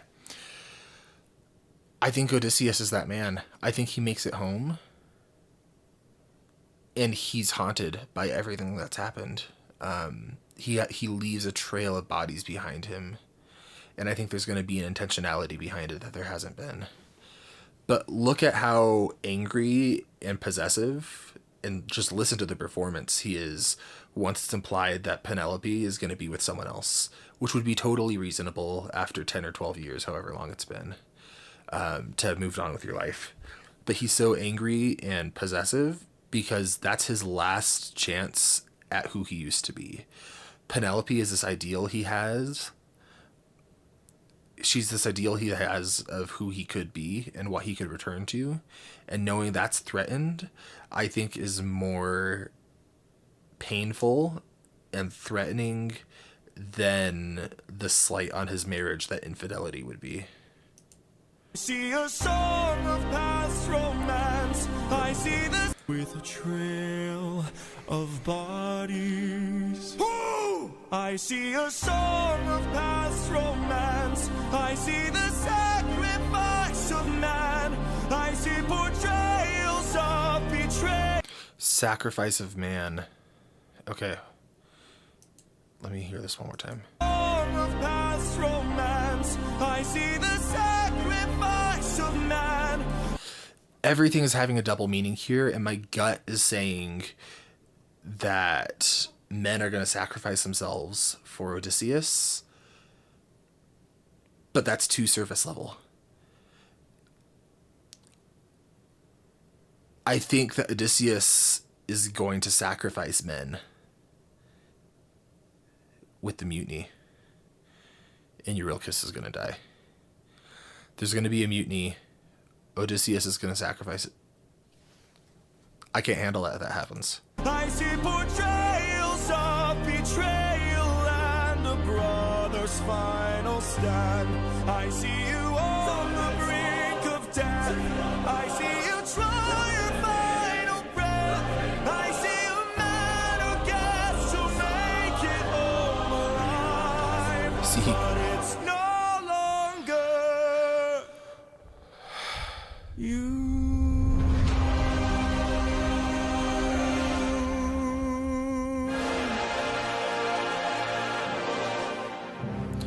so he does get to make it home alive, but he's just a changed person.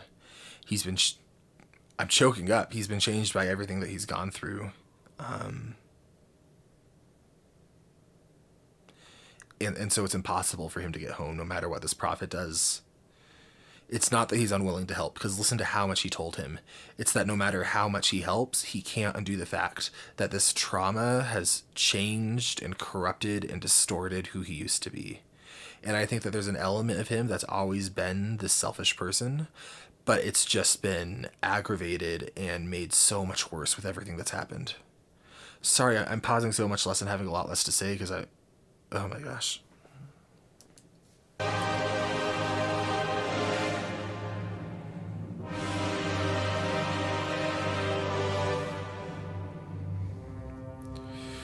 Okay, last in the saga. Who's that? Eurylochus. Eurylochus found him after his meeting with the prophet. Last in the saga is Monster. and this is by Gigi. My hunch is that this is tying back into the when does a man become a monster?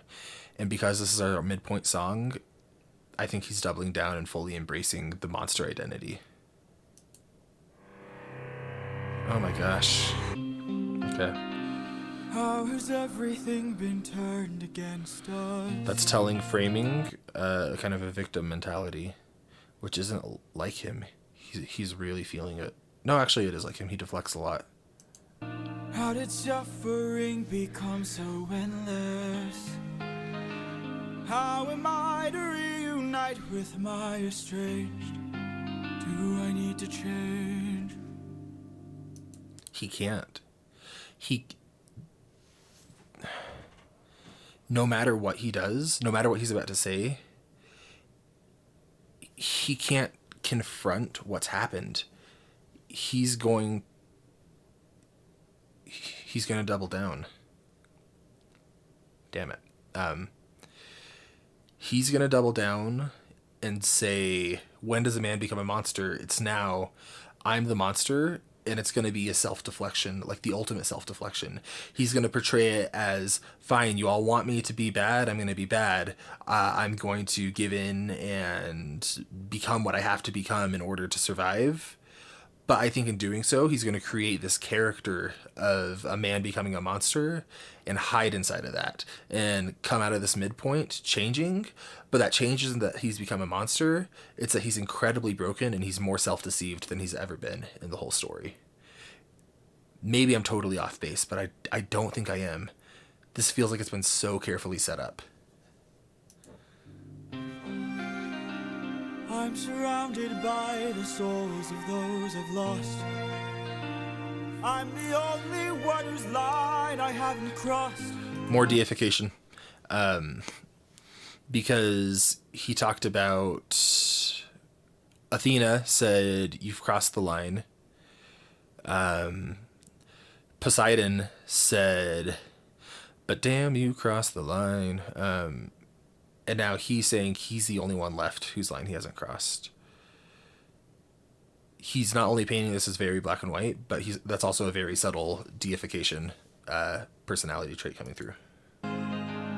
What if the greatest threat we'll find across the sea Poseidon is me? Oh. What if I'm the monster? What if I'm in the wrong? Poseidon's last words, or some of them, were, I'm the monster who always draws near. And when he talks about the greatest threat across the sea is me, is him, and then goes on reflecting that monster phrasing, that's more parallel between Odysseus and Poseidon. Find across the sea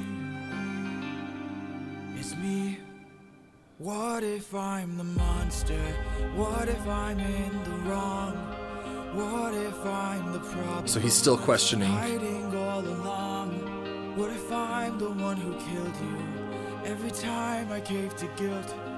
What if I've been far too? Is he talking to himself? What if I'm the one who killed you? I'm the problem that's been hiding all along. What if I'm the one who killed you? Every time I cave to guilt. What if I've been far too kind to foes, but a monster to ourselves? Whoa. Okay, what if I've been too kind to foes and a monster to ourselves?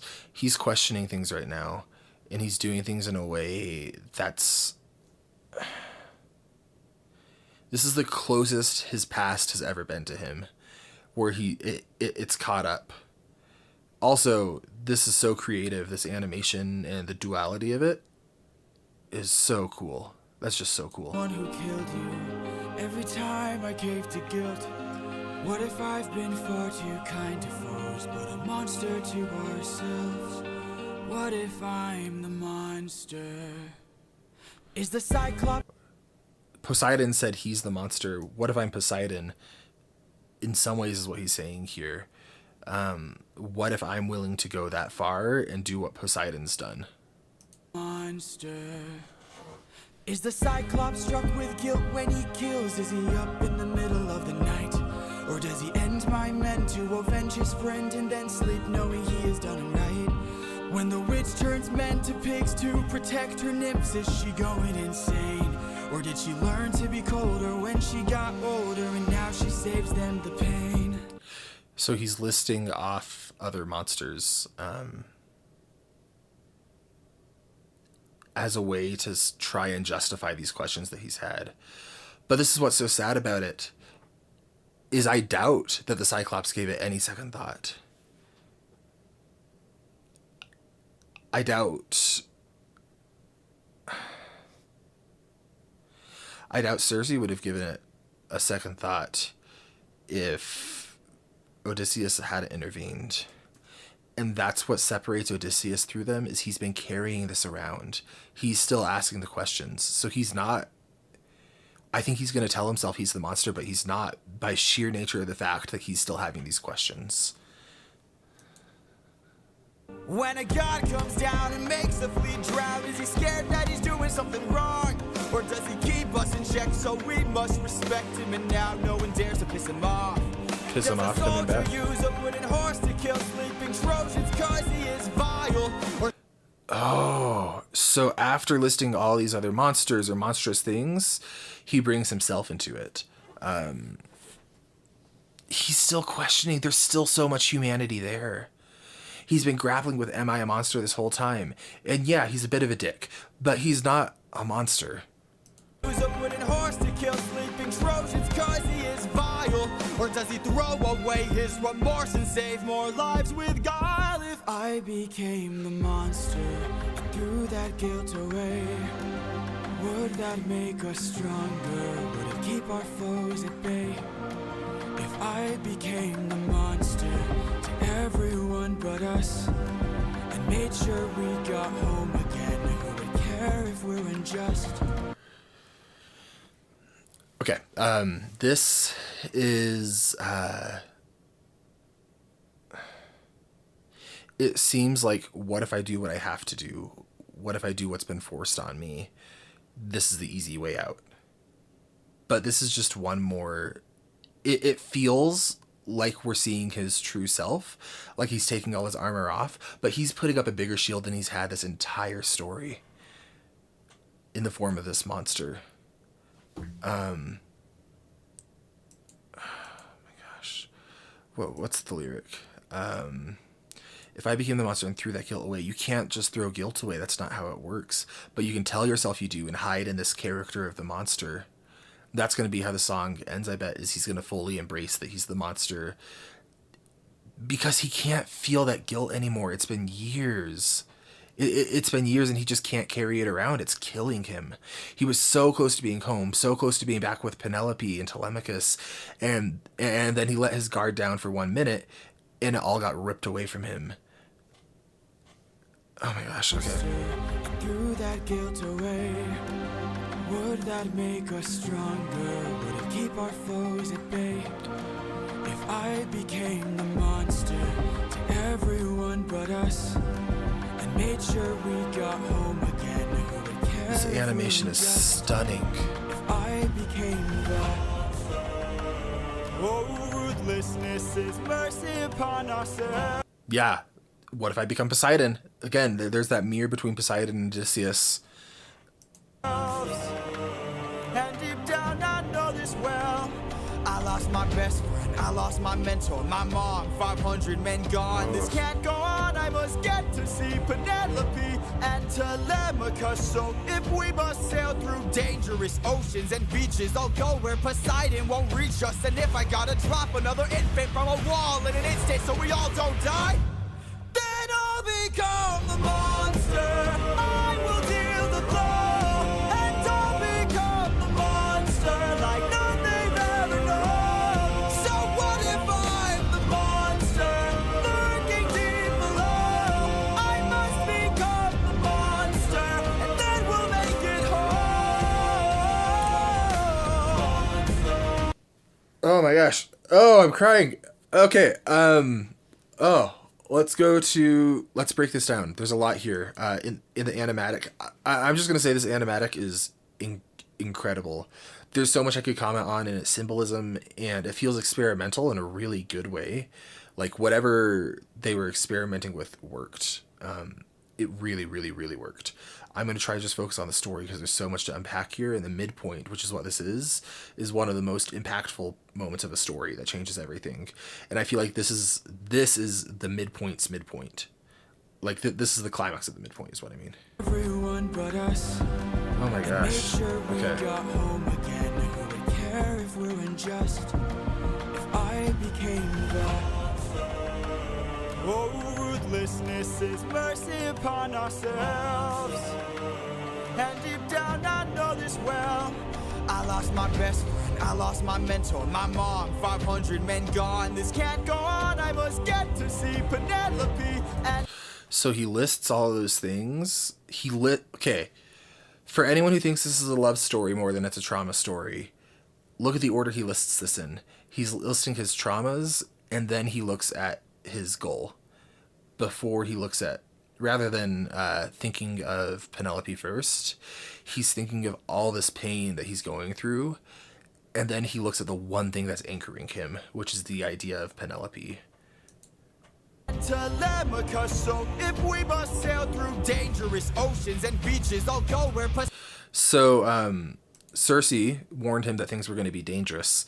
And I said, last reaction, I don't think something being dangerous is going to be off-putting to him because he's worried about that control. He's worried about losing this one tether that he has more than he is actually losing his life. And I imagine in some ways losing his life would be a relief, but I think he would fight against it, not because he thinks he deserves life or he wants to stay alive, but because he has to get home to see Penelope.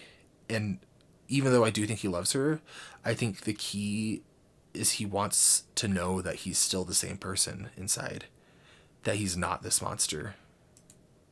We must sail through dangerous oceans and beaches. I'll go where Poseidon won't reach us. And if I gotta drop another infant from a wall in an instant so we all don't die. That's how I know this is him putting on a persona. Is this traumatized him so bad, and at the music's building up, I think at what the absolute peak of the song is leading into it is his core trauma, the thing that hurt him and started all of this going. Oh my gosh. This is him putting it all out there so that he can take on this persona. Then I'll become the monster. I will deal the blow. This animatic. I'll become the monster like none they've ever known. Just, What if I... this is hard to say, but just ignore the lyrics for 1 minute and just appreciate this animatic, because holy crap. Look at this. The symbolism, the way it's shot, and the way it flows. This is absolutely incredible. I've worked with, I think, over 40 animators on YouTube, and this is seriously top tier stuff. Monster, I will deal the blow, and I'll become the monster like none they've ever known. So what if I'm the monster? And I'll be... Okay, I'll become a monster like none they've ever known. He's not just wanting to become Poseidon, but he's wanting to go past that. He's wanting to fully embrace that, because that's easier than having to face the reality that who he is impossible to find again.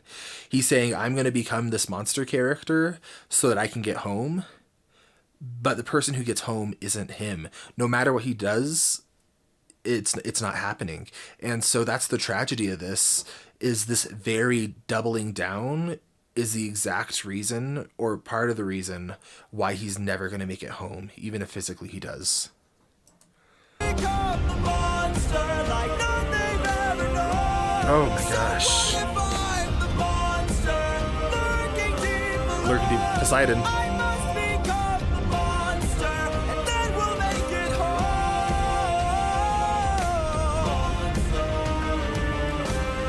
Penelope. Again, he's using Penelope as an anchor after going through all these traumatic things. Oh, that headband. That was from Polythemus, and she ripped it off. Oh, Oh, Gigi. That's so smart. That is so smart. Showing him shedding that part of Polytheus' philosophy visually. That is so smart. I am so incredibly impressed with this animator. Like, I'm absolutely floored.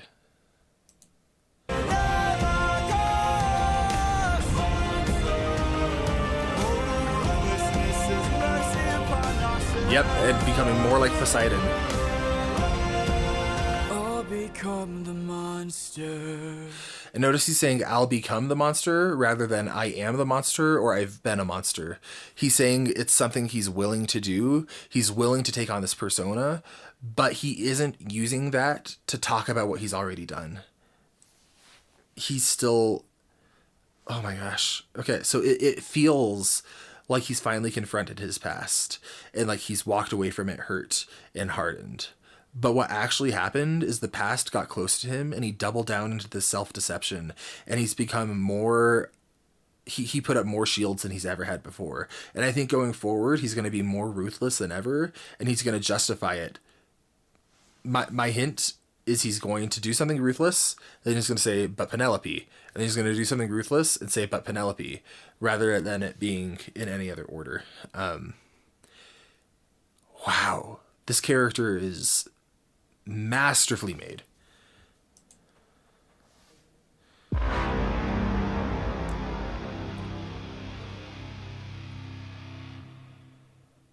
I became the monster. Oh my gosh. Okay, Underworld Saga, halfway through the musical, I was right about a lot of things. The symbolism between Odysseus becoming Poseidon, and I think bettering Poseidon, or becoming better than Poseidon even, is what he's wanting to do, is astounding. This was, I think this was the best animatic I've seen. Actually, this was just one of the best animatics I've seen, like, outside of just this project. This was incredible. And this whole saga, oh my gosh, like, this character is so flawed. He makes bad decisions. Like I said, I think it would have been in character for him to cheat on his wife last saga. But I feel so much for him. He's just, this isn't a love story. This is a trauma story. This is someone who's been shaped and hurt and shattered and just broken by all these things that keep happening to him. And he's trying his best to hold on, and men are looking up to him, and he just can't. And he doesn't know what to do. He doesn't have the tools to know what to do. So he's trying to power through it. He's trying to just push through and be strong, but he reached a breaking point. And that breaking point was the saga. And rather than actually confronting it, what he did is he took all of those broken pieces, shoved them in his pocket, and put on a suit of armor, and called that armor a monster. And I think he's going to hide behind that the rest of or taking us up to the end, basically. I think looking at this musical up till this point, it would be very easy to just watch this at speed and see Odysseus as a tragic hero who really changed here, like right here. But I think this is who he's always been. He's not a monster, and I think he's going to do monstrous things, but he still has those questions. And that's what separates him. Oh my gosh, this is amazing. Genuinely, absolutely stunning. I need to sit on this for a while. Wow, this was so good. And again, this animatic, I can't get over it. I wish I could have worked with this person back when I was doing my animation YouTube channel, Smash Bracket, for storyboards or something. Because their framing and their creativity and the visual storytelling and the energy and just everything about this is absolutely masterful. I am completely blown away. I think this is my favorite musical. Wow. Anyway, I won't rant any longer. Welcome back to Fantasy Author Reacts to Epic. I am really loving this. Last saga was tough to get through. Made me cry. Made me cry. Saga before that was tough to get to because I couldn't stop focusing on Circe's voice. But this has been on my mind, especially with that last saga, Monster. I think that our protagonist, Odysseus, is one of the most interesting protagonists I've seen in a really long time. And that last saga only cemented it. I've seen a few people who feel like I'm giving a really ungenerous reading of this character, and I can understand why someone would feel that way. But I think that just speaks to the psychological complexity of this story, the fact that there's multiple ways to read this character. I hope it doesn't come across as me being ungenerous or in bad faith toward this cast of characters at all. What I'm trying to do is look at the difference between their conscious motivations and their subconscious motivations, and I think that tells you a very different story that's a lot more thematically rich and goes in line with how things are being written. Anyway, so we are getting into a saga. I don't even remember the name of the saga. Oh my gosh, this is embarrassing. We're in the next saga. And I think there's 5 songs this time around. We're just going to jump right into it with Suffering. Yeah, I don't remember the name of the saga. Okay, this animatic is by Gigi. Let's watch. Breaking this down from a narrative standpoint. Oh. That was interesting. So again, remember with my interpretation, Penelope isn't just his love, but she's also an ideal. She represents safety, and his tie to trying to get home is about trying to reclaim control and get this life back that he once had. So the fact that he's seeing Penelope immediately after deciding that he's going to become a monster is really interesting to me, because it's what he's desperately trying to get back. Is it a vision? Don't you miss me More than you know. and jump in the water and kiss me? Penelope, I've told you. I'm not sure if he's dreaming or if he's actually here. It's the coloring and like the bloom lighting that's making me think it's a dream. I think he's actually there. Okay. Yeah, I think he's actually there. You know. And jump in the water and kiss me? Penelope, I've told you this before. You know I'm afraid of the water. He is? So it would make sense to me if he was afraid of the water now, given everything that's happened. But that strikes me as odd that he has a fear of the water and he's a captain. Don't know what to do with that yet. It just kind of strikes me as strange. Water, I think in this has represented a lot of his grief and Poseidon's domain, the more monstrous side of him. So it's interesting that Penelope, this representation of his old life, even if something's off, she's inviting him to embrace that and come and embrace her. I could be getting too metaphorical. Come play with me and our daughter, and let's watch our love leave the ground. Daughter. Oh, I would, but I'd be suffering trying to float the whole time. Why is he so coy? Suffering from you. You, as good as that sounds. Whoa, okay, wait. Right here, I'm just So something that's important for me to remember is Odysseus is smarter than me. And my dumb self picked up on the fact that she said daughter instead of son. I think this is someone impersonating Penelope. Have I been saying Persephone? I don't think I have. That would be embarrassing, but you all know what I mean. Okay, if that's the reading, let me look at this again. That would make sense of this intro shot. We're just going to watch through because I love this animation. Some kind of shapeshifter or siren.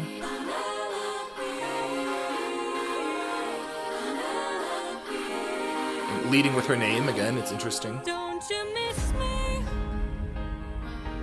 more than you know. He already knows. Jump in the water and kiss me. Penelope, I've told you this before. You know I'm afraid of the water. I'll make sure that you are safe and sound. Come play with me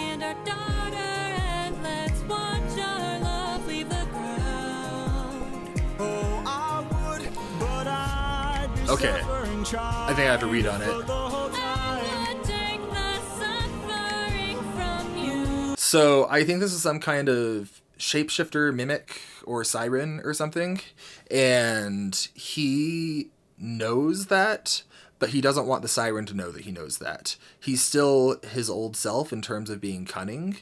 In fact, if this is what's going on, he's more cunning than he's been in a few sagas, representing that rebirth from the last saga, getting back to who he used to be. I think he's trying to squeeze something out of Penelope. Or has some kind of angle. As good as it sounds, right here I'm just fine. You know that I prefer my feet on the ground. Fine, but only if you answer a question Yeah, or two. see? He's using it to get information. Okay, so let's say I was on the run, or hiding, from, I don't know, Poseidon. And let's say This he is blocked fun. the way home with giant waves and giant storms. How am I to Okay, evade him? I got distracted by how fun that animation was. Let's look one more time. Of course. Okay, so let's say I was on the run, or hiding, from, I don't know, Poseidon. And let's say he blocked the way home with giant waves and giant storms. Oh no. How am I to evade him? How am I to get home? Why would they know? Which route should I take?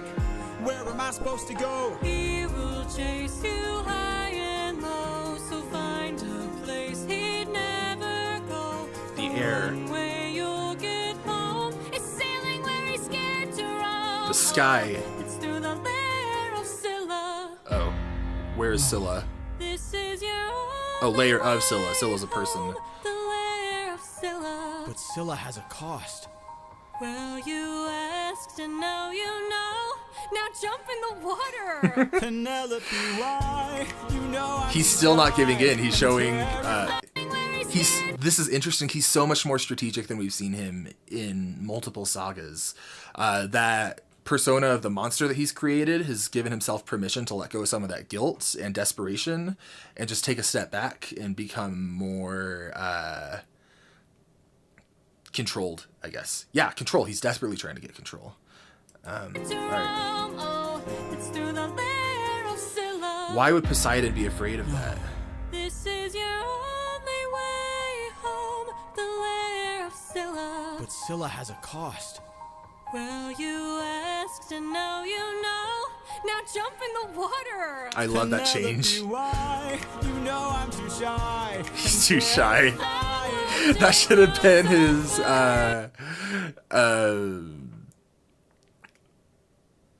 nope, it's gone. I was about to have a really, really funny comment. You all would have clapped and cried and sang along. But it's gone. And that's what a ADHD brain does. You know I'm too shy and terrified. Why? You know I'm too shy. Interesting, he's using Penelope's name, which historically he's done as he has, after he's done something terrible or right before. Penelope is a coping mechanism for him. So I think he's plotting something pretty gross. I don't know what it's going to be, though. Terrified. would take the suffering from you. For you I would die. but It's can't you interesting let as me well, the parallel between this mimic saying, I'll take the suffering from you, to what Circe was offering, which is, I'll be the puppeteer and take control. It's a little bit different. I think that the mimic might be saying, I'm going to take the suffering from you because I'm going to kill you and you're not going to be suffering anymore. So that's a little bit different. Just stood out to me. I can take the suffering from you. That shot was really cool. ship, we'll jump at the same time. I will take the So he's testing her. from you. He knows that this isn't Penelope, but he is giving her every opportunity to prove that she might be. Which is interesting because that's not monstrous. Like at this point, I don't think he's trying to get information anymore. I think he's still humanizing his enemies in some capacity, and I think he would deny that. I also want to point out the composition of this frame real fast. It is the way it's framed with his smile. Instead of making him look happy or content, the way the camera is tilted up slightly and close on him makes him look more imposing and intimidating. And so we know he's up to something. The things I do for you. Oh. I would, but Okay. I'd be suffering child. So a few things that stand out. Symbolically, it's interesting that after declaring himself a monster, he's immediately being tested by something that's posing as Penelope. Why am I saying mimic? This is definitely a siren. I don't know anything about sirens, but I'm pretty sure mimics are just D&D. And they don't even do this. I'm thinking doppelgangers. Okay, yeah, this is a siren, and I'm a big dummy. Duh. Look on the screen. Literally right now, it says the sirens right there. Oh, I'm stupid. Okay. Anyway, thematically, this is interesting. I think it's representing he has an option for an easy out, or I guess a temptation of false success, but he's so fixed on his goal now, like he's reaffirmed himself, that he's not going to fall for it. I don't think he would have fallen for it at any point in this. Yeah, not too much to say there. Thought it was very good. Next is Himna Natzel, Different Beast. Ooh, okay. Let's cut the charade. You are no wife of mine. So he sees right through it. You've been trying to take my life this whole time. Interesting positioning. I think he's about to do something terrible to the siren, because every time someone in this musical has positioned something as us versus them, you're going to hurt us, so we need to hurt you worse, there's been something awful that's happened. And I think this is setting up for that. I know underwater there are packs of you hiding. How? Yeah, I know exactly what you are. A siren. Yeah, smarter than me. My real wife knows I'm not scared of the water. So he was testing her there. And my real wife knows I don't have a daughter. But while you were so focused on turning my men into snacks, Again, setting you that didn't us versus notice that them. your friends got snatched. What? We are a different beast now. We are the ones who feast now. No more of us deceased, cause we won't take more suffering from you. Okay, so this is interesting. Again, it's that us versus them mentality that he's playing up to justify doing something awful. And again, this is tied into the identity of his wife. We are the man-made monsters. The crew is on board too. You are a threat no longer. We won't take more suffering from you. We've been away from home for about 12 years or so. First we slayed in our own war, and now we're here with more foes. While Slayed in our on the own war is a run nice callback to Now Is Our Time to Slay from the first song. home for about 12 years or so. First we slayed in our own war, and now we're here with more foes. While on the run from Poseidon, we found a ship with no crew. I realized nearby there were sirens, singing sailors to their dooms. We filled our ears with beeswax, that's how we resist your song. You pretended to be my wife, so I just played along. Okay. This is... I like the song. I think this is doing a lot of really interesting things thematically and psychologically. To be entirely honest, don't get mad at me, I think this is some of the weaker writing that I've seen in the musical so far. It's very exposition heavy, and he made a bold choice to go for non-linear storytelling, where he's showing us how Odysseus was informed by these things that he's done, but we didn't have the tools as an audience to piece any of that together. So it's kind of a leap of faith to I don't know. He's kind of just solving the problem, and then after we've already experienced that, we're retroactively getting this information, and we didn't have the tools. It feels like there was a song that was cut to keep the pacing tighter. I could be wrong, but it feels like something's missing where we're not getting the setup that we need for this payoff, and so it feels a little dampened to me compared to what this could have been. But looking at the dialogue itself, or the lyrics themselves, it also feels a lot more tell heavy than showing. Almost like an exposition dump of this happened and then this happened and we were doing this and we were doing this. And I don't feel like that's up to the standard that this musical set across everywhere else, where it's been really good about trusting the audience, of having multiple interpretations of what's happening and not being afraid to show. For example, think back to that lyric, "Look at the way you grip your sword, it says enough," or something like that. Like, that does so much. Whereas these are just very blatant and outright and saying this happened and then this happened and we did this and we did this, all while not necessarily giving us the tools to figure that out ourselves first, which can work. It's just a bigger ask and harder to pull off as a writer than if you had done it linearly. So I think this was a little experimental in some ways, and it's not totally working for me. Again, I still like the song and I like what it's doing for the characters. But from a writing perspective, I think it could have benefited from another draft. Wow, it took 21 songs to have a legitimate criticism. Outside of just like word choice. Singing sailors to their dooms. We filled our ears with beeswax. That's how we resist your song. You pretended to be my wife, so I just played along. Yeah, and he's going to do something horrible to this because he's invoking his wife. He uses his wife as a justification for doing awful things. And again, I don't think that means that he doesn't love her. I think this is very, on a conscious level, this is 100% about him loving his wife. But subconsciously, his wife is an idea, like a tool. I read your lips and phrases, scanning for information. Sirens know about every route and horizon. Now I know how to get back to my island. We are a different beast now. Yeah, the writing's just a little clunkier than his standard. Just a little. Again, it's us versus them. Oh, that shot is cool.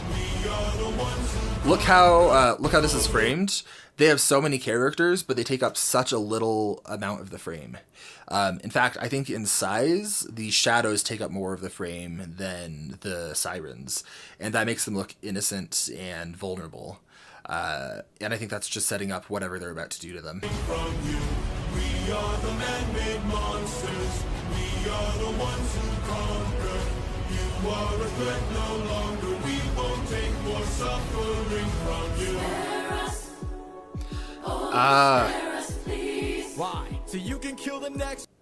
Asking for mercy, which we have seen does not bode with Poseidon, and now that Odysseus is embracing his Poseidon side, his monster, he's not going to let this go.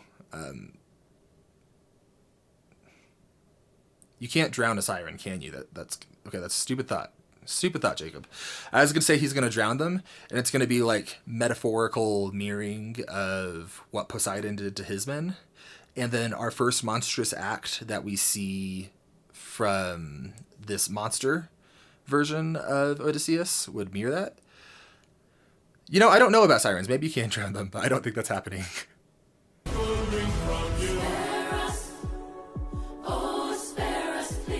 Why? So you can kill the next group of sailors in this part of the sea? Nah, you wouldn't have spared me. I made a mistake like this. It almost cost my life. I can't take more risks of not seeing my wife. Yep. Cut off their tails. Right We're there, look. ending this now. His wife directly segues into cruelty. Can't take more risks of not seeing my wife. Cut off their tails. We're ending this now. Throw their bodies back in the water. Let them drown. Good lord. Oh, let them drown. Okay. Oh my gosh. We're ending this now. Okay, so they can drown, and that is relevant mirroring to Poseidon, like poetic framing. Throw their bodies back in the water. let them drown. Oh my gosh. Oh, he is a different beast. They changed it from we to he. He won't take more suffering from you. He is the man-made monster. He is the one who conquers. You are a threat no longer. He won't take more suffering from you. So the crew was on board when they were capturing the sirens and stopping them, but once it changed to the cruelty of maiming them, like, I mean, he maimed the Cyclops, and like brutally killing them, they're like, this is Odysseus, this isn't us. So they're, even though they're all going through the same journey in some ways, Odysseus is hardening more than the others. He's really adopting that monster persona.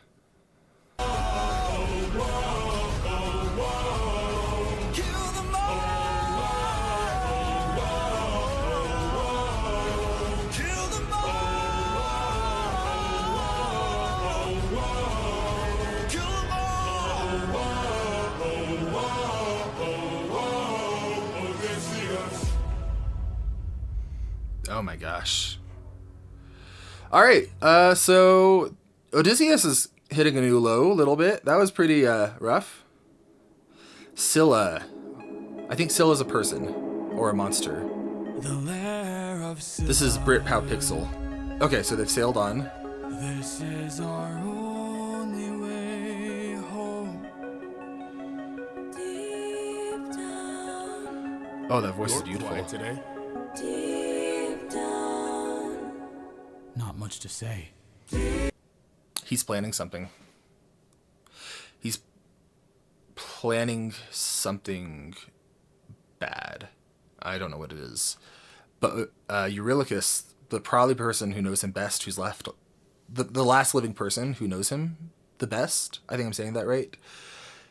Eurylochus probably knows Odysseus currently better than Penelope does. And he's noting that something's off. He's quiet. Okay. You hide a reason for I got a secret I can no longer keep. This is what he was going to try to tell him back at the island, Circe's island. Got a secret he can no longer keep. Do you all think that if Odysseus had a secret right now, he would feel any inclination to tell Eurylochus? Deep down, you know that we are the same. I opened the wind bag while you were asleep. Leaving them feeling betrayed. Why is he telling him this?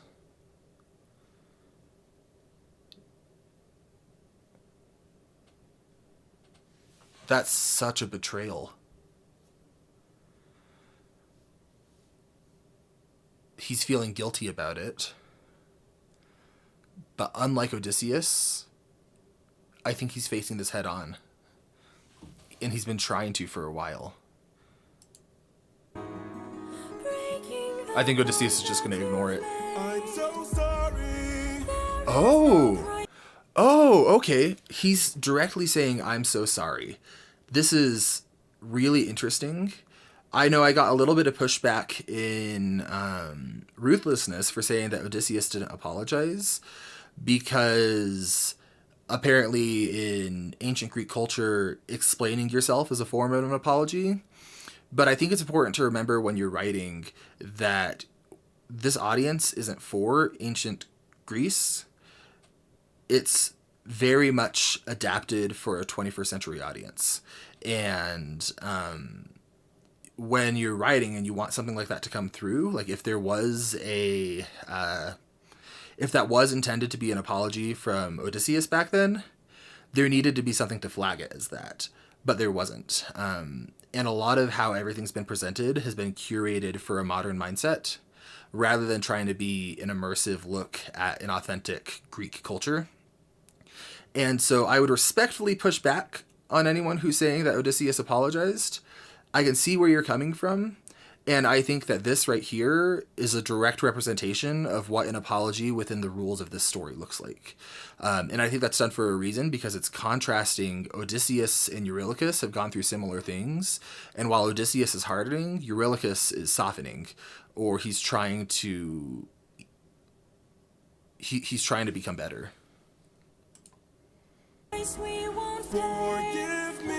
Wow, directly asking for forgiveness.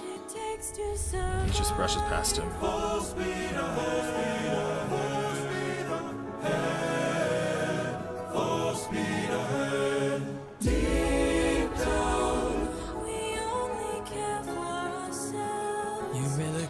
Deep down, we only care for ourselves. It's including this Scylla monster. Deep down, we only care for ourselves. Every villain that Odysseus has come across has mirrored him in some capacity, and I think that Scylla is going to be no exception. Scylla's lair is where Poseidon's scared to go, and I think Scylla represents an escalation of Poseidon. Where Poseidon is this monstrous side, he still has like rules that he's operating within. Like, it's not just mindless violence. And I think that Scylla is going to represent an escalation of that to what the ultimate extreme of Odysseus's cruelty will look like. And if that's the case, I think we're about to see something really, really gross from Odysseus. I don't know what. Let me make sure I didn't forget anything.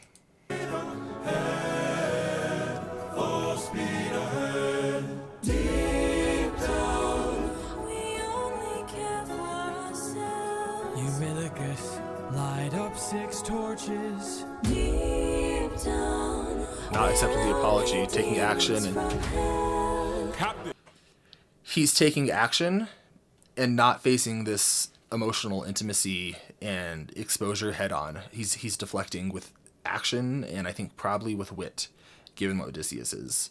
He has a plan to get through this. And I think how things have been set up thematically, this is going to be a more despicable thing than we've ever seen from Odysseus. Deep down, we're only demons from hell. Deep down, we're only demons from hell. Something approaches. A woman. Hello. Oh.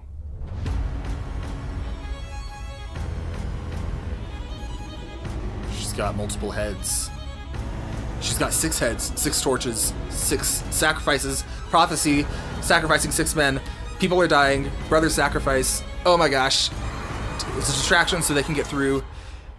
He's using them as pawns.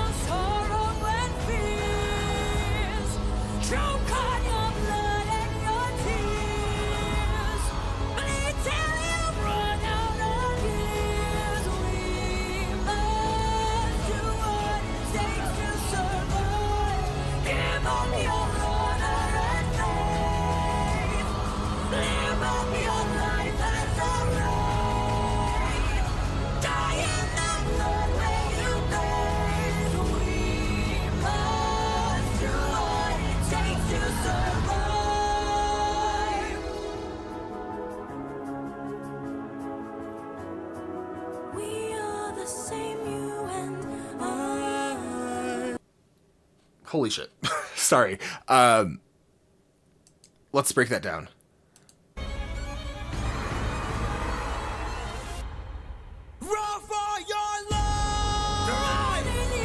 He's telling them to run to cause chaos so that he can get out of this. Deep down, we only care about ourselves. She's singing about him and her. Oh my gosh. But we've seen that he prioritizes himself over his men. That's one of his flaws. This is an interesting mirror to Eurylochus on Circe's island. When Eurylochus said, "Let's leave them, let's get out of here alive," and Odysseus said no. Whatever happened in the underworld was so influential for all of them that it hardened Odysseus to a place where he is making this call to sacrifice his men. But Eurylochus is facing that same challenge, and I don't think that he would have done this. And this voice is beautiful. Sorrow and fears. Drown in your sorrow and fear invokes water imagery, which historically in this has been standing in for his grief. Drown in your grief as he's doing this awful thing. Oh my gosh. So she has 7 heads total, but 6 additional ones.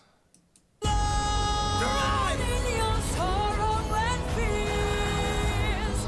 Choke on your blood and your tears. Bleed till you run out of years. Bleed till you run out of years. Contrast this with Poseidon's lyric of, I need to make you bleed, I need to make you drown, or whatever he said. That was so much more controlled than what's happening here. This feels so much more insidious. I think it's only 6 men that he's losing here. But with Poseidon, I could understand why he's doing it. He's doing it because he's protecting his ego. He's doing it because he has the same fatal flaw as Odysseus. But with Scylla, she's just destroying to destroy. And that's what Odysseus is being mirrored by after becoming a monster. It's saying this is what you're going to become. Someone who destroys for the sake of destroying if you're not careful.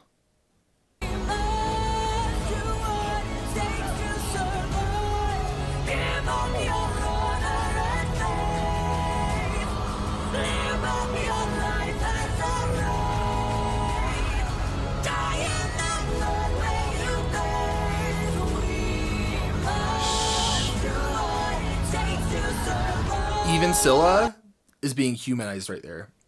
With as awful as this is, we must do what it takes to survive. That's a through line with everyone here. Ruthlessness is mercy upon ourselves, and Scylla is practicing ruthlessness.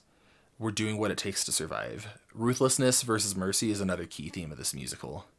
I think it's one of the more surface level ones rather than what's happening below the surface, but it's 100% there.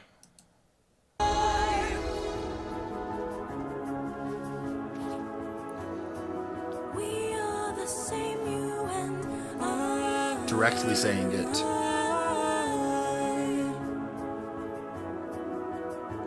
And he's embracing it. He's acknowledging we are the same. How do you come back from that? Oh my gosh. Oh, next one. This is by Crashite, or Crashite if you want to be fancy. Mutiny. Oh, mutiny! Oh, not mutiny! Okay. Yeah. Eurylochus knows exactly what happened, and he's not going to stand for it. Tell me you did not know that would happen. Say you didn't know how that would end. Look me in the eyes and tell me, Captain, that you did not just sacrifice 6 men. This prophecy. To try and say I'm crazy and mad. That's a direct call out of him saying you rely on your wit and we all die on it. He's saying, for all your intelligence, go ahead and tell me I'm wrong. By 6 men. Use your wits to try and say I'm crazy and mad. That this is all some trick the gods have sent. Tell me you did not miss home so painfully. He knows him so well. He knows that he would try to deflect it onto the gods if he was given the opportunity. Tell me you did not miss home so painfully bad that you gave up the lives of 6 of our friends. Oh my gosh. When we fought the Cyclops, you were quick to hatch a plan. And when we fought with Circe, it was you who left behind no man. Yeah. Yeah, so this is showing the contrast. Eurylochus and Odysseus are 2 branches of the same trauma. It's even represented here visually. And Eurylochus is saying, Odysseus, you used to strategize. You used to look for a way to save people. And now, in the face of your grief, you're hardening. He's even taking the easy way out, you might say, by using this monster persona rather than having to grapple with what he's done. Whereas we see Eurylochus, who's actively grappling with it. He's seeking forgiveness. He's apologizing in a way that's legible to a modern audience. He's looking at the same situation. And granted, he didn't go so far as to kill a baby. He doesn't have that trauma on him, as far as I know. But he's representing the other side of this coin. His rebirth in the underworld was to be a better person. And I think that seeing Odysseus do this is shattering some of that tie that he has to being a good person. Because he idolizes Odysseus. They've been friends and brothers. We saw this monster. We didn't take a stand. We just ran. Say something! I can't! Interesting, he doesn't deny it. Then you have forced my hand. Listen to that performance. He doesn't want to do what he's about to do. You can hear it in his voice. Are they going to kill him? No, we still have 8 songs. Or we still have more than 8. Then you have forced my hand. Lower your weapon. No can do. You miss your wife so bad you drain the lives of your own crew. Don't make me. That's, yeah. Now, this is a key, I think that's a key line. You miss your wife so bad you trade the lives of your own crew. It's easy to look at this and be like, yeah, that's the monster. But this has been Odysseus all along. Thinking back to the first song, I would trade the world to see my son and wife. We're seeing the same Odysseus. He didn't actually have a transformation. He's just giving himself excuses to not have to grapple with the guilt of what he does now. Fight you, brother. You know you'd have done. Lower your weapon. No can do. You miss your wife so bad you drain the lives of your own crew. Don't make me fight you, brother. You know you'd have done the same. If you want all the power, you must carry all the blame. Oh my gosh. Okay. So, you know you'd have done the same. He's trying to rationalize it. But we've seen directly, like, I get why Odysseus believes that because of what he said on Circe's island. Like, that's not coming from nowhere. But Eurylochus is trying to change. If you want all the power, you must carry all the blame.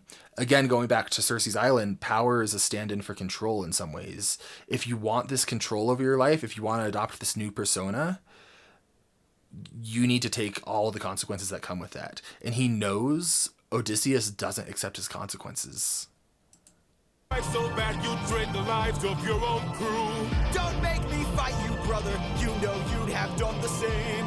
If you want all the power, you must carry all the blame. Eurylochus, Eurylochus, Eurylochus. Odysseus, Odysseus, Odysseus. There is no price he won't pay. I am not letting you get in my way. Well, hold up. I heard a stab sound effect. Ah! My brothers. Why? How are we supposed to Okay, no. I'm here because I'm analyzing the storytelling. I'm not just here for enjoyment, although I am really enjoying this. Okay, I got a job to do. The power, you must carry all the blame. Eurylochus, Eurylochus, Eurylochus. They're repeating they're repeating their names like we saw them do with Poseidon, or I don't know. The names feel important to me. I'm a bit too riled up from what's happening to fully analyze it. Odysseus, Odysseus, Odysseus. There is no price he won't pay. There's no price he won't pay. What's that lyric? It's in Just a Man. About the price he pays. Oh, dang it. I know that's there. I know this is referencing it. Endless pain. Why is the price I pay endless pain, or something like that? And he's saying there's no price he won't pay. He'll inflict and take on endless pain in order to get what he wants. I am not letting you get in my way.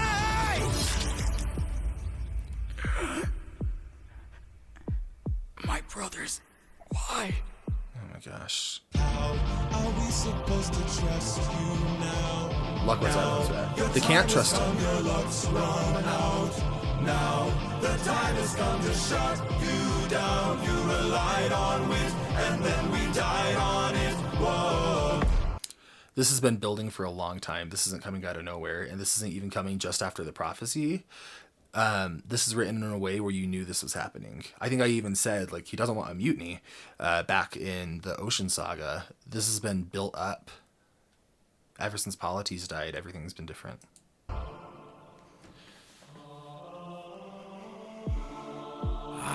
head. Where are we? My head? You just got stabbed, my guy. Some island, the first one we found. It's bursting with cows, just roaming around, begging us to eat. So much meat, and hunger is so heavy. Last time they This stumbled across free food, it was in the cave. And there were sheep, and they belonged to someone. And I think Eurylochus is going to die because of that prophecy. I think this is being set up to mirror what happened with Polythemus. I think this is leading to Eurylochus' death. And my hunch is that this situation is going to be a recreation almost of how Polythemus died. Thematically. got you. Oh, even with Eurylochus having open arms more than he ever has, this is leading to that. Okay. And hunger is so heavy. They're starving again, just like they were. The god of the sun, don't know where it's from, but here's where we found all these cows to hunt. Right in front, and hunger is so heavy. Hunger is so He can't. The sun god is gonna kill them if they eat those cows. And I think Eurylochus knows that. There's a desperation because he's hungry. But listen to the resignation in his voice. He sounds tired. He sounds beaten.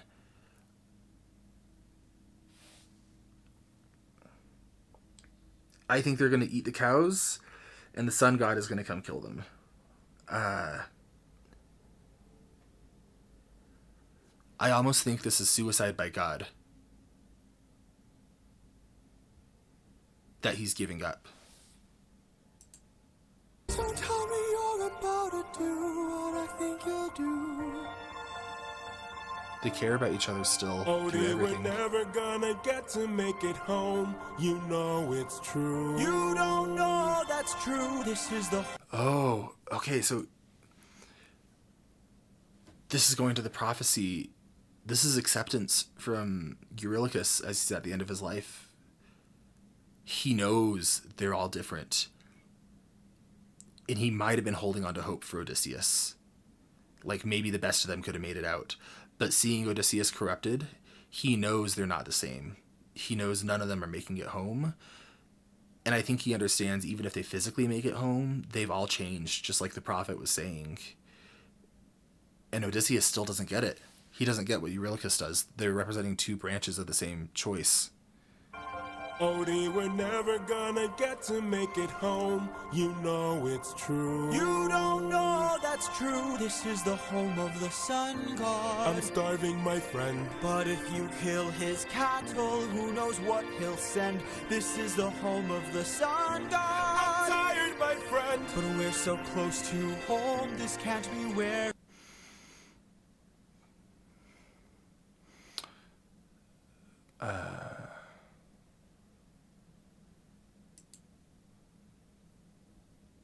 The god of the sun, don't know Okay, where it's that's how I knew it was a sun god. He says, God of the sun. I was like, what is going on? Am I a prophet? Because I knew it was sun god before he said sun god, and I was freaking out for a little bit. Okay. The god of the sun, don't know where it's from, but here's where we found all these cows to hunt. He sounds so tired. Right in front, And hunger is so heavy. Hunger is so heavy. Please don't tell me you're about to do what I think you'll Oh, the desperation in his performance. Odie, we're never gonna get And this to is the make it thing, home. You know is, you don't like I've been talking about the subconscious motivations for control and selfishness and things like that, but consciously, Odysseus loves Eurylochus, and he loves his men so much. Oh no, that's true. This is the home of the sun god. I'm starving, my friend. But if you kill his cattle, who knows what he'll send? This is the home of the sun I'm god. tired, my friend. But we're so close to home, this can't be where it ends. He's not refuting. He's not refuting him. He's not pushing back. He knows what's going to happen. This isn't like he's desperate, but I don't think he's under any delusion that this is going to spare him. I think he's choosing his death, and he's choosing to accept it.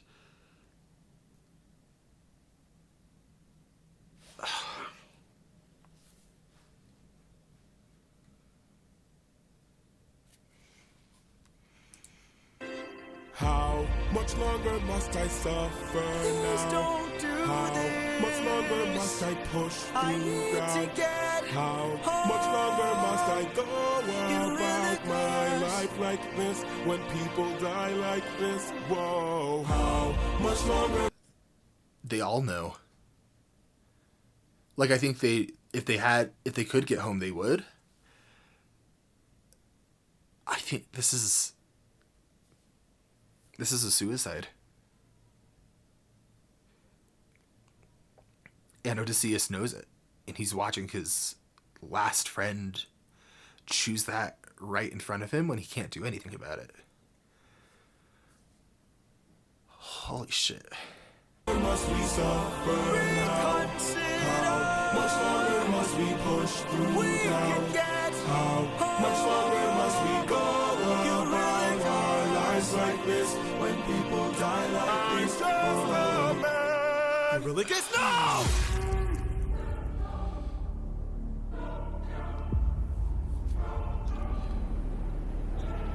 You've doomed us.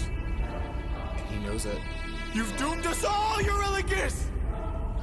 Captain? He doesn't deny it there. He's looking for reassurance because he's scared. But he knows exactly what he did.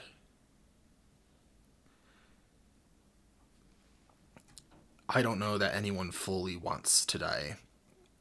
Just like... That's an insensitive thing I just said. Because that's diminishing to experiences that people had. What I meant by that is I think that there's always this instinct in someone, like the survival instinct, trying to keep you alive even when you've given up. And that's what that last captain is representing for me. That's what I'm picking up on it.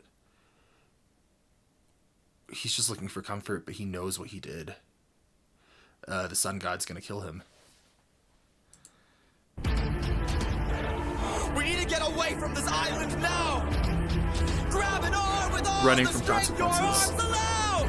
Desperate. These cows Basic. were immortal. They were the sun god's friends. And now that we've pissed them off, who do you think you'll send? Who he'll send, so it's not the sun god. Faster! Faster!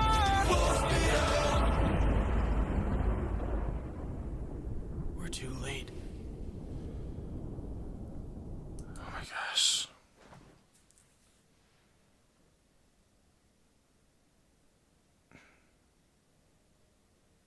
You can hear it in the performances and in how this is written. Eurylochus knew what was going to happen. And I'm so confident he's going to die. Not just because of the prophecy, but how this has been written to mirror what happened with Polythemus. One of the worst moments in Odysseus' life, and he's being forced to go through it, showing that his choice to become the monster, it's not fixing anything. It's making it easier to deal with, but it's not getting... Oh my gosh. Okay, not getting mad at everything. Thunderbringer. This is by Neil Illustrator.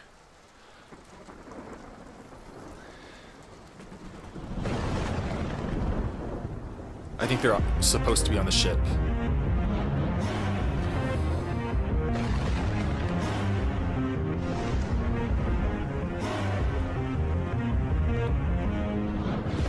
Zeus. Okay.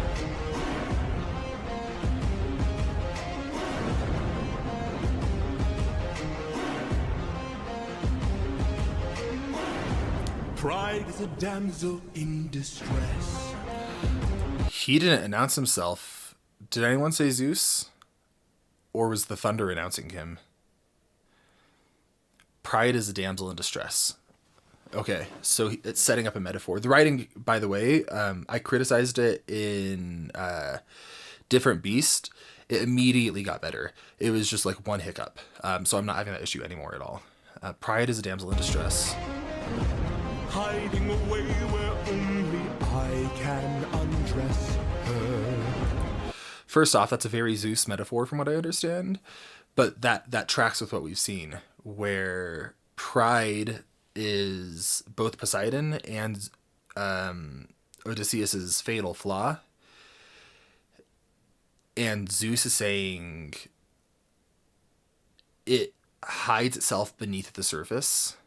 It's false righteousness, but I can undress it. I can show who you really are. If that's what he's saying, I have a bit more thoughts on that, but I want to make sure that's really what he's saying. Trial she cannot to confess. In the end, it's all the same once I apply all the pressure. Thunder. His voice is divine. Literally. Okay. There are no reliable narrators in this story. He's framing this to say, I can show your true self, but he's taking trauma and masquerading it as his true self. Because last time Odysseus faced Zeus, he was put in an impossible position where he had to kill a baby. And then he internalized that as something about him, when in reality, I can't say definitively, but I think a lot of people would have made that exact same decision. And Zeus takes pride in that. He says, look at how I can show who you really are. But what he's really doing is saying, look how much stronger I am. Look how I can hurt you. Look at all these awful things I can make you do. Look how disgusting you are. And I think that Poseidon is a metaphor for grief, but Zeus is a metaphor for trauma.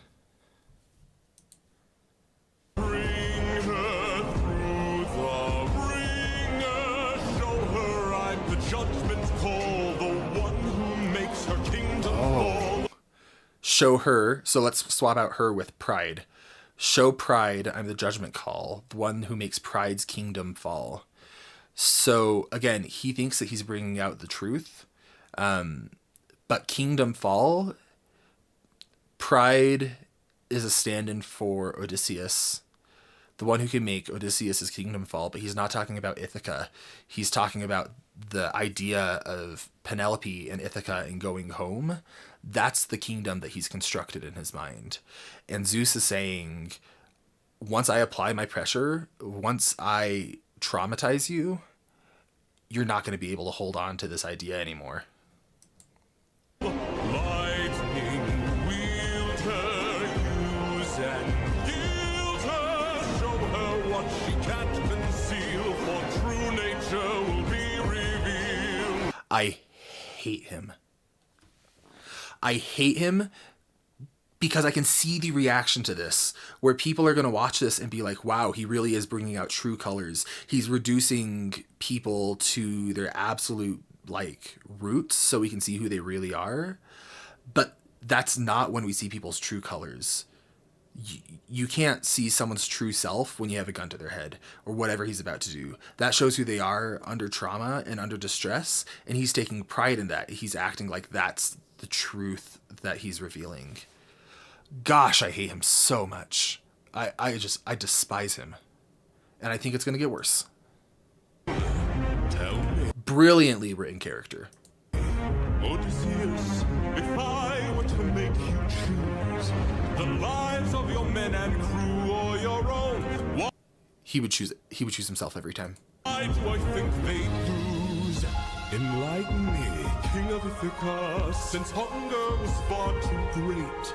I wonder who'd take the weight of the damned and suffer a gruesome fate to the front. Okay, he sucks.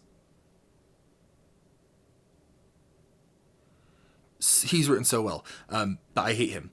He's saying, like, this is what's so insidious about trauma and a self-narrative that you build, is it takes things about yourself that are true and it amplifies them and distorts them to create this narrative that you're the monster. And he has acted monstrous, but look at how much this is tormenting him. He's still just a man at his core. And Zeus is taking pride in saying, no, you're not. Like me, King of Ithaca, since hunger was far too great. I wonder who'd take the weight of the damned and suffer a gruesome fate to the Thunderbringer, here to bring your ears until you're deaf with fear and spear you while your death is near. I hate him. So, make you deaf. Ring your ears till you're deaf with fear. He's scaring Odysseus to make him deaf. Not literally, but I think this is telling because when his men have died in the past, they shout, "Captain, Captain, Captain." And I think we're going to get someone else calling out Captain, and Odysseus is just going to not hear it. He's going to be too hardened. He's going to be too afraid and too hurt. And Zeus is saying that's exactly what he's going to do. Lightning wielder, here to yield your time, for you have passed your prime, sublime you for your act of crime. Choose. Choose? Someone's gotta die today, and you have got the final say. This isn't on Odysseus. He's done so much crap. He's done so many awful things, but this is on Zeus. And Zeus is using his power to make Odysseus feel like it's his fault. He's holding a gun to his head and saying, look at what you made me do. Look how awful you are, when he's the one who did it. Oh my gosh, I'm heated. You? He's going to choose himself, but it's going to tear him apart. Oh, and it's a callback to the first, or to Just a Man.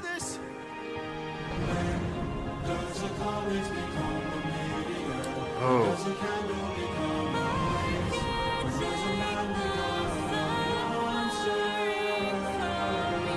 Penelope, he's about to do the worst thing that he's done in this whole show. It's not actually because this isn't his fault. He's being forced into this and thinking it's his fault.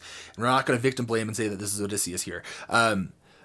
But right before he makes his choice, he's undoubtedly choosing himself.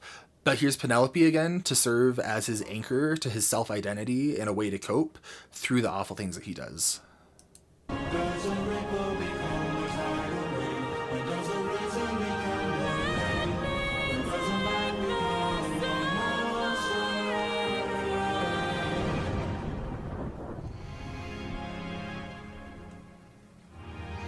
He's going to invoke Penelope as the reason right before he does it, I bet. Or right after. Captain? And he won't hear it. I have to see her. Yeah. Oh, and then he invokes it. But we'll die. Ah, shit! I know. And Odysseus knows, or Eurylochus knows it too. He knew this was going to happen. He's not asking him to change his mind. He's not telling him that he's wrong for doing this. He's not even saying that he wouldn't do the same thing. He was looking for comfort, for some last shred of humanity in his friend, and he's not finding it. Ah, shit. Oh my gosh. Sorry for my language. But we'll die. I know. This isn't Odysseus' fault. Thunderbringer, through the ringer, show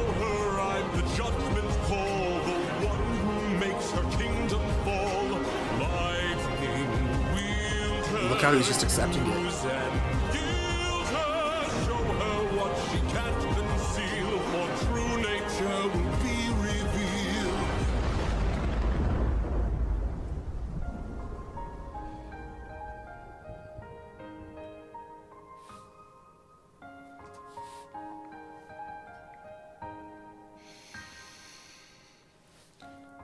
Is that where it ends? How did you all do that when you didn't have more to keep watching? I have not hated a character in this whole musical more thoroughly with all the fire of my soul than I hate Zeus. Because Odysseus' first big trauma in this, when he killed the baby, was Zeus's fault. And he made Odysseus think that it was his fault. But you don't... It's not agency when it's under duress. That wasn't fully Odysseus's fault, even though he did take the action. And that's what Zeus is doing, is he's making him do these awful things and saying, look how gross you are. Look how awful you are. Look how lowly you are. And he did that exact same thing here. I thought we were going to get the most despicable thing that Odysseus has done here, but this was Zeus, and he knew exactly what he was doing. And he's forming this picture of himself as being great and grand while whittling Odysseus down to be even more broken than he already was. Gosh, I hate him. That makes me like, I'm viscerally mad at Zeus. I don't blame Odysseus. First off, it's 100% in character, incredible writing. But we can't blame him here. He didn't truly have free will at that moment. He technically could have chosen himself. Zeus probably would have killed everyone. Maybe not. Technically, like, he could have said the words, spare them, take me. But that's not your true self. That's not true agency. That's a distortion that trauma is telling him to make him think that he's even worse than he is. And he already has such a fragile self-image, despite what he would tell you. Oh my gosh. Okay, I could keep going. I want to do, at some point, when I finish all of this, a full character analysis of Odysseus, and I would talk about this more. I thought I was going to come out of this really mad at Odysseus. But my heart just breaks for him. And Eurylochus really came through in the saga as an incredibly written character, and a look at what Odysseus could have been. And I really think that he knew what was going to happen. I think this was suicide by God. Welcome back to Fantasy Author Reacts to Epic. I'm your fantasy author. This is Epic, and I'm here for an epic reaction. That's the kind of quality humor you get on this channel, and I bet no one's ever made that joke. I am the first and the only comedian on YouTube. I'm stalling because I don't know if I'm emotionally prepared after last saga. That kind of tore me apart. I don't know totally what to expect here. Anyway, yeah, I am not emotionally prepared. Thunderbringer kind of destroyed me for hours. And let's see, we are 26 songs out of 40. That puts us just under 75% of the way through. So with storytelling conventions, what should be happening here, and I suspect it is because it's all been so tightly written so far, is we're going to be building up to what's called the third act break, which I know, I know that Monster was technically the end of the first act with how it's categorized by Jorge. But in terms of narrative structure, the first act typically comprises the first 20%, and then your third act happens around the 75-80% mark, which is where you have the climax and everything. So we're not quite there, which you would think we were with how intense the emotional impact was of that last saga. So this is going to be a tough one to swing. I think in order for the pacing to feel right, this is going to have to be the most emotional saga out of all of them. Really, hopefully getting into Odysseus and his mindset and his psychology and what's going on after having made that decision, and really getting into how it's affecting him. So I would expect things to really dial in and slow down as we really pick apart what's going on inside of Odysseus. Yeah, but anyway, that's just my prediction. I've been doing all right so far, but that's not any guarantee that I'm going to keep predicting things right. Let's go. Legendary, this is by Duvet Box.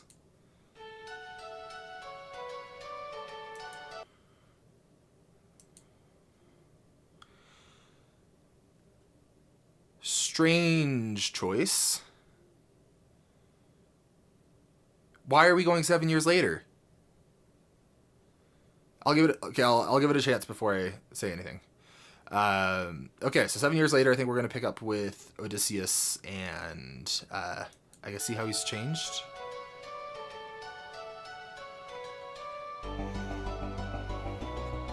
Oh, did he already make it back home? He's young.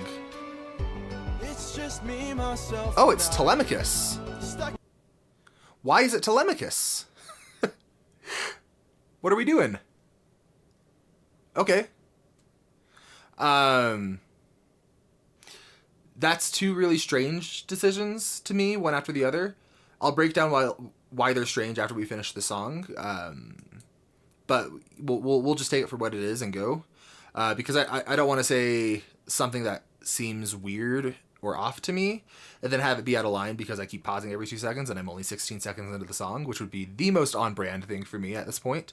So I'm going to let this play out a little bit. Just me, myself, and I. Contrast this to where we first found Odysseus, who was saying, "All right, my brothers."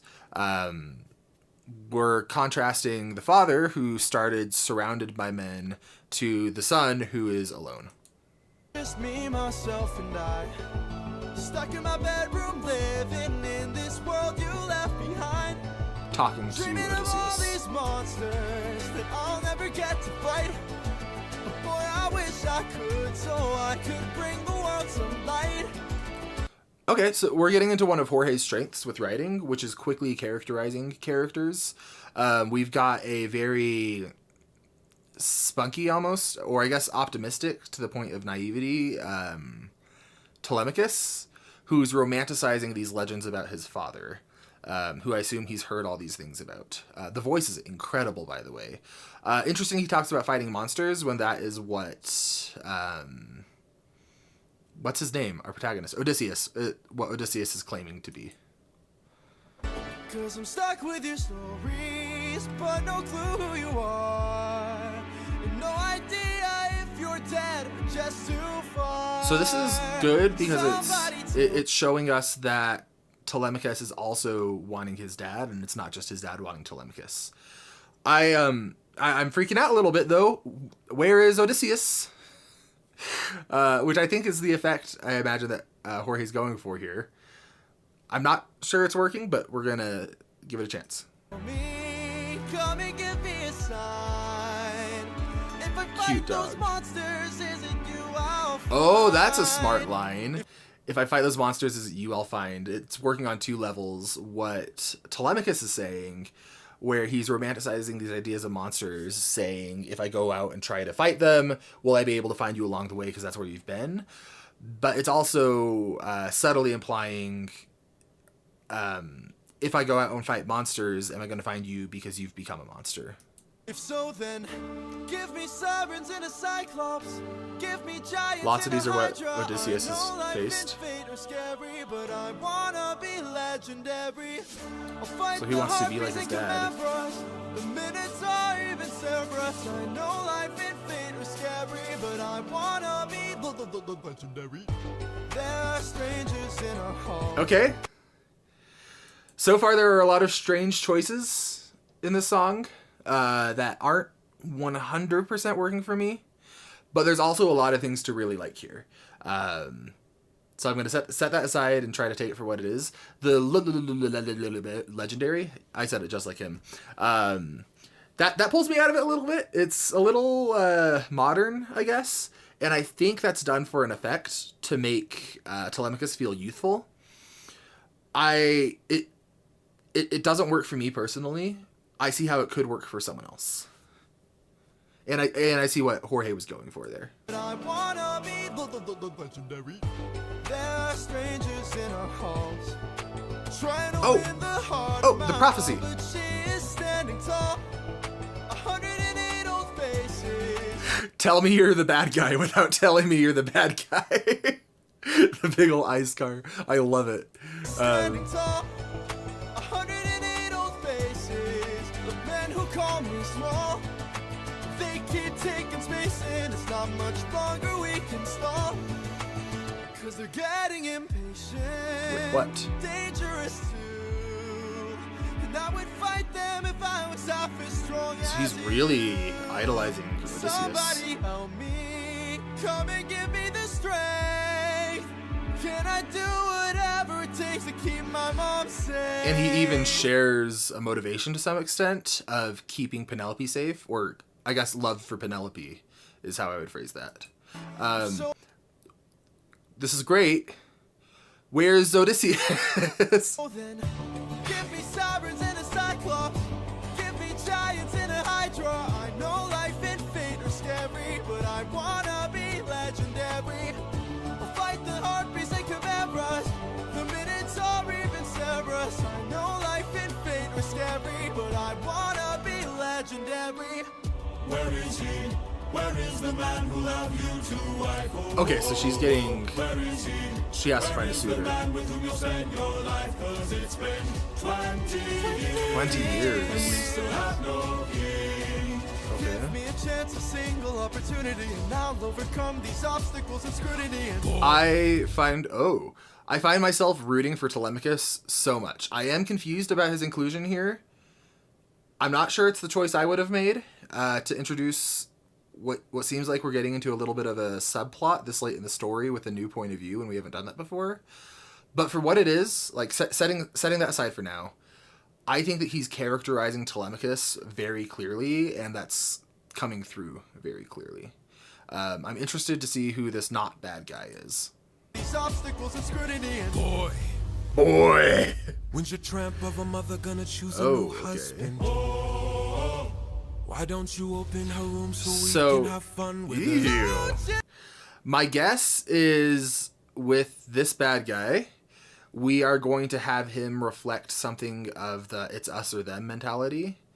Because something that Jorge's done very intentionally throughout everything is every villain has reflected that in some ways.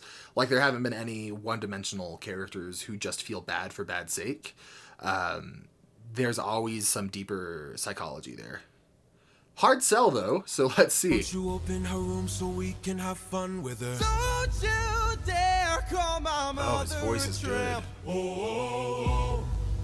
I just did. What you gonna do about it, champ?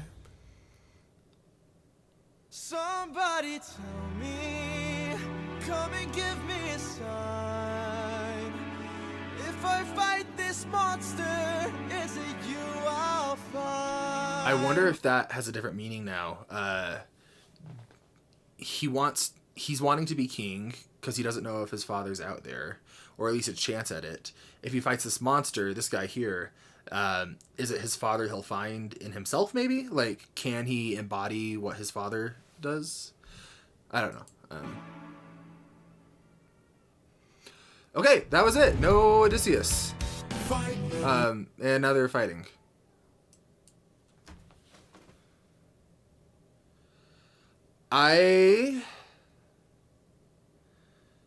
This is so strange. For what it was good. I would have expected this to come in, like this plotline to come in maybe around the 20% mark. That way we have time to sink our teeth into it, and it's not after we've gotten our legs under us, I guess. Introducing a new point of view character so late in a story is generally a really big risk. But Jorge's been intentional enough with how he's done everything that I imagine he knows that, and he's doing it on purpose. He's breaking that rule on purpose.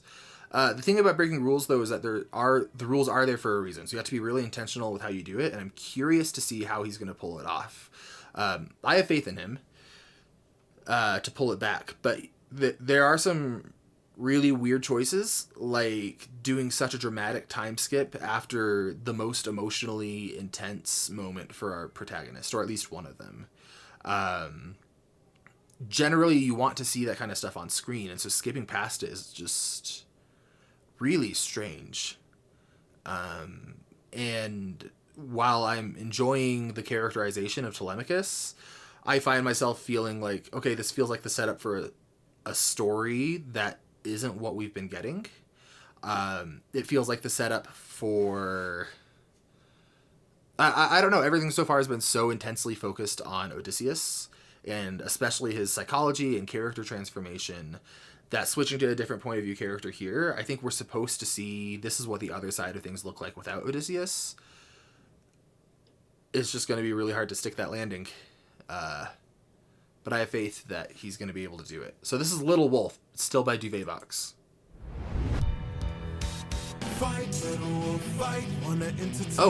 Wolf. It's a callback to Poseidon calling Odysseus a pack of wolves. Wanna be a man then fight, little wolf, fight, little wolf, fight. You've made your worst mistake here.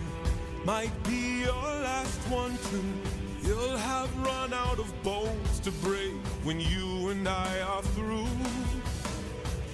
I'll teach you all the lessons your daddy never could.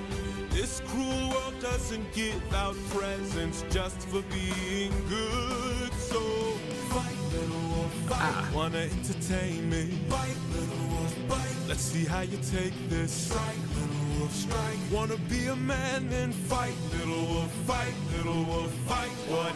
This guy, what's his name? Where is it? Antinous, something like that. He's characterized different than the other antagonists have been so far. Normally, before, or at least very shortly after, we've gotten an uncharitable action from an antagonist, there's been something that grounds their humanity, and I haven't seen that with Antinous yet. He feels a bit more one-dimensional than the other antagonists so far, and there's still time to bring it back. I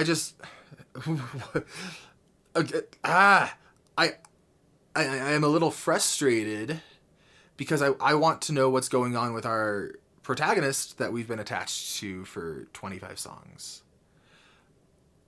Like, I don't care about these characters in the same way, and that's not by any fault of how this is written or how Legendary was written, but just how structure and stories work. Normally for B-plots, which it seems like this is, you want that around the 20% mark, and introducing it so late is just really dangerous narratively, I guess, and hard to pull off. And so, like, this is fine, I just don't feel myself into it. Oh, that sucks to say, but I want to be honest. I want to be honest about how I'm feeling. Man, then fight, little wolf, fight, little wolf, fight. What? Die, little wolf, die. Don't you know it's vital? Fly, little wolf, fly. Or because you had to try, little wolf, try. Run away before you die, little wolf, die, little wolf, die. Need some Is that? help? Okay. I still stand by my criticisms, but I am popping off. I knew she wasn't gone. Oh, I called it. And I guess she hasn't come back to Odysseus. But she still cares because she's still helping his son. Oh, I didn't expect to get so excited. I still stand by what I was saying with the criticisms. But does he know her? Or is this an introduction? What's going on here? He doesn't know her. Plan to stand around, 'cause I suggest you fight back. I don't know how. Uppercut him. Now. Ooh.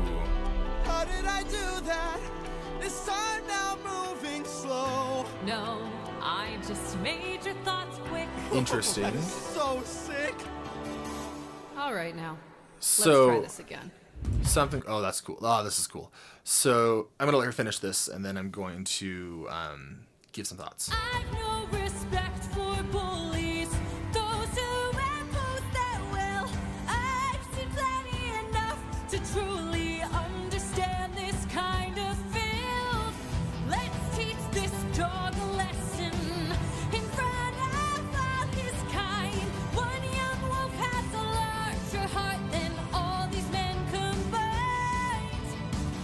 So Athena's different, character-wise. I imagine it's intentional because there's been a time jump, but she's a lot more maternal, it feels like. Like she feels less calculated and more caring here. Okay, I have thoughts on that too. I'll let it play out though. Oh, that's cool. Show them that you've got some fight, little wolf, fight. Take advantage now and strike, little wolf, strike. Don't go down without a fight, little wolf, fight, little wolf. Yeah. I'm just so happy to hear Athena.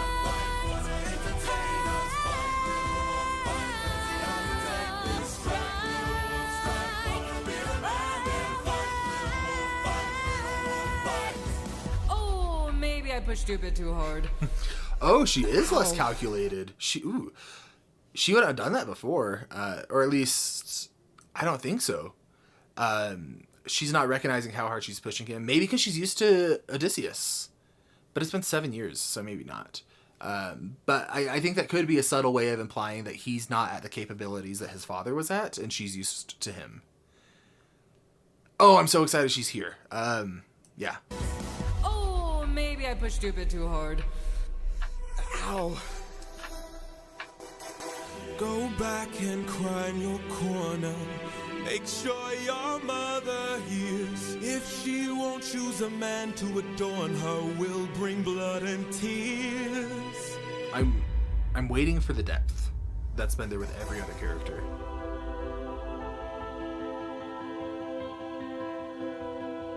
Tell me, Athena, why you came to my aid. Oh, that's it. Okay. And that's it. Okay. Two songs. Still no Odysseus. We are 28, so we're almost to the 75% mark. This is where we should be having our third act break normally. And like, it's fine to bend and break rules, and narrative structure is actually kind of meaningless and it's fluid. And as long as you have the general shape right, it's okay. But they are there for a reason. Which I'll get into in a little bit. This is just so... Did Jorge work on this with multiple people writing it? Because this... Or did he write this part of the saga, or part of the musical first? That would make a lot of sense if this was the first thing that he wrote. Then he wrote the rest of the musical and came back to this and didn't want to cut it.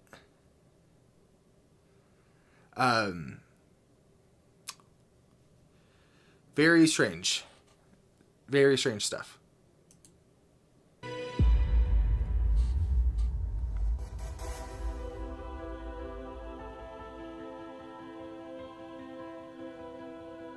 I love that it sounds like Athena.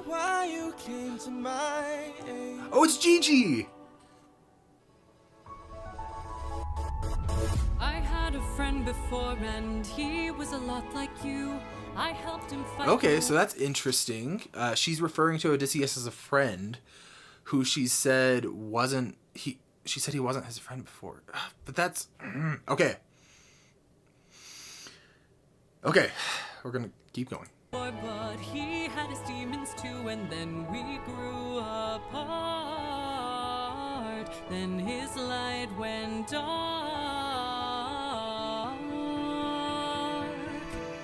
and so I thought maybe if I'd made a different call, maybe if I hadn't missed it all, maybe he'd be fine. Maybe we'd unwind.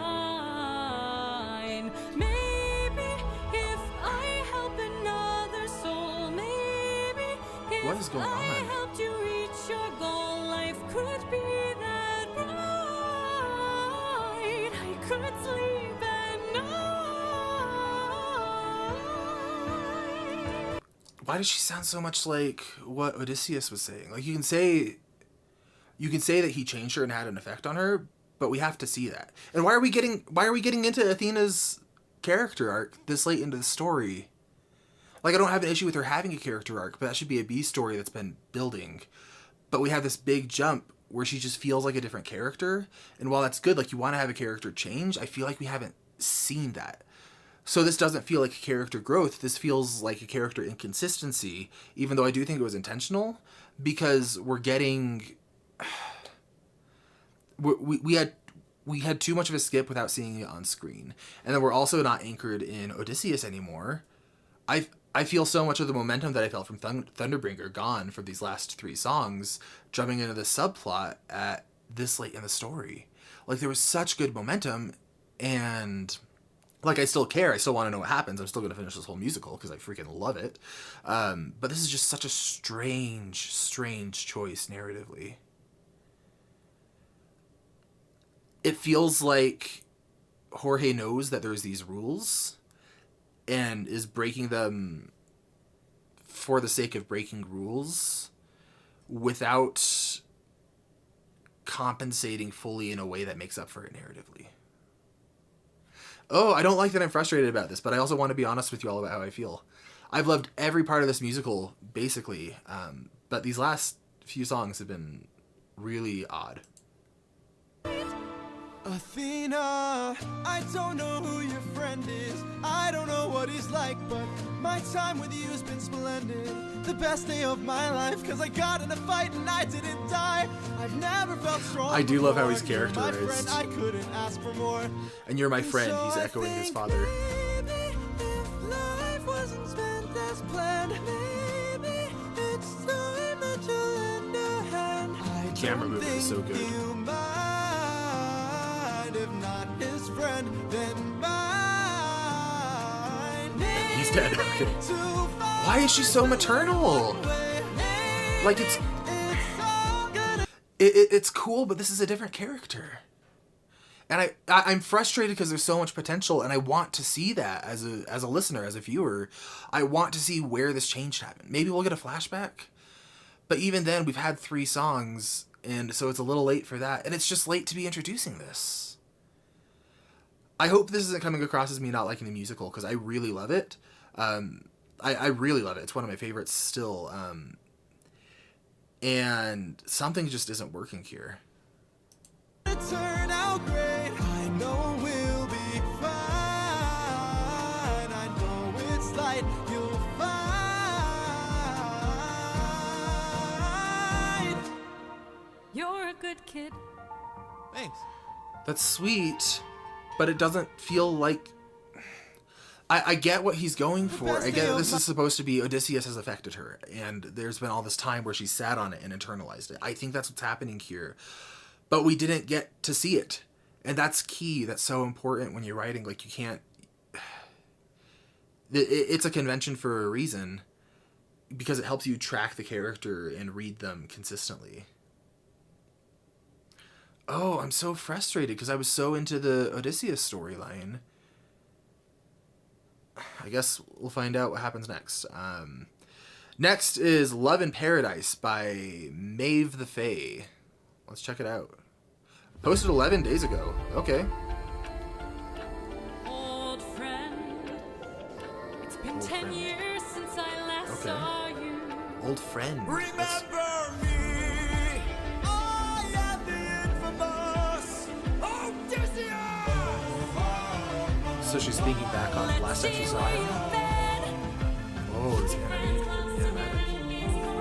Ruthlessness is mercy upon us. Can we just appreciate this animator? Holy frick. Oh my gosh. This is incredible. Ruthlessness is mercy upon us. She's going through his memories. Oh, literally says memory in the captions. Oh, Scylla's voice is so good. Captain, Oof. I have to see her. but we'll die. I know. So she's going through his memories. Odysseus, find him. where did you go? Where did he go? Okay, we're back to Odysseus. Good. Okay, this is what we should have had. I'm into this. I'm down for it. Let's do this. Okay, I'm really excited again. Someone saved him after he crashed and has been taking care of him. Sleepyhead, you've been resting for a while. I swore that you were dead when you up on my isle. Did you know you talk in your sleep? Tell me though, who's Penelope? Again, one of the strengths of Jorge's writing is his characterization, and he always does it so quickly. It's always clear. And even though I did critique the antagonist of Little Wolf, even that it was a clear characterization and it was quick. This is interesting. He's saying she's my wife. I feel like old Odysseus would have withheld that a little bit or tested. So he's changed in some capacity. Like, I think he's been whittled down to where he's not trying to be as controlling of the situation. Hey, wife. Awkward pause. Anyways, I've got all you could want here, all you could need here. Just you and me, my dear, my love for life. Soon into bed we'll climb and spend our time. I'm not your man. I'm what you want here, I'm what you need here. Just you and me, my love. Oh, this is a little aggressive. Till the end of time. From here on out, you're mine. Oh, Hell no, I could kill you where you stand. He's so much less strategic. I'm a married man. oh, hey. Yeah, and he's 100% going to latch onto the married man thing. That's all he has left. Okay. She's a creep. Likeable in how she's singing. And she's almost portrayed with like this... It feels weird to say the word childlike with how she was like over him going like, hello, sleepyhead. While also, though, kind of being really sexually aggressive. Don't like that. I don't dislike it narratively, but the implications are kind of... Woo! Okay. What was that noise? But last I checked, goddesses can't die. Goddess.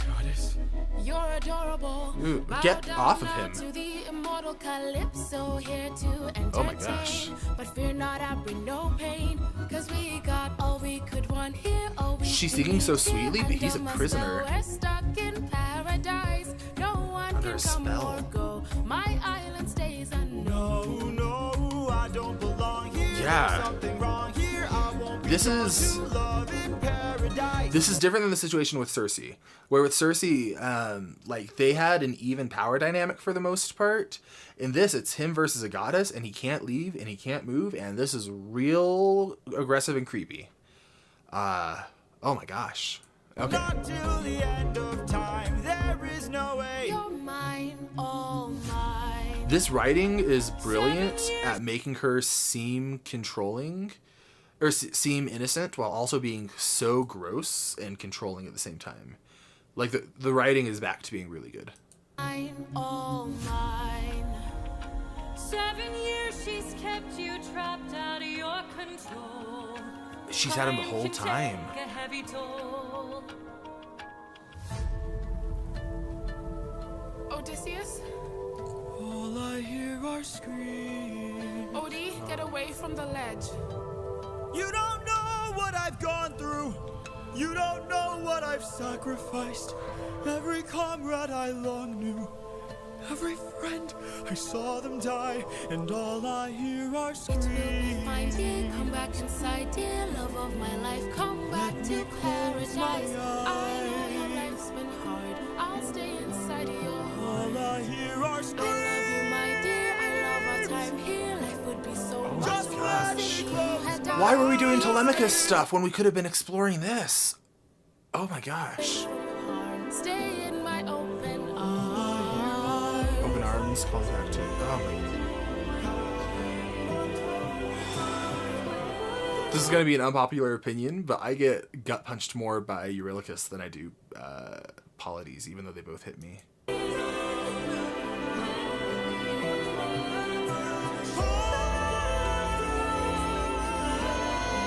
Oh, poor Odysseus.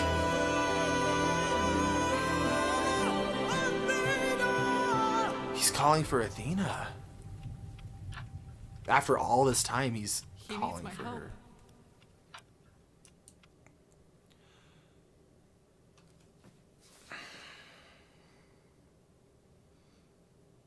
This song should have been the whole saga.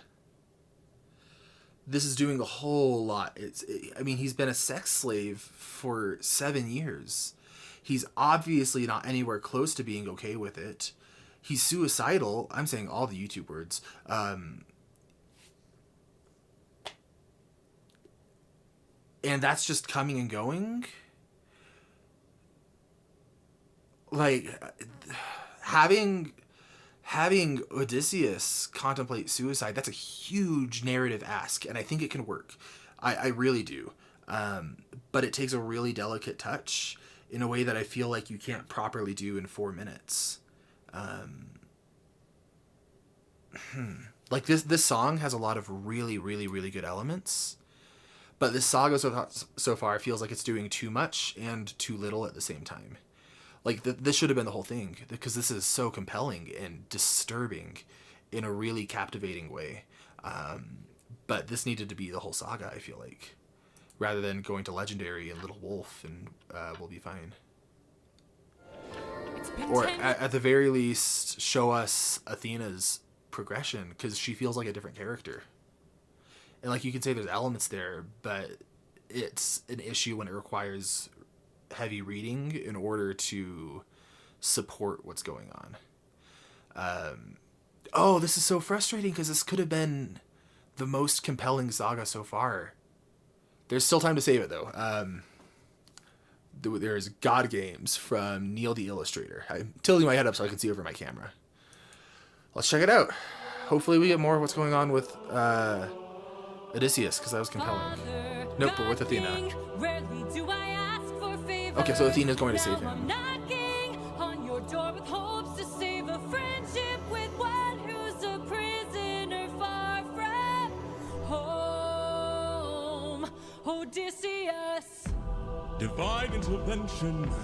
Is that what you seek? I hate him. To untie apprehensions that were placed on that Greek. You are playing with thunder. For a man full of shame, but if he's worth the risk of going under, why not make it a game? That feels so in character, turning something so serious into something for his own amusement. Like, that's spot on, and that's so gross, and I hate him. Athena still doesn't feel like Athena to me, the same one. And I get that there's this character evolution, we just didn't see it, and so that's still jarring. I'm not going to comment on that again until the very end, though. That he ought to be released, and I'll release him. The others, who? Yeah. Apollo! She's got to convince all the gods. Hephaestus! Aphrodite! Oh. Ares! This is cool. Hera! Or me? So all of them, or any of What do them? you say? Great. Very well. All right. See, even that, we get characterization so fast for all of them. This is a big move, bringing in so many named characters this late in the story. It's helped by the fact that they're all deities and well-known. But narratively speaking, from a self-contained package, this is going to be really difficult to make each of them feel full and fleshed out and characterized in a way that can stand on its own without people needing to know the original myths. So again, taking really big swings here in the saga. We'll see if it works. Though I'm a fan of catchy songs, so with so many sirens gone, I think Cody's in the wrong. They were trying to do him worse. All he did was reimburse them. Now they'll tread with caution first to live in that. I love seeing her strategy. If that's true, release him.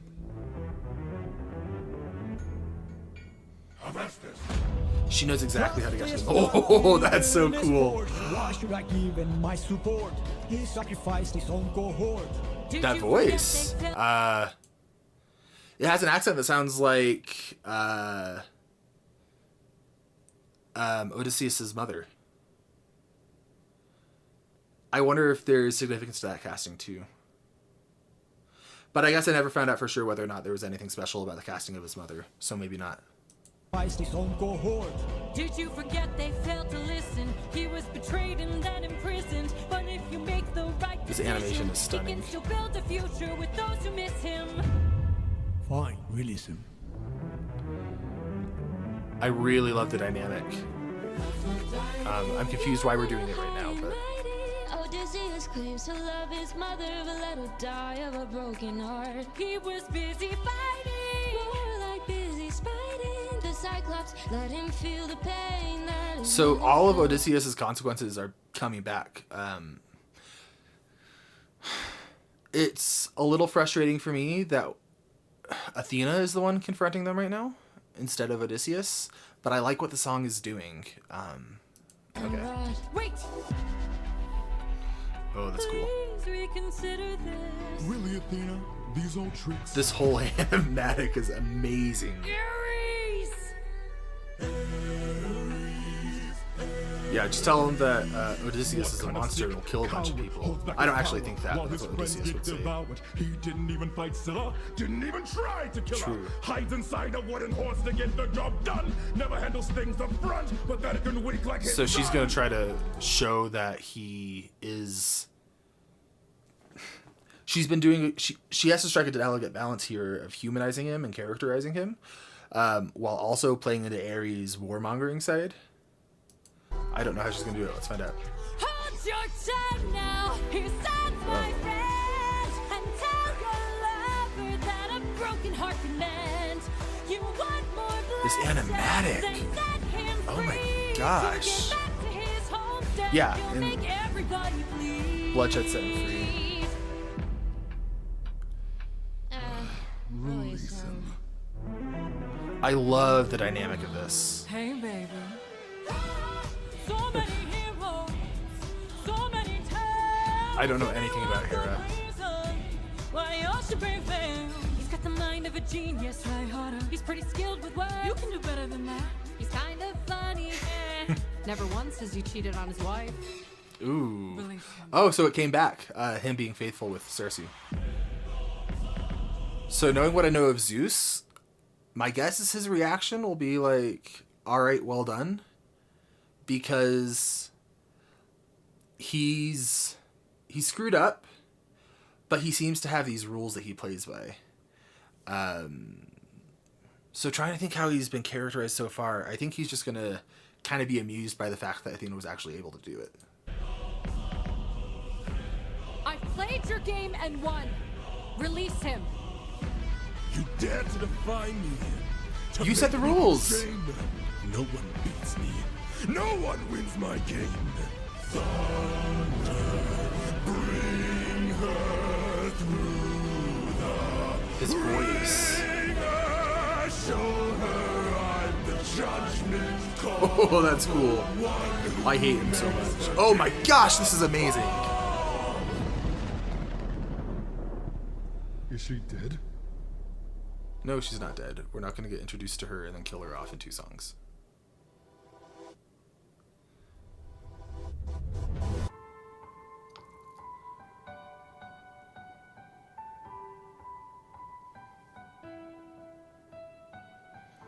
I feel like I'm supposed to feel tension here and suspense. But I feel like this has kind of been set up as a lose-lose. And I don't understand why he's fighting her. Like, that doesn't feel like Zeus.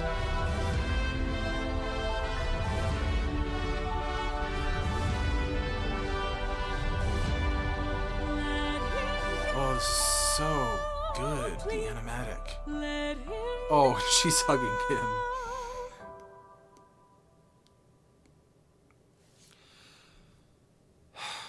Alright, that's the saga. Let's talk. So first off, to anyone who's this is their favorite saga, that's totally valid. There's so much to like here, and there's so much that's going well. All of these songs, every single one, when taken for what it is, individually packaged, is incredible. Little Wolf was so much fun. All of these animatics were amazing. Looking at who Athena has become is really interesting. Odysseus is in a heartbreaking, tragic, creepy, gross, horrifying situation, and that's interesting. He seems to be at an all-time low. So there is so much to like here, and if you like this, that's all good on you, like 100%. I feel like this is the weakest saga so far, and I hate saying that because it's coming after what I think might have been the strongest saga, 2 of the strongest sagas. So when you're making a story, I've said it a few times, generally you want to get your point of view characters introduced early on, unless there's an absolute necessity that you have to break it. And the reason is it not only lets you get attached to these plot lines early, and so that you can be invested throughout, but you have to be invested in them, because then if you have your main plot line and you switch to something else, you get that feeling of, okay, nice, but I wanted to know what happened. If you've ever read an epic fantasy book or a book with a lot of points of views, have you ever had a point of view you were less invested in, and then when it switched there, you're like, oh, okay, great, but let's get back to the other stuff? That's kind of what this felt like for me. This sucks to say. I'm not saying this sucks. I'm saying this sucks. This sucks because this feels like it was made by someone else entirely. Like, I can tell it wasn't because of the music, but from a writing perspective, just like Telemachus was characterized quickly, the antagonist was characterized quickly, but they both kind of just had one or two traits, which I think works for what it is. But look at the psychological complexity and the thematic and symbolic complexity of the rest of the story, and they just stick out. It feels like it was written early on, or it was like it just needed refining. I feel like it should have been cut. I feel like everything with Telemachus and Athena should have been cut. It's an interesting story to tell, but it's not the story that we've been getting served. And then take Love in Paradise and expand that into a Calypso saga and really dive into that, because there's a lot of compelling things there, but they were coming and going so fast that I couldn't properly get invested in any of them. And if it had been slowed down over the course of 5 songs, I think this could have been the most powerful one that we've had so far. But because we spent 3 songs on Telemachus and then 2 songs on Aphrodite, not Aphrodite, 2 songs on Athena, we only have one for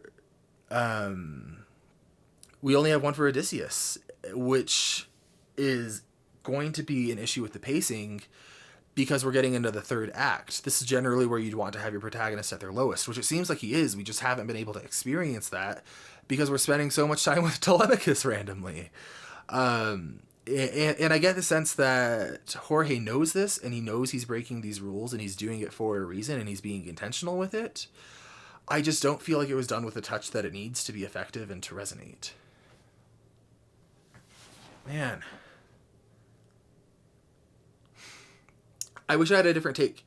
And part of me wants to fake being really excited and into this and loving every last detail of this, because I adore this musical. I really, truly do. And I like what it's doing, and it has so much potential.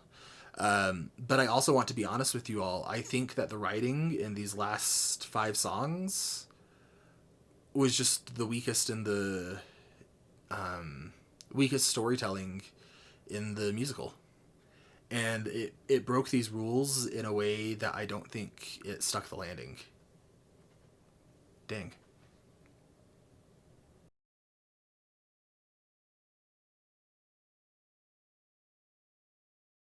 Hey, so real fast, before we get into the reaction, this is not a fun video. There are some really heavy and problematic topics coming up. We're going to be talking about all the implications of what happens with Calypso and the way that it's handled in this musical, which in my opinion is not okay. We're going to be talking about how to handle that both as a human but also as a writer. I think that this is a really important video, but if you love this song and don't want to hear any kind of criticism toward it, or any kind of criticism toward Calypso, I'd encourage you to examine that, but this wouldn't be the video for you. If you're a writer or you're interested in stories about trauma in handling abuse in a delicate way, I think that this is a really important video. Anyway, not a fun one, but we're gonna get into it, and I don't want to post this, but I'm going to. Yeah. All right, let's go. Welcome to Fantasy Author Reacts to Epic. I'm your fantasy author, Jacob Penrod. This is Epic, and I am so excited. Last saga was a little rough for me, not gonna lie, the Wisdom Saga, but we are jumping right into it with the Vengeance Saga.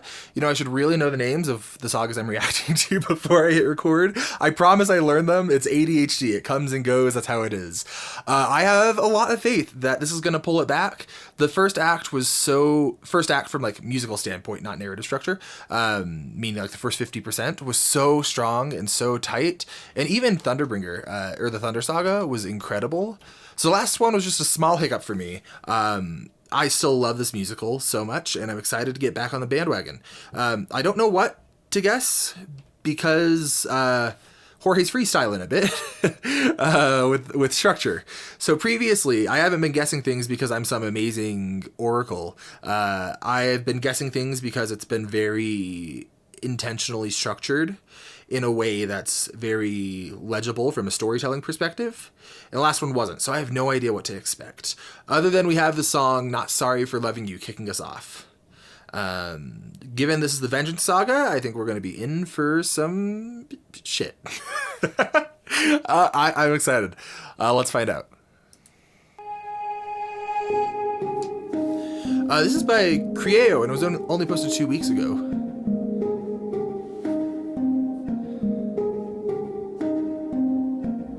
Someone arrived today. They said they're taking you away, that you're not mine to save, and soon I won't get to see your face. So I came by to say you're unlike anyone I have ever known, 'cause you're all I've ever known. And if I pushed you, or if I came on too strong, or if I ambushed you, for that I'll say I was wrong. And if you hate me, then I am sorry, my love's too much for you. But I'm not sorry for loving you. I'm not sorry for loving you. I'm not sorry for loving you. I'm not sorry for loving you. Calypso. Let me speak. Are you serious? I spent my whole life here. Real fast, this animator is doing an incredible job. They are immensely talented, and the performances and the music is incredible. I have some issues from the standpoint of handling touchy details as a writer. I know it was left ambiguous in this whether or not she was sexually assaulting Odysseus. That doesn't matter, because what she's been doing is abuse, and abuse is not a hierarchy. Whether or not she was actually taking actions and demanding sex out of him, or coercing it, or manipulating it, doesn't make what's going on any less abusive. Captivity is abuse, gaslighting is abuse, and turning things on the victim is wrong. And it's really bothering me that this is being told as Calypso's perspective, Calypso's story and her justification, instead of the focus being on the victim. And I'm gonna give it a chance. Let's keep going. I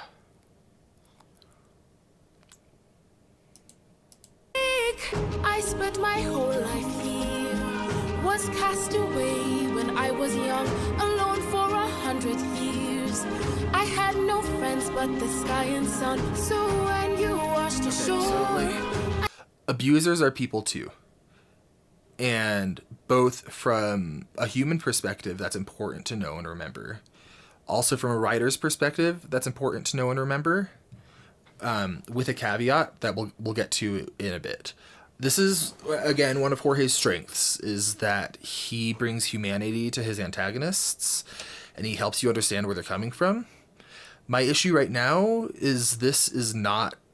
We're getting told the abuser's story. And I'm not going to shy away from that word. That's what it is. It would be a disservice to call it anything else. I don't care if it was sexual abuse or not.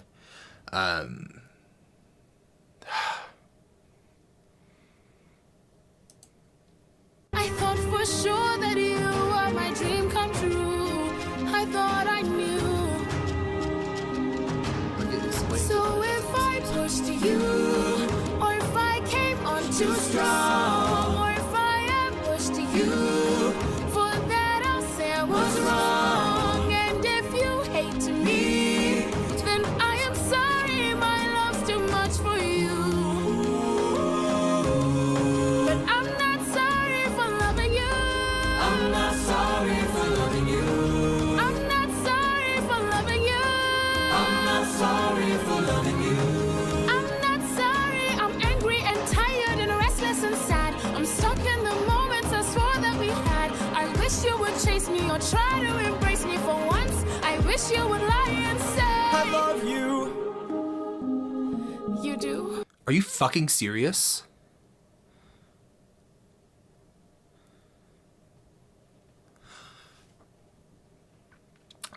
I cannot believe it just said that. I don't care if it means it platonically or romantically. There is an element of people who are abused developing love for their abuser, even outside of Stockholm syndrome or stuff like that. It's very easy to paint abusers as villains, rightfully so. But it's also easy to forget that these abusers aren't characters. Abusers are people that you live with. And abusers are often family members and trusted people. And there's genuine love there that doesn't conflict with the fact that they're being abused. It coexists. And the fact that we're getting that line right now from Odysseus, I don't care if it's telling her what she needs to hear so he can get away. And I don't care if it's him trying to be strategic. And I don't care if it's a genuine expression of that complexity. Because right now we're being told Calypso's story and not Odysseus's. And so it's a really frustrating way to handle this. I actually cannot believe that he just said that. I'm sorry. I'm not going to cut or censor this. One of the most important things we can do is not dodge around abuse by using euphemism and approaching it head on. It's important to be sensitive to triggering people. But flirting around the idea or trying to soften it or trying to justify it by saying it wasn't sexual abuse, or which I don't think is backed up by the lyrics. She talked about getting him in bed. Even if you want to say she never forced herself on him, that is wrong. And I'm having a very visceral reaction to this. And I'm sorry, but I'm also not. Because it's both an important lesson as a writer, but this is also just an important topic in general. And this isn't how I wanted this video to go. I don't think he can save this. I don't care what Odysseus is about to say. I don't think he can save this. But not in the way that you want me to. I hate that I fell in love with you. I hate that I fell in love with you. Why did I fall in love with you? Why did I fall in love with you? What do I do with this love for you? What do I do with this love for you? How am I supposed to get over you? How am I supposed to get over you? Why in the world won't you love me too?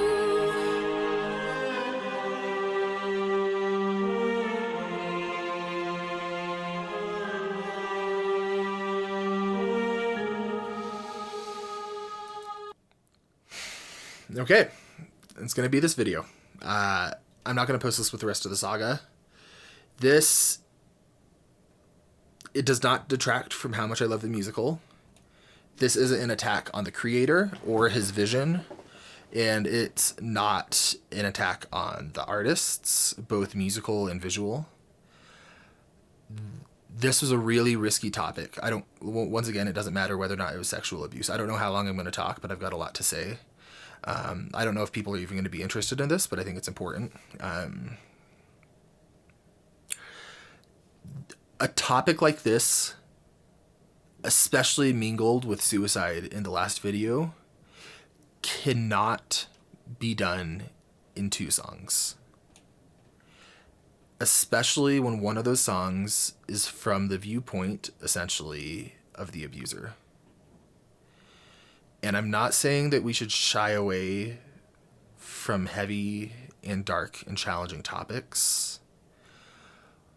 What I am saying is that there is an immense responsibility that comes with portraying these, and they require a lot of sensitivity. I don't want to sound like a hypocrite, because this is something that I have struggled with in my own writing. My fantasy revenge story is about a girl who is abused, not sexually, but that doesn't matter, that doesn't lessen it, by a man who has a position of power over her, and she finds a way to systematically dismantle his life and get revenge on him.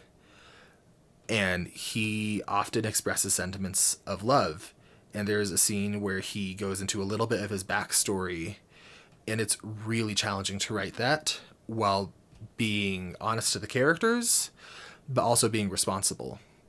Because what I had to do, and what I think this needed to do, was keep it the victim's story. Or if you're telling the story of an abuser, that requires an entirely different setup. And it's not something you can do in 2 upbeat songs. The music is stunning, I admit it, and this doesn't negate that, it coexists with it. And I know that I overreact to things and overanalyze things. I don't think that's what this is. This is an incredibly popular song from an incredibly popular project that mishandles an incredibly sensitive subject. 1 in 4 women are sexually abused in their life, and 1 in 6 men are. And I think 1 in 10 children under 18 are. That sounds too low, actually. So I might have that wrong. These are just off the top of my head. And that's just sexual abuse. It doesn't cover other types of abuse. And sexual abuse is more than just sex. And what Calypso is doing here was unequivocally abuse. And we need to call it out for what it is. And it's okay to tell abuse in your story. It can be productive to tell abuse in your story. But you have a responsibility not to shy away from it, not to romanticize it, and to engage with it honestly in a way that brings awareness. But everything by how this was framed, by how gorgeous this song was, this was written as a love song that disguises the grossest song that I've heard in this musical. And this bothers me more than the song where Odysseus kills a baby. This bothers me more than Thunderbringer. This bothers me more than Ruthlessness. Because the musical knows that those songs are wrong, and it portrays those as unequivocally cruel. I imagine if you sit down with Jorge, he would acknowledge what Calypso's doing is wrong. I would hope he wouldn't say that it's any lesser because she didn't sexually abuse him, which I think is implied by the lyrics. Whether or not you want to say it is, there is an implication there that needs to be grappled with. That doesn't change, and that doesn't diminish what's happening here. It's so important to handle these topics as writers. Art is something that can change lives. In fact, it's something that does change lives whether or not you want it to. And it's something that does affect people whether or not you want it to. And because of that, there is this responsibility to handle it with sensitivity. And that doesn't mean to not look at it unflinchingly and bravely and tackle it head on. But that does mean that everything you do sends a message. If you remove sexual assault from the story, which I believe is part of the source, that sends a message one way or another. And I understand not wanting to engage with that as an author or any kind of creator, but you need to make it abundantly clear that that's not what's going on, while also not using that as a way to say, look, it's not that bad, or it's not as bad as it could have been. Abuse is abuse is abuse.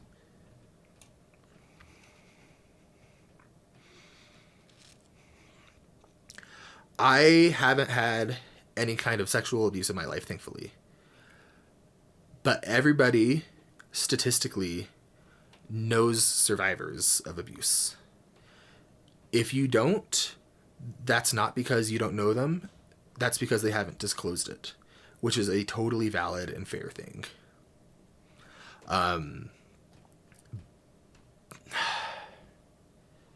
This is such an important topic as a writer, and I hold absolutely no ill will toward Jorge for this. It's such an easy, innocent mistake to make, especially, I believe it's his first big project. So I totally 100% empathize and understand where this is coming from, because he has such amazing talent for writing. Unequivocally he does. Like, that's undeniable. And he's so good at characterizing and giving humanity. It's just, I felt like this, someone needed to hit the stop button on this a bit earlier and realize the message that's being sent. I was very silent throughout the reaction. We're going to go through it again, and I'm going to break it down a little bit, both from my perspective as just a human, as well as my perspective as an author, so that if you're someone who's wanting to handle heavy...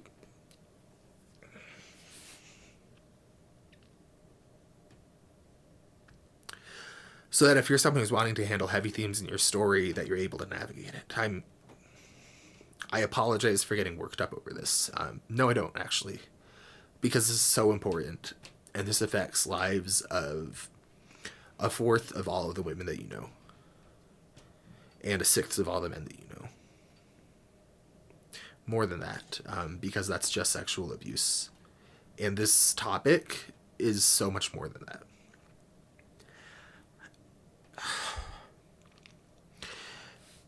So when I get emotional and worked up, that's not me hating this. That's me caring and being so passionate about this topic. Because trauma stories and love stories, and this is trying to be both, affect people. And I would hate for a survivor to see this and feel less than they are, or feel like someone is giving too much weight to explanations while diminishing just how much devastating pain this can cause. I think in its current state that this song is well written and it's beautiful, and at the same time I think it's actively harmful. We're going to go through it again. I'm not going to apologize for getting emotional. I do apologize if this is unpleasant to watch. But I do think it's important.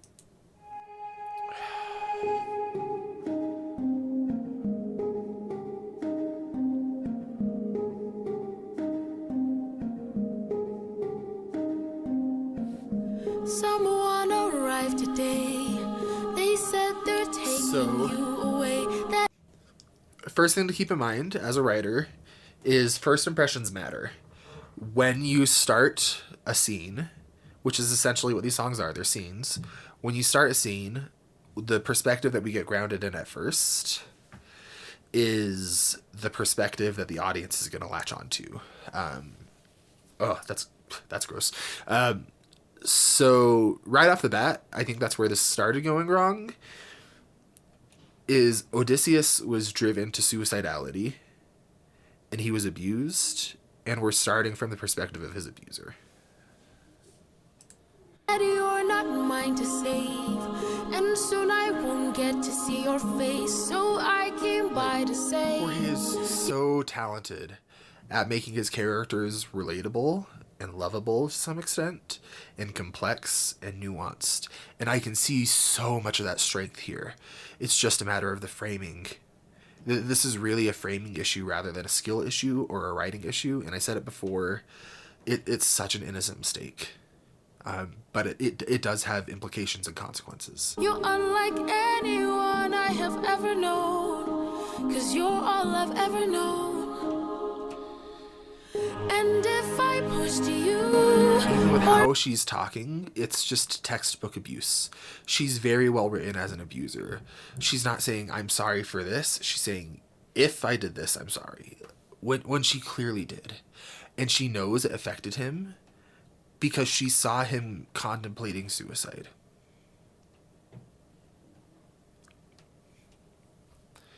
if I came on too strong, or if I ambushed you, for that I'll say I was wrong. And if you hate me, then I am sorry, my love's too much for you. Gosh. What a despicable line. What a horrendously despicable line. I'm sorry, my love's too much for you. It's wonderfully written for writing an abuser. And I'm not saying don't write that line, because I think it's a powerful, powerful line. The issue comes that we're getting such a well-written, impactful, powerful, despicable line while remaining rooted in her point of view. And so what the framing does is, narratively, we're taking this awful line, I'm sorry, my love is too much for you, from an abuser, because that's what she is. And it's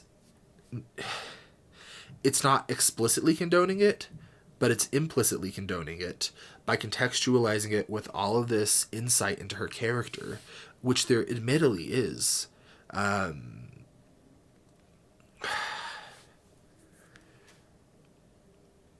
This is such an important lesson as a writer. I don't want to make this video, but I'm going to. And I'm sorry if you love the song. I think it's a beautiful song, but it's a harmful one in its current state.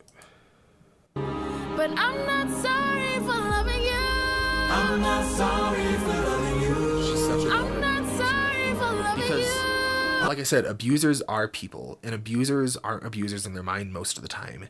They see justifications, they see reasons.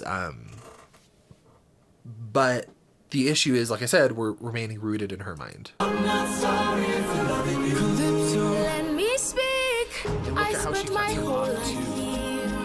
What has She's making it about her. And yes, this is a sad backstory.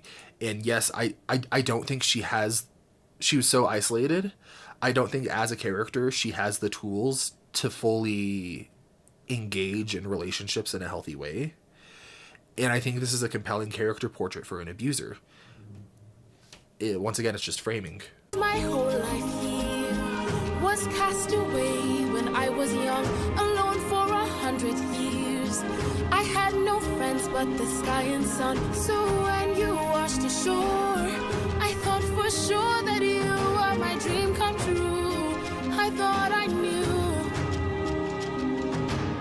So if I pushed you, or if I came on too strong, or if I ambushed you, for that I'll... If you feel sympathy for this character, that's not wrong. And I think you should sit in that, because that's important. Because Jorge's done a really good job showing abusers are people. And it's easy to make them monsters because of the monstrous, horrendous actions that they do. But when you demonize humans, you turn them into characters that make it possible to say, like, that would never happen to me, or that's a fantasy situation. But when you have to view them as people, when you sit with the fact that this isn't clean cut, this is nuanced, that's a really powerful feeling to invoke as a writer. It's just playing with fire. And you have to have a deft touch and know how to handle it. Say I was wrong, and if you hate me, then I am sorry, my love's too much for you. But I'm not sorry for loving you. I'm not sorry for loving you. I'm not sorry for loving you. I'm not sorry for loving you. I'm not sorry, I'm angry and tired and restless and sad. I'm stuck in the moments I swore that we had. I wish you would chase me or try to embrace me for once. I wish you would lie. Before I get to the line that I hate, the issue is not that she's humanized, like I've said. The issue is the framing of that. I think it's so important to humanize characters like this so that you can engage with it from an honest perspective. Because if you don't humanize them, then people are going to say that's not reflective of reality, and it gives them an excuse to not engage with them. But if you do make it nuanced, you force them to sit with it, and that's a powerful thing to do as a writer. I love you. The reason that line is an issue is because we're not in Odysseus's head. If we are using this line to explore the fact that sometimes a lot of the time, survivors feel love for their abusers, that's a powerful thing to explore. And if we're using that line to convey, a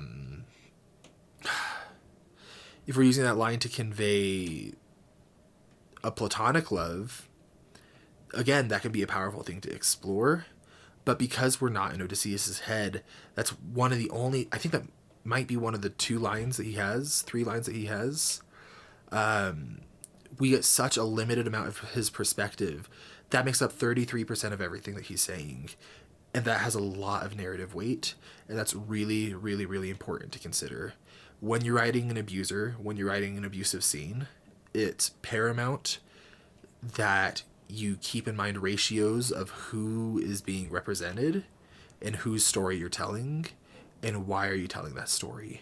I genuinely don't know why he wrote this song other than to humanize Calypso, which again, if this was a whole saga, that could work, but it's not. This has been done in 2 songs.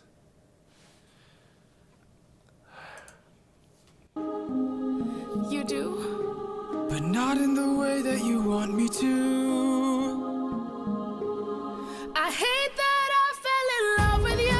Hate that I fell in love with you. Why did I fall in love with you? Why did I fall in love with you? What do I do with this love for you? What do I do with this love for you? Is love is experienced different by so many people. I genuinely believe that Calypso loves him as much as she can love anyone. She just isn't, because she was isolated, she wasn't given the tools to know what that looks like. I think Calypso is a very well-written abuser. It's just the framing again. How am I supposed to get over you? How am I supposed to get over you? Why in the world won't you love me too?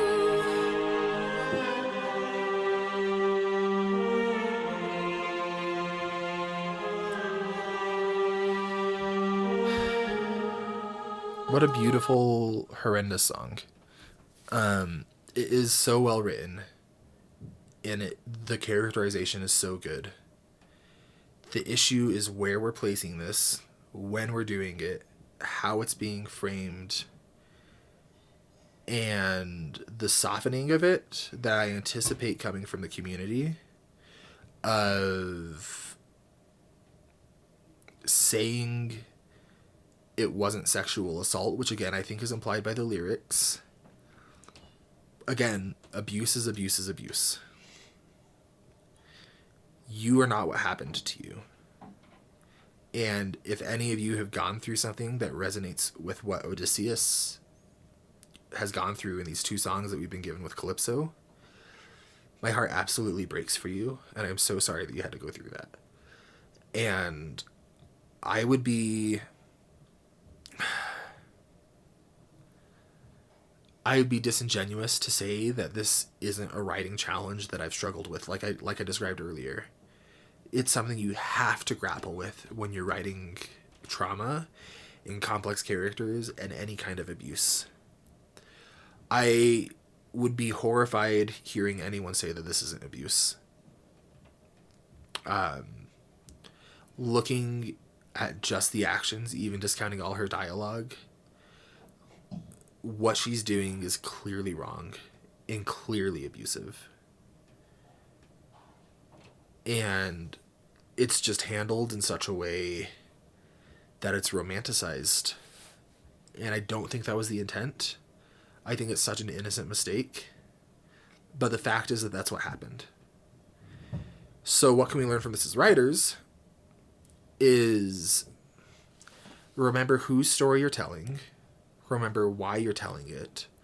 Remember that humans are humans, people are people, and balance that with the fact that everything you frame, everything you say has an impact. The order that you say it matters, who's saying it matters, the tone it's said with matters, and the tone of, if it's a song, the tone of the music matters. All of that comes together to send a message. And in its current form, the message that this song is sending is, I'm sorry I loved you, but this was love. I did my best with what I had. If it hurt you, I'm sorry, but it is what it is. And that's a really damaging message. I think there's room for what the song has to say. I just don't think it is handled in the way that it needs to be handled. And this is the only moment in the entire musical where I feel like a song is both good, but also actively harmful. It just needs cut. And this storyline, if it's going to stay, needs to be expanded. The fact that Odysseus was contemplating suicide, he was driven to suicide, almost, by the actions of all of these other people. It's not just Calypso, it's everything that's happened in the story. And suicide is more nuanced than it being any one person's fault. But the fact that we're trying to jam that into a 4-minute song in Love in Paradise, and then we have the framing of these abusive actions the way we do in I'm Not Sorry for Loving You, is inherently harmful. And again, this isn't any hate toward the creator. It isn't any hate toward the performers or the artists. It's just a recognition that from a craft level, there's a responsibility to handling topics like this that I don't feel was executed in a healthy way. And that's all I got to say about that. I would end, though, by saying, again, if you've gone through anything where this brings up feelings, it doesn't have to be the exact same situation, or even it doesn't have to be the same nature,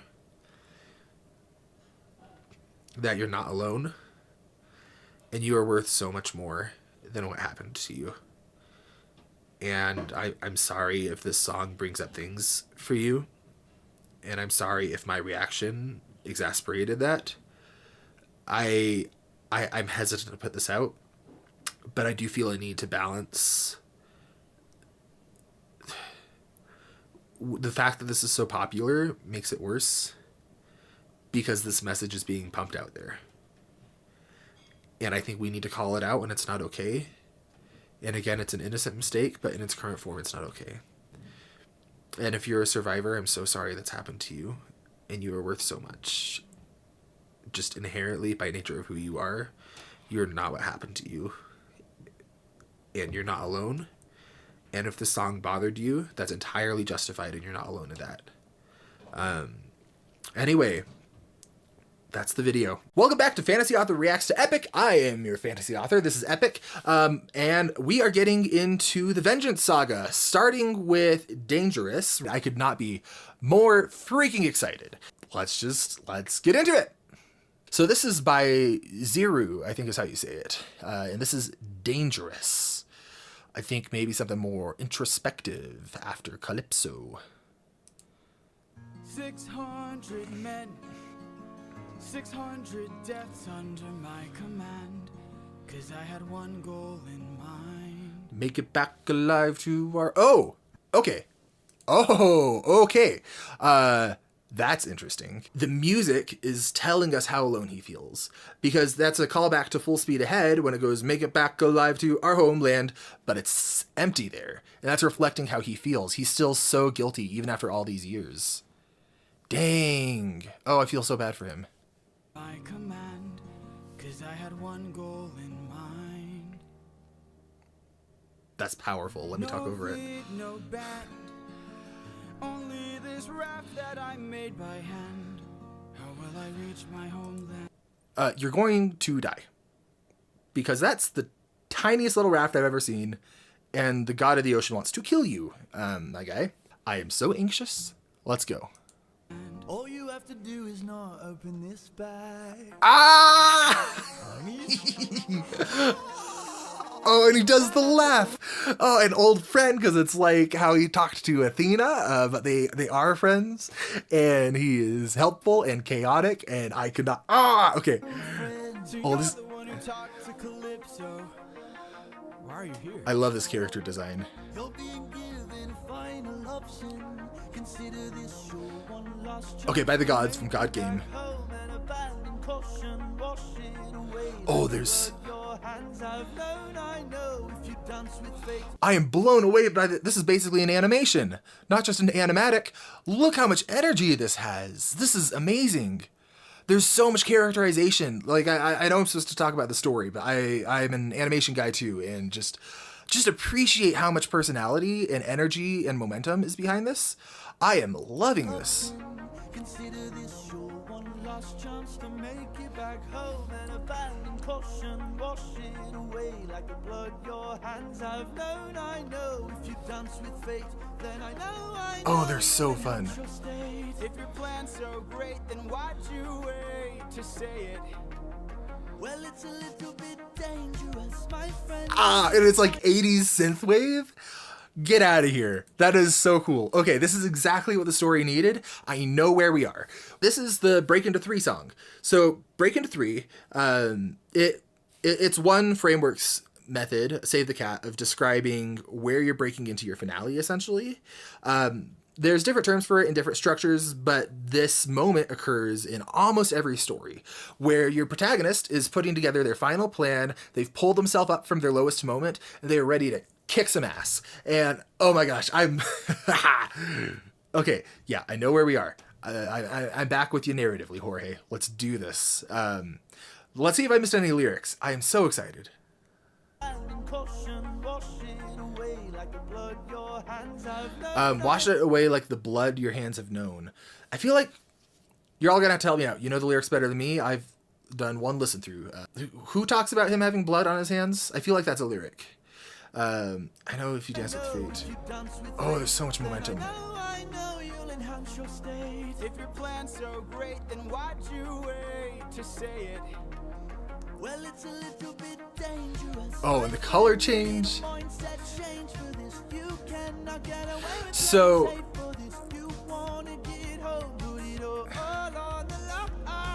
it feels like a crime to interrupt this song. I hope you don't mind. I haven't done this in the entire reaction so far. I might just let this whole song play and then come back and analyze it, because I'm having so much fun, and I am an analyst here, but I also love this musical, and I just want to enjoy this. I'll pause it if I really have something to say, but let's do this. Then why'd you wait to say it? Well, it's a little bit dangerous, my friend. You need a mindset change for this. You cannot get away with playing safe for this. You wanna get home, put it all on the line and put your whole brain in it. Remember every trick in your domain for this. You gotta treat it like it is the main event. You wanna get home, put it all on the line. Be dangerous. All right, I'm in. Oh, this is so good. First up, uncharted waters. When lost, look towards the sky. Follow the North Star, no matter how far you think you're going. You keep on rolling. When strangers look around the aisle, when danger greets you with a smile, fight your way through. Do what you must do, but no matter what, keep moving. Oh, that's so cool. Dangerous, my friend. Oh, he's so great. You cannot get away with playing safe. You wanna get home, put it all on the line and put your whole brain. Remember every trick in your domain for this. You gotta Oh, he's fighting all the monsters, getting past them. You wanna get home, put it all on the line. Be dangerous. And lastly, the win back. It's back. We went through so much to get this. Keep this bag closed if you wanna get home, sir. You won't get another time to try. The raging storm inside won't let you get closer. It was meant to stop you by design. 'cause no mortal can pass Poseidon's Yeah, okay, so he's still pissed off. this fight and you'll never make it home. You'll never make it home. Then why are you giving it to him? Don't you know that danger is Oh, that... life I've trained for this? I cannot tell you how much I have paid for this. Ah, that's so cool. Put it all on the line. I'm gonna use ruthlessness. Every trick, Ruthlessness. every skill, Ah. use for this. I plan to put an end to all the foolishness. I have to get home. Put it all on the line or be dangerous. Hermes. Thank you. Don't thank me, friend. I'm not the one who fought for you. Then who? Good luck. Hell yeah. This is exactly what we needed and exactly when we needed it. This is breaking us into 3. Now I know narratively, or I know from a musical perspective, you have 2 acts. You have the first act and the second act. But narratively, stories are all, like I said, kind of shaped the same. And you can break them down into 3 acts, you can break them down into 7 plot points, you can break them down in any way that you want. But they generally have the same shape. And so this, like I said, is our break into 3. It's taking us to the climax. He's buckling down. He's doing what he needs to do. Let's go through this and see if there's any lyrics that stick out. I just want an excuse to listen to this again. I hope you all don't mind. I'm going through it twice. A little nervous, but I'm just in this for the fun, not for analytics. So, oh, I love it. Okay. Talk to Calypso. Why are you here? You're being given a final option. Consider this your one last chance to make it back home and a violent potion washing away So, the blood your hands have. narratively, he's both speaking to us as an audience, but also to Odysseus. He's telling Odysseus what he needs to do, but he's also flagging to us as an audience. This is the point. Things are changing. There's no coming back. This is the final option. This is the one way. And it's setting the stakes. And so if you feel hyped hearing the song, on top of like the awesome musicality of it, it might be because you're sensing instinctively that fact that, okay, things are kicking off. I've known, I know, if you dance with fate, then I know you'll enhance your state. If your plan's so great, then why'd you wait to say it? Well, it's a little bit dangerous, my friend. You need a mindset change for this. You cannot get away with playing safe. Oh, they've Cersei warned him that things would be dangerous, and he didn't care. And I think someone else told him it would be dangerous. So dangerous is actually a recurring motif. And I think I remember saying he wouldn't mind because he's less scared of losing his life and he's more worried about losing his anchors to life, Penelope and Telemachus. So that feels like a callback to that.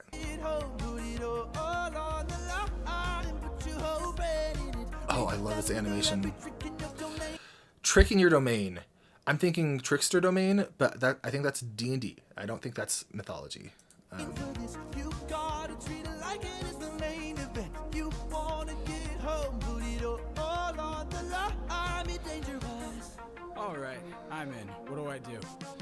First up, uncharted water. This is how you do a montage. This is how you do time passage. Don't just give us 7 years later at our most emotional moment. I get why he did that. I'm not trying to diss it because I do understand the creative vision. It's different than how I would have done it.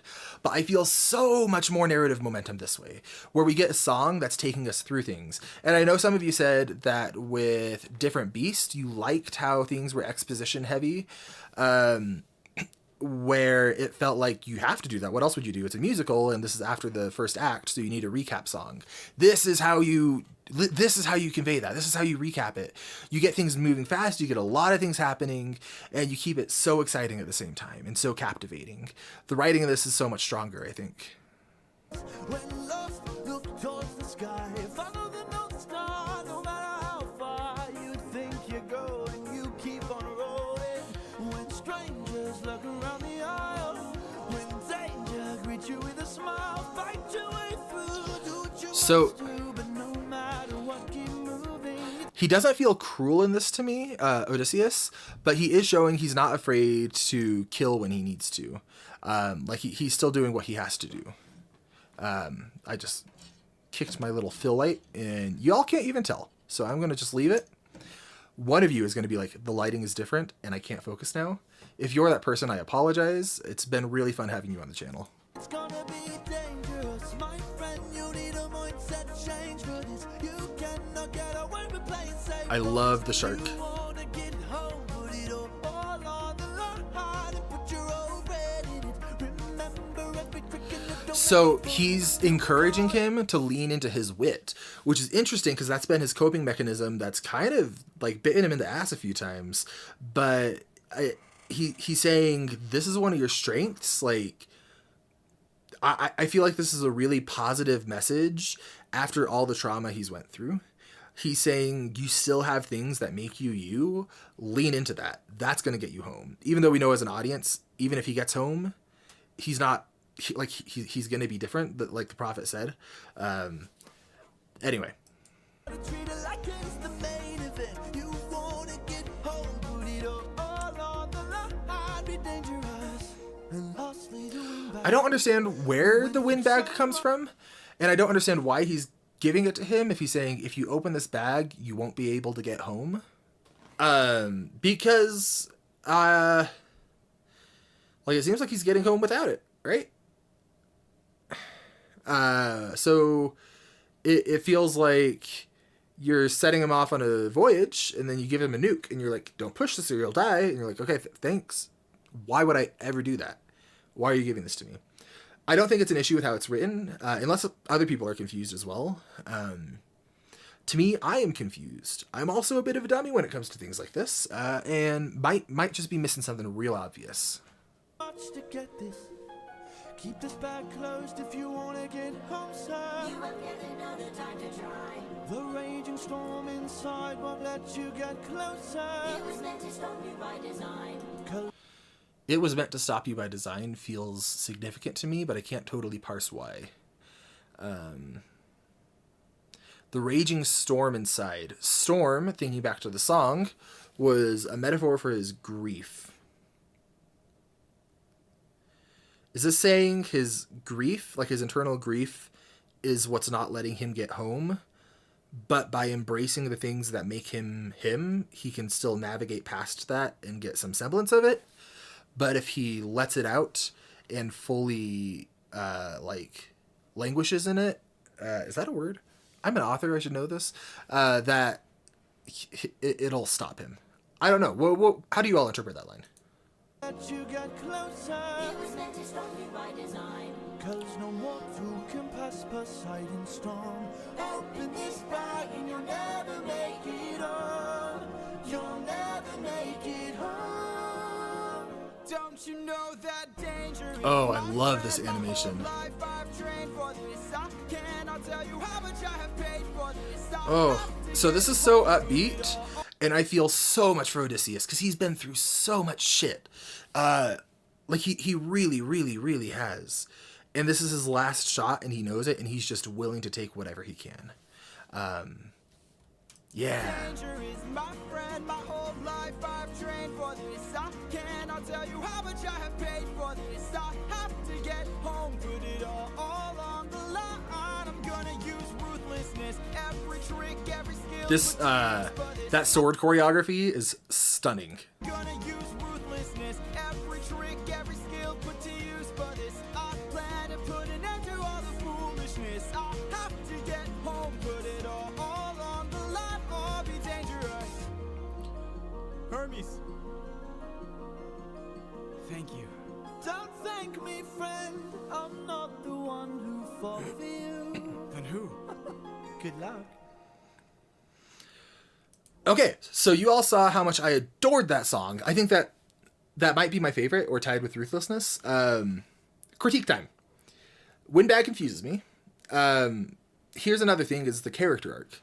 We saw in the Thunder Saga that he was a lot more jaded and ruthless and hardened and self-deceiving, and in this narrative where he was the monster and he wasn't letting other people in. And I think this doesn't conflict that, but it also doesn't lean into it as we're getting to the key moments of the narrative. So I think even though this is so fun, I think it's doing exactly what it needs to do narratively.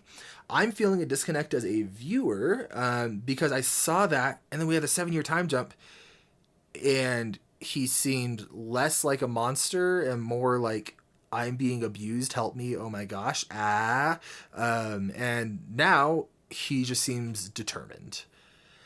So I feel like the monster kind of disappeared. I imagine it's going to be coming back, but this feels like, you know what feeling I get watching this?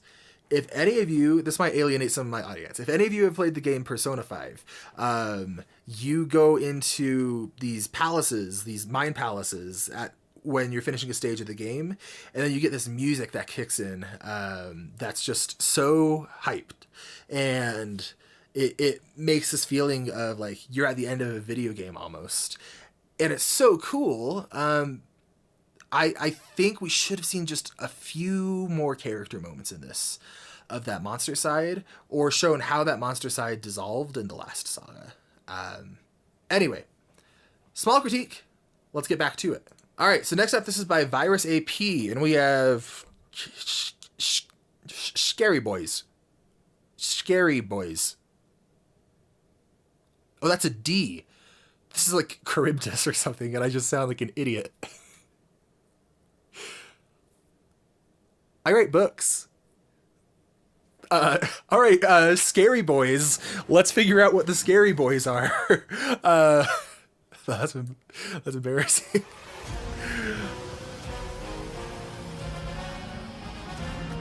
Okay, so we got a monster.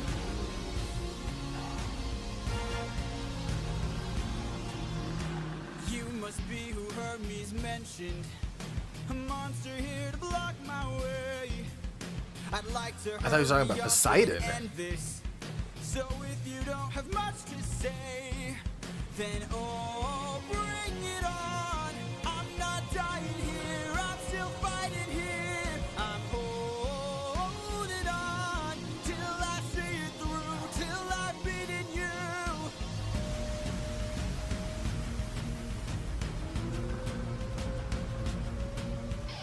I already know your tactics. When you swallow, you attack. How? With whirlpools that attract prey, but I see a Oh, he just figured it out there. Okay. I just have to avoid you. See if you don't spit it out soon. All that water will destroy you. Oh, bring it on. I love seeing the analytical side of Odysseus in combat in real time. That's so cool. It shows us an insight into how his mind works. I was confused. I thought that this was previous knowledge that he had about this, about Scary Boys. That's this monster's name, canonically.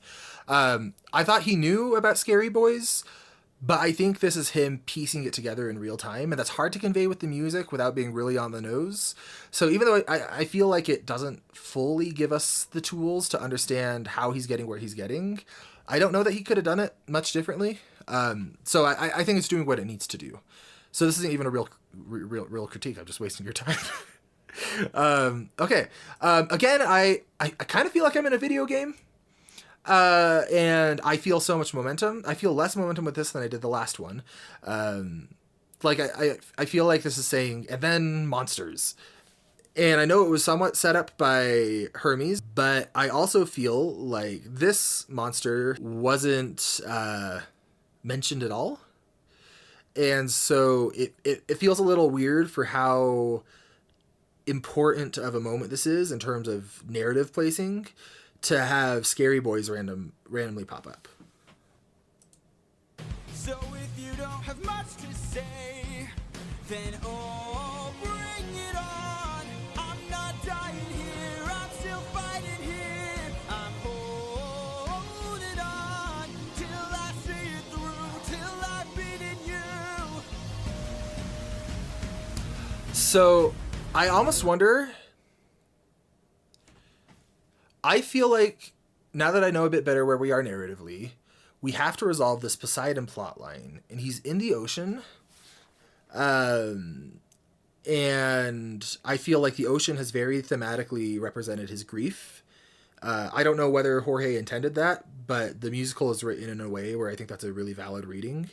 And right now we should be getting like the climax of the character moment.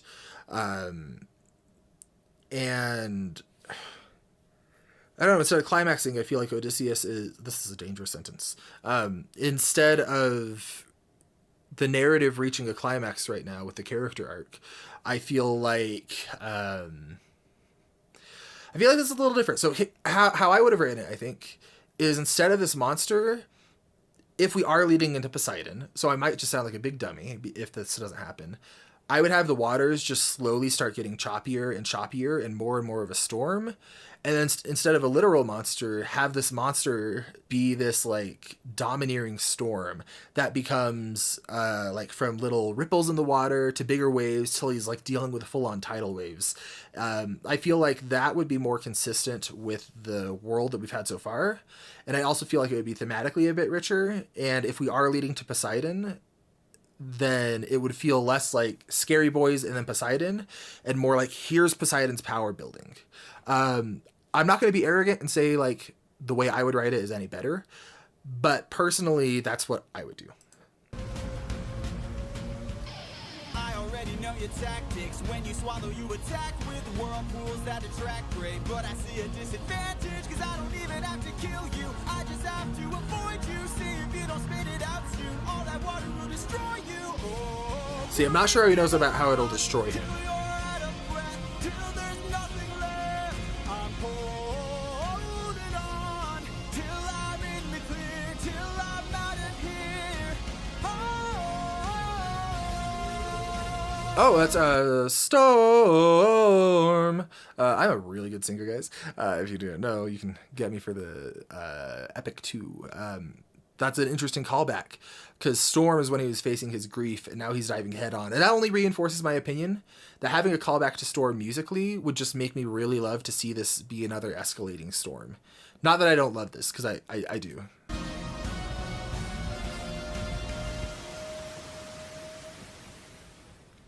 Oh, he beat it.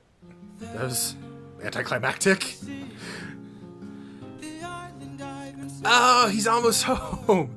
This isn't good for him. This is gonna go bad. My wife and son are past these shores. Oh, he's been through so much. I'm almost there. My love, don't be scared.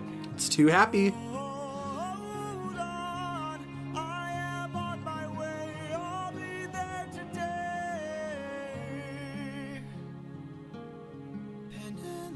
Oh. Uh-oh. Wait, Penelope means something's about to happen.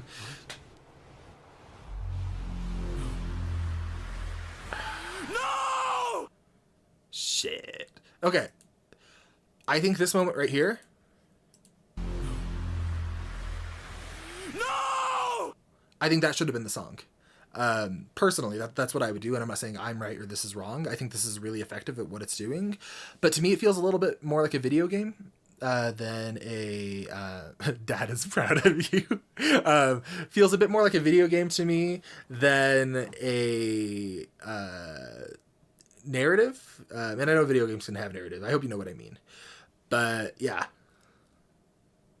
Not bad. Not as good as Dangerous. Let's go on to Get in the Water.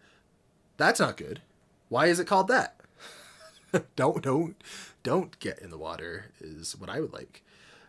This is by Messy Moon Mess.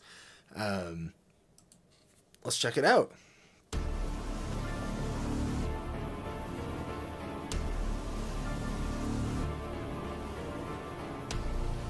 Ooh, I love the horse imagery coming in. There you are. Oh. So thematically, this is exactly what we need to happen. He's been setting up this confrontation with Poseidon, who, remember, is a mirror of Odysseus. So this is almost like a self-confrontation with the monster side of him. That's been set up this entire story. And narratively, we had the monster at the 20 song mark, so 50%. We need to change from opening as just a man to a monster, then either back to just a man or some kind of happy compromise. But he's not going to end as the monster. And I think symbolically that's going to mean he is going to... This might sound stupid, because it's a god. Eloquently speaking, kick Poseidon's ass. It would be a thematic ass kicking. And a symbolic ass kicking.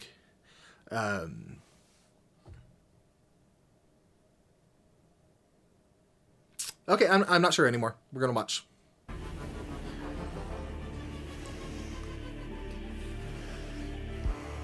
I've been waiting. Oh, his voice is so good. For the perfect time to strike. When you're home so close and you've reached your coast. That's when our paths collide. Heck yeah, okay. This is, like, I'm nervous for him, but narratively, this is so strong. This is exactly what we need to happen for Odysseus' character.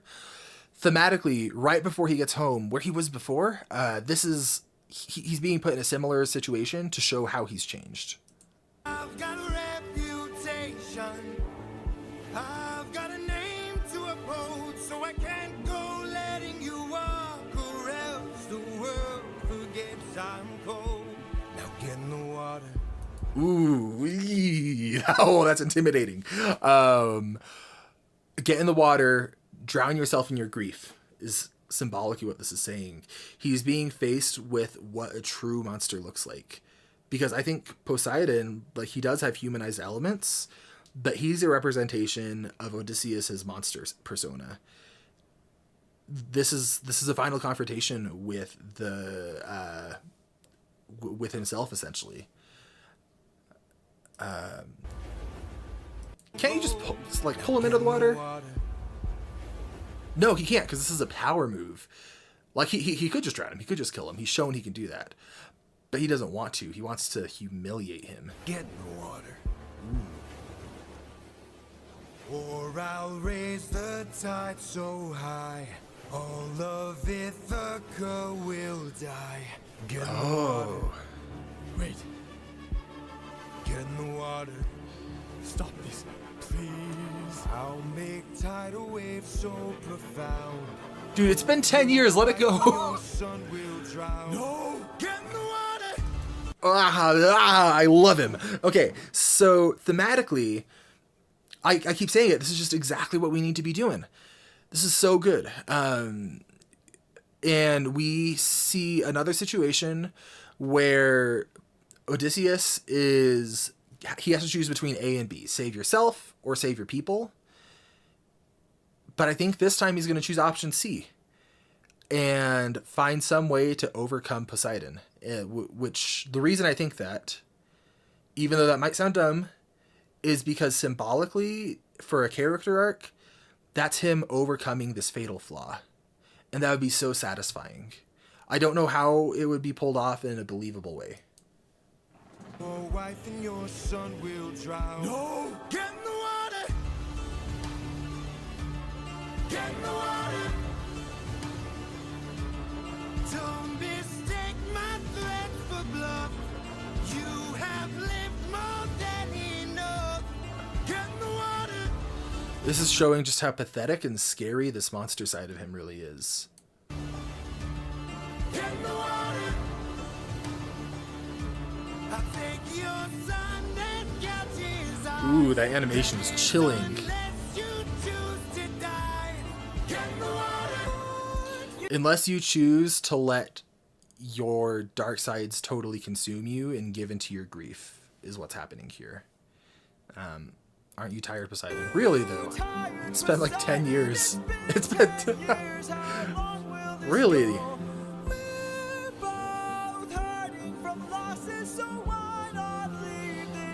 Wow. So Odysseus is... This feels humble to me. He's still not apologizing, but I'm okay with that. This feels like a lot more in character. He's saying, look, can we just put things aside? He's still hurt, and I bet he's still mad, but he's willing to just put the monster away if it means he gets to go home. And that's really powerful growth, and this is exactly where we should be seeing it manifest. I wish that the Wisdom Saga was leading up to this rather than that time jump, though. That would make this hit so much harder. I can't. Interesting. Maybe you could learn to forgive. Oh. This feels sincere to me. In the music and in the performance. Like, I think we've seen from Odysseus, he's not afraid to get stuff done when he needs to get stuff done. But I don't feel like he's manipulating him here. Maybe he's going to beat Poseidon through kindness. No. Even if that would work narratively, like I think there's a way to do that narratively. The last two songs have felt like video games. I think we're getting a boss fight.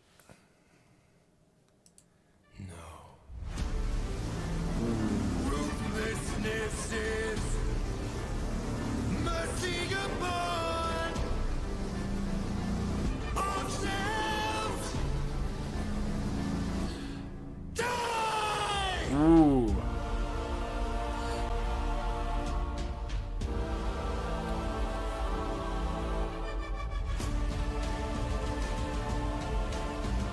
Oh, it's so symbolic and it's been set up, this whole story. And he's drowning. I see you swallow your last breath.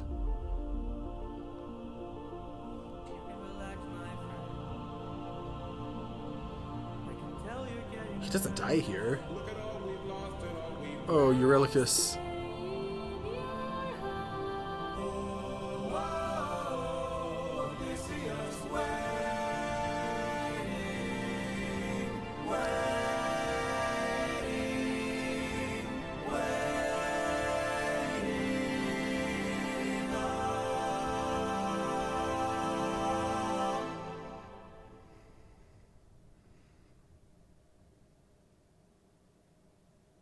In the water.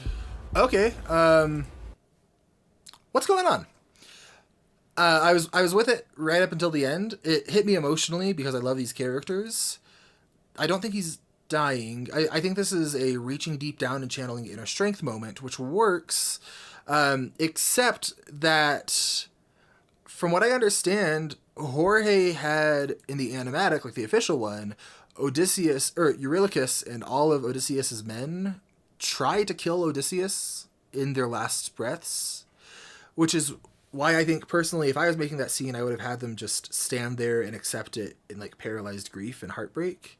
I feel like with Eurylochus and the men, it could be really impactful, and you could see it as like they're coming to empower him. But even if that would work thematically, I feel like the characters were in a way that betrayed that idea in their last moments to where it doesn't work anymore. Who knows what's happening, though. Let's go to 600 Strike, finishing off this saga. Flash warning, this is by Duvet Box. Oh, duh. Did I say, is he going Super Saiyan, or did I just think that? Because he has a wind bag, he doesn't need to be a Super Saiyan.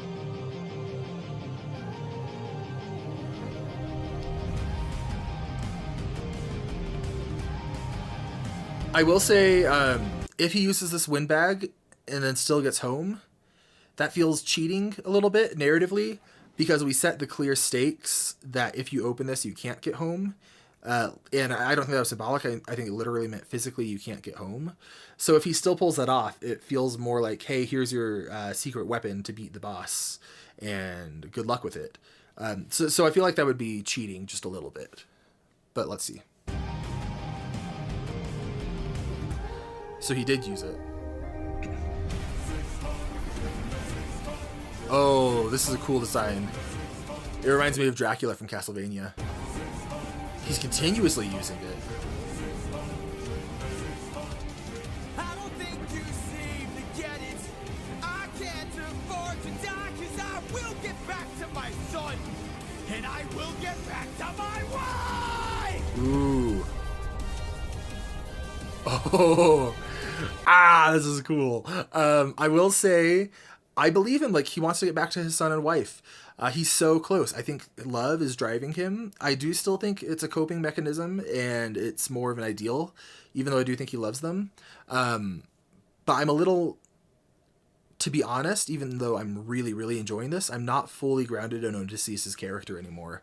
My ability to follow him as a character got broken after Thunderbringer and that time skip, where it seemed like we had this massive character development that we just didn't get to see. And so even though I am loving this, I feel like it's not hitting the beats that it needs to be hitting because it's not contextualized. We could have this exact same song, an exact same sequence, and if the windbag was set up differently, and I guess maybe it's fine as long as he doesn't get home, but I don't think that's happening. And if his character arc was set up in the last saga, instead of focusing on Telemachus and Athena, who I know were in the original, but this is telling a different story, this would be hitting better for me if that happened. As is, this feels like a video game boss fight. That I mean, I love video games, and I love boss fights, and I love this, but that's what it feels like to me, rather than a really compelling narrative moment. But let's see.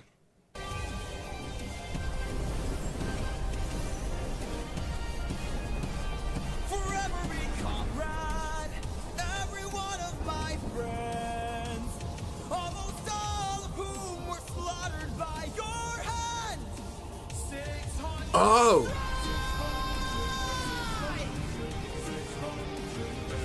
Oh! 600 strike. He's fighting not just for not for himself anymore. He's fighting for all of his men. This is so close to being so effective. I think it's missing the mark, but all of the bones are there, and this is a concept album. The fact that this show gets compared to Broadway stuff by fans is such a massive compliment, because those shows, they have developmental editing for the story. They have whole teams that work on them. And this is like a first creation from a person who's really passionate online. Like, the fact that it's this good is fantastic. And that said, I feel like this is a really powerful emotional moment that lost the wind in its sails, so to speak, because of how the Wisdom Saga was handled, as well as the men's last moments. With some minor tweaking and developmental changes, this could be so powerful. And it still is working for me, like I said. It just feels a bit more like a video game moment than proper narrative. That sounded so dismissive of video games. That's not reflective of how I feel, but I don't want to take the time to break that down right now.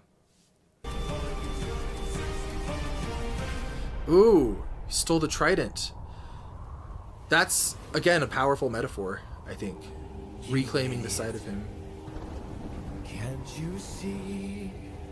You sealed your fate just to beat me.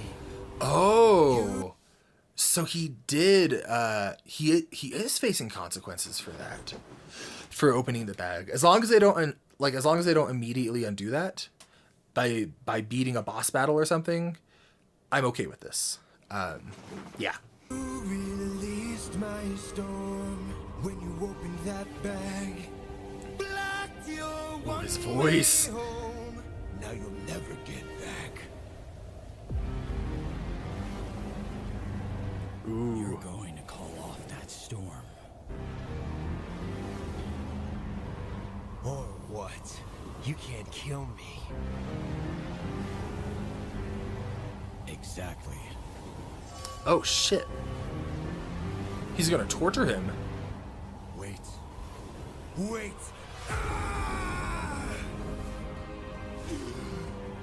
How does it feel to be helpless? How does it feel to know pain? I watched my friends die in horror, crying as they were all slain. I heard their final moments, calling their captain in vain. Look what you turned me into. Look what we've become. Enough. Oh, I feel for him. Haven't I suffered enough? You didn't stop when I begged you. Told me to close my heart. You said the world was dark. Didn't you say that ruthlessness is mercy upon our... All right. Please.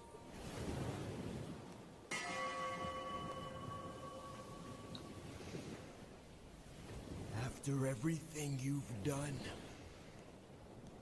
how will you sleep at night? Next to my wife. Hell yeah. Oh. Oh. I loved this. And he's getting home. I loved this. I loved what this could be. Like you can see it got a reaction out of me. It has the bones there. It has the structure that it needs. But there are a few things that I don't think are firing in the way that they need to for this to fully connect. We had this bag of winds that was given to Odysseus, but ultimately ended up feeling like an excuse for a boss battle and to have him beat Poseidon, instead of feeling like it had these genuine lasting consequences for him. And so you set up this thing that's like, hey, take this just in case you need to open it, but if you open it, you can't get home, and you're not really given a reason for why outside of that. And saying it happened in the source material is not a good reason, because people like me do not know the source material, and that shouldn't be a prerequisite.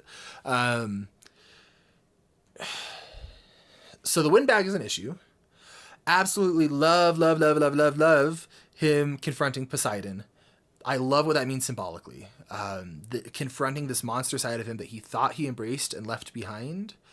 But it feels a little bit to me like the musical wants to have its cake and eat it too, where it wants him to be this monster, or it wants to show this character change and this growth in him conquering this monster side of him. But it's also still having him be monstrous. And I like the nuance of that. I like the gray area. I like showing it's not clear cut. But for me, it didn't fully connect as a character arc. And I feel like it could. It just wasn't quite there. I absolutely love the moment as he's just falling apart. It's weird to say I love when he brutalizes Poseidon, but I mean, like, just from an aesthetic standpoint, that's really, like, visceral and cool. But from a symbolic narrative character arc standpoint, that is so powerful. How he's looking at this grief, which I think Poseidon represents, and he's saying, look at all these things that you told me that I am. That's what you are. You don't control me anymore. You're small. You're the one who compromised me.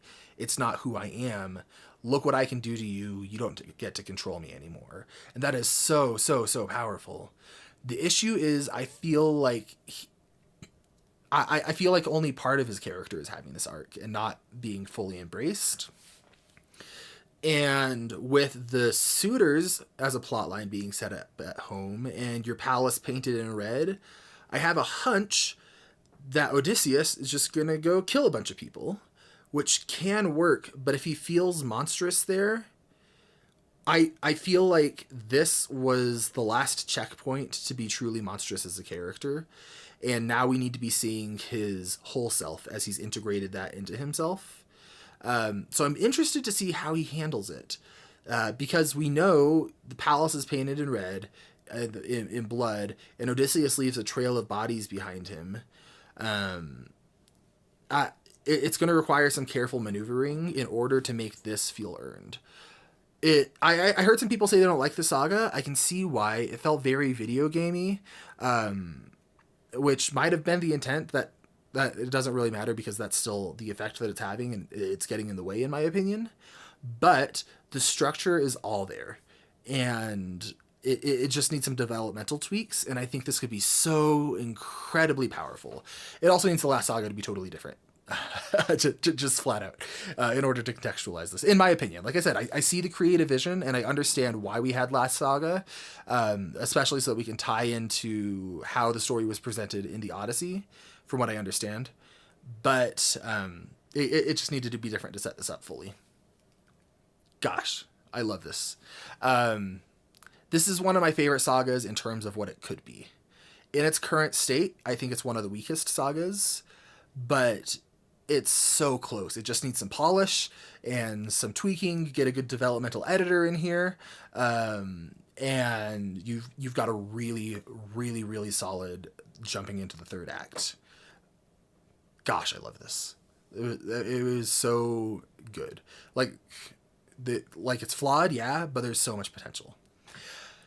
I can't believe we're at the end! Ithaca Saga next, and we are done. Welcome to Fantasy Author Reacts to Epic. I'm your fantasy author, Jacob Penrod. This is Epic, and I have turned my backlights off because I think things are going to get dark.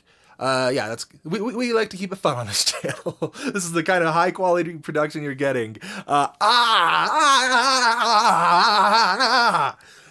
Anyway, that's my thoughts on the musical so far. Oh my gosh, I love this thing. I almost don't want to start because I don't want to be at the end. Yeah, I've had critiques, but this has been incredible. Genuinely incredible. And I don't know what we're getting. I feel like I had a really strong pulse on Odysseus's character up until Thunderbringer, and now I feel a little bit lost, and that could be like maybe I'm someone who's just attached to my own interpretations and I can't see what's actually happening, or maybe other people are lost too. I can't tell whether he's supposed to be fully monstrous or whether he's supposed to be confronting and integrating this monstrous side of him. That's how I've read the text personally. But I mean, I could see it going either way. This is the challenge. This first song that we're doing. Let's see what happens with the challenge. This is by Britpop Pixel. Oh, Penelope. It's the motif. So we're in her point of view. That's interesting.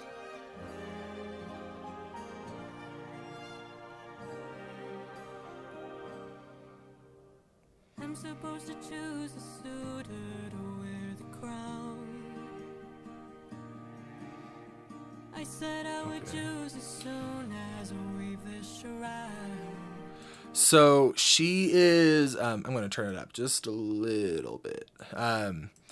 She is calling back to a plot line that we had set up in the Wisdom Saga of they're trying to find the new king, I think is what's going on here. And so she set a deadline where she has to weave a shroud, is what she said.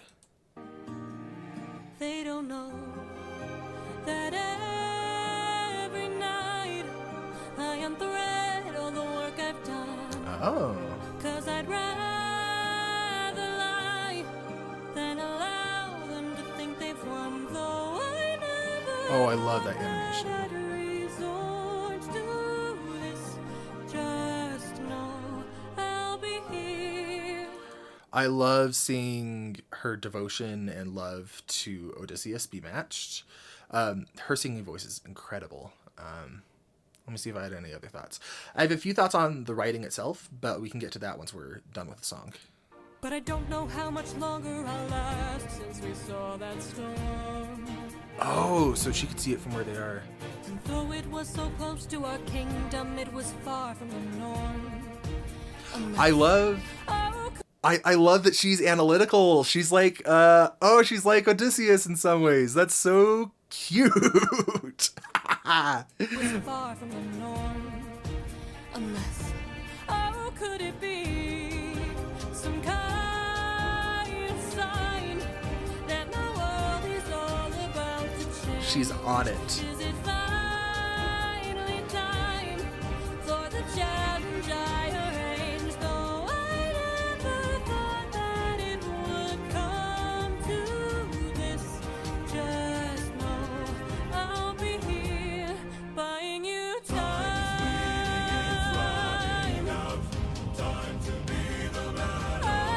Buying you time. So she believes that Odysseus is coming home. Oh, she's so... I don't have the words. She's just amazing. I love her. How do I love her so quickly? I think I like her because I'm seeing reflections of this character that we've grown to know the entire musical.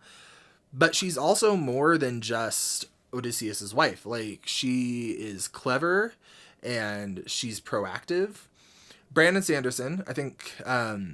I don't think I've mentioned him on the channel before, but he has really great lectures on writing from when he taught at BYU. They're all on YouTube for free. He talks about this slider that you have for each of your characters to make them compelling, where you have, think of it like a video game where you have 3 stats. You've got proactivity, how much they're driving the plot, competency, how good they are at what they do, and likability, just how likable and relatable of a character they are, I guess. And if you have all those too high on one side, they're going to feel like a Mary Sue, a character who's flat and just does things to be able to do things. If you make them too low, they're not going to feel compelling, they're going to be boring. And Penelope is showing really solid likability, and she is showing really solid proactivity. And my guess is that to compensate for that, something about this plan is going to be a little bit out of her control to lower her competency a bit. So I'm going to guess that the suitors are going to get their own ideas of what to do. Anyway, a little bit of writing theory. Ooh, I hate it. Whoever can string my husband's own bow and shoot through 12 axes cleanly will be the new king. Sit down at the throne was that him? with me as his queen. I was freaking out. I missed the lyrics. I just got excited. Will be the new king. Sit down at the throne and rule with me as his queen. Okay, so clearly setting up what's coming. Let the arrow fly once you know that your aim is true. 'Cause I'd rather die than grow old with. Oh, I hated that he licked his lips. Oh, her voice.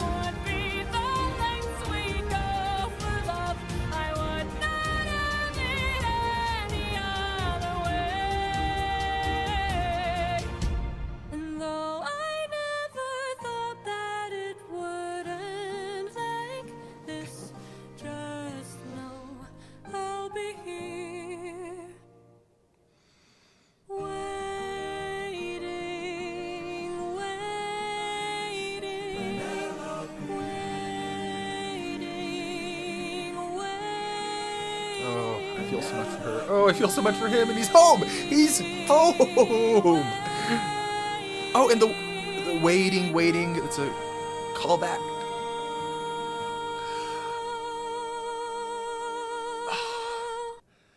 I have tried my hardest to provide good commentary to this point, to the best of my ability. Like, you can take and leave what I say. It's just my off-the-cuff reactions. I'm really struggling just because I'm so into this. Like, I don't know what's gonna happen. I know I've made predictions before. I could probably make some predictions now, but I'm not confident in them. I'm genuinely stumped, and I love it. It's not a bad feeling of being stumped. Like, in the Wisdom Saga, I struggled because I felt like I didn't know where we were narratively. I felt like it was sagging a little bit. But here, I feel like I know where we are, and I'm just on the edge of my seat, and I am loving it. I think that's the end of the song. Okay. Britpop Pixel on Patreon. Go check that out. Because they're putting out some incredible stuff.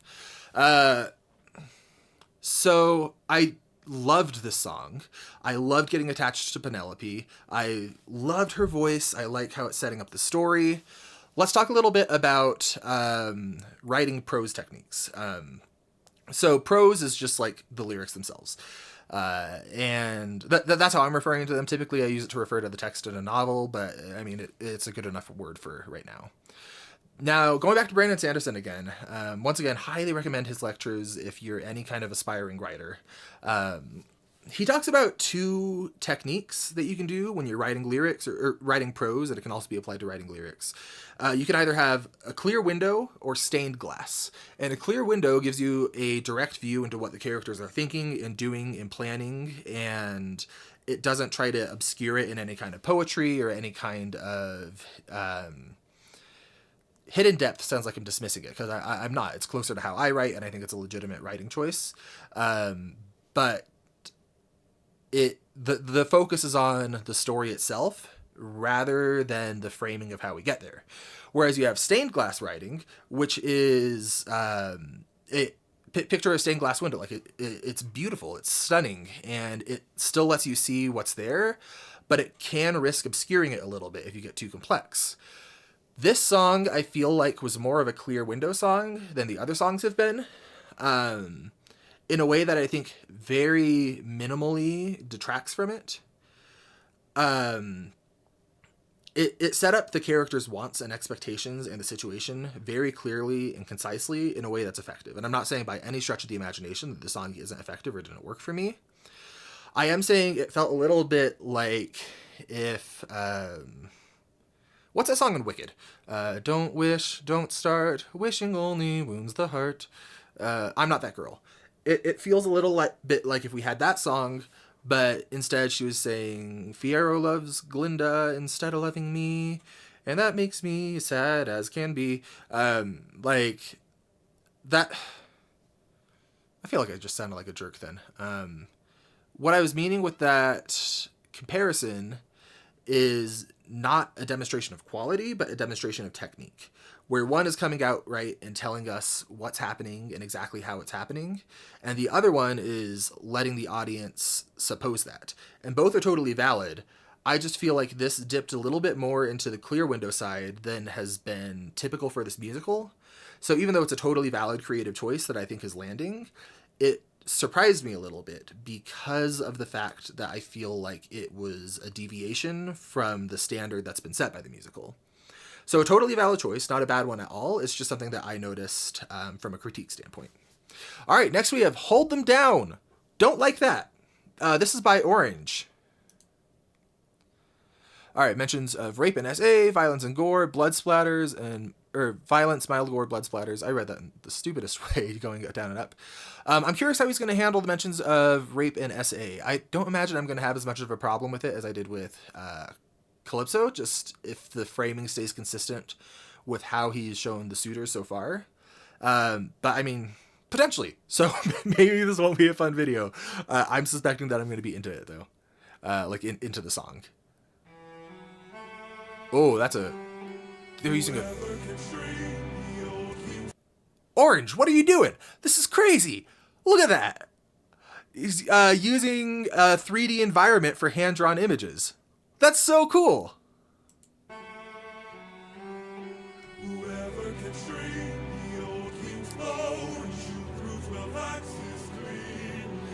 So, question for you mythology nerds out there. Let me just call you nerds to your face, I guess. I think it's cool you know mythology because I don't know anything. Just in general and about mythology. So Odysseus could shoot cleanly through 12 axes. Was that like a brute force strength kind of thing? Like, look how incredible he is? Or did he kind of like think his way through it and have indirect approach? That second one would make more sense to me with how Odysseus has been characterized in this, but I don't know the original mythology, and I could see either working. It's not a criticism, I'm just curious.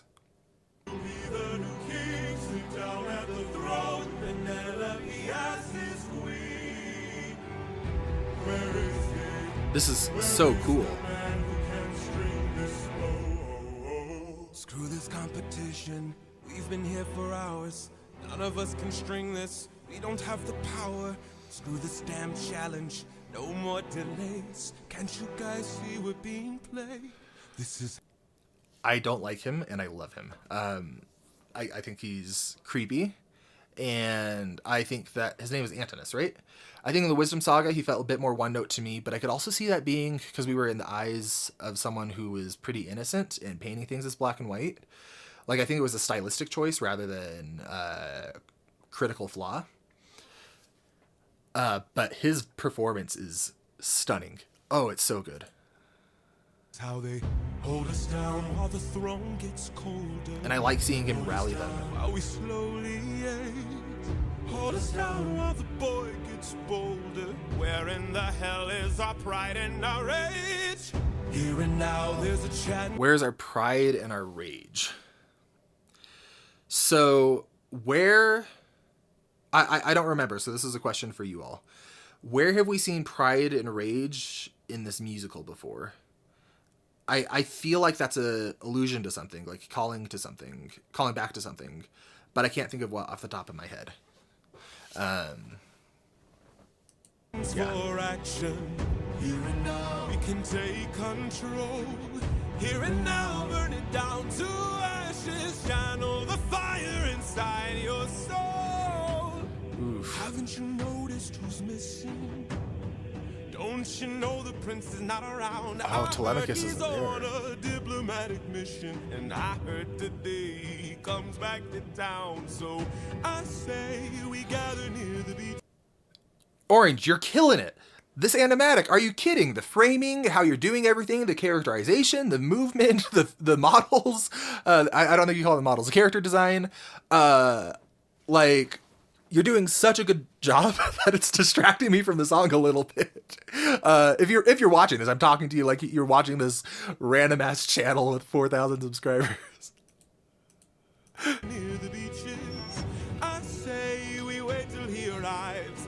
Then when he docks his ship, we can breach it. Let us leave now, today we can strike. No. Hold him down till the boy stops shaking. Hold him down while I slit his throat. Hold him down while I slowly this isn't break actually his happening. pride, his trust, his faith, and his bones. Run him down to tiny Oh my gosh, this animatic is so good. And this is such a great villain song. This is incredible. Sorry, I just got a notification on my watch because my heart rate is very fast because I am nervous. in the great below.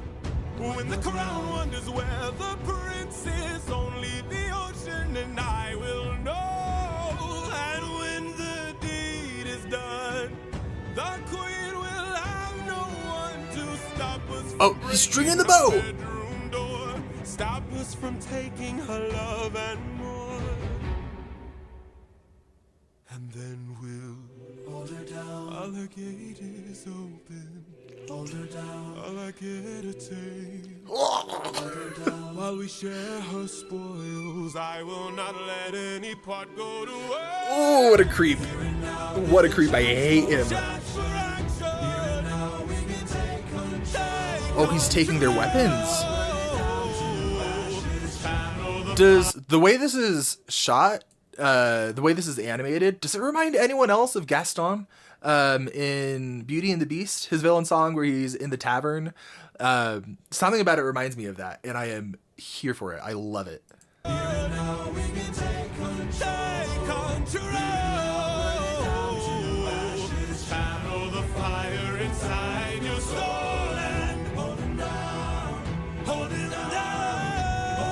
Honestly, if I was Odysseus, just shoot him now and run. Get out of there. My wife has been playing Batman Arkham City, and in those stealth missions, it's so funny because she'll like throw a battering at someone and then just get out of there and swing around and around and around and confuse everyone. They're like, "Where is she?" And she's just going around the room. Anyway, or where is he? Anyway, all right.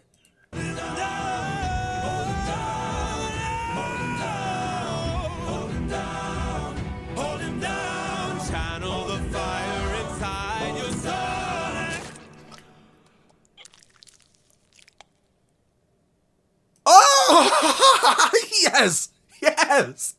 Oh my gosh. Yeah, no wonder you're so tired. You absolutely killed this, Orange. That was incredible.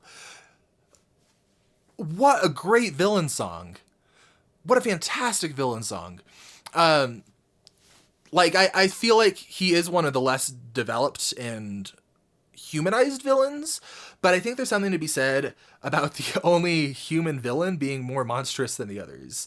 So I don't think it's actually a flaw as much as it is an observation that I'm having. That he does feel a little bit more one-dimensional or flatter to me, but I don't think that's an issue with the framing and presentation.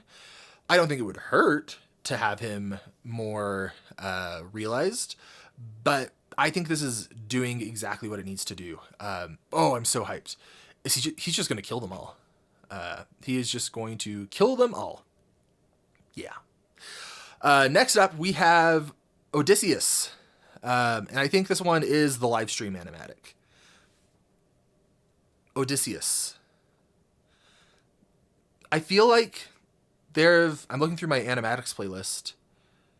There have been titles of songs that are just one name, but they've all been monsters. I read into things too much. Y'all call me out on it, and that's fair. I feel like this is going to be the monster song, which would be a different story than I was expecting. I'm not opposed to it. Maybe I'm reading too much into it, saying Odysseus, but all right, let's do this. For 20 years I've suffered every So this is by Gwendy. punishment and pain, from the wrath of gods and monsters to the screams of comrades slain. I come back and find my palace desecrated, sacked like Troy. So I'll let him finish this line. Worst of all, I hear you dare to touch my wife and hurt my boy. I like the monologue. I mean, in some ways you could say it's a little on the nose or exposition-y, but I think it works here. I think this is an example of recap done well. Someone who's smarter than me, help me figure out why it works here. Because I feel like it shouldn't, but I feel like it does. I feel like it's operating as a framing device for whatever Odysseus is about to do. And the red eyes are telling me that he has fully become the monster. And that's what this musical is trying to do with his character right now. So we will see. From the wrath of gods and monsters to the screams of comrades slain, I come back and find my palace desecrated, sacked like Troy. Troy is a callback to where we started. I hear you dare to touch my wife and hurt my boy. I have had enough. Oh, that delivery. And then back into the shadows. We're friggin' Arkham City. Let's do this. Final boss Odysseus. I don't think, like, for me personally, the video game anime parts of it, I see what he's doing and I think he achieves it well. They don't 100% land for me, but I love how unashamed, like, it fully accepts it. Like, I love this creator. I think he is so unapologetically himself in his writing, and I think it is so fun, even if for me it's not like a 100% hit rate. I love that so much. Oh, the suitors scatter inside the lot. So, oh, it is like Arkham City. They brace for battle. Okay.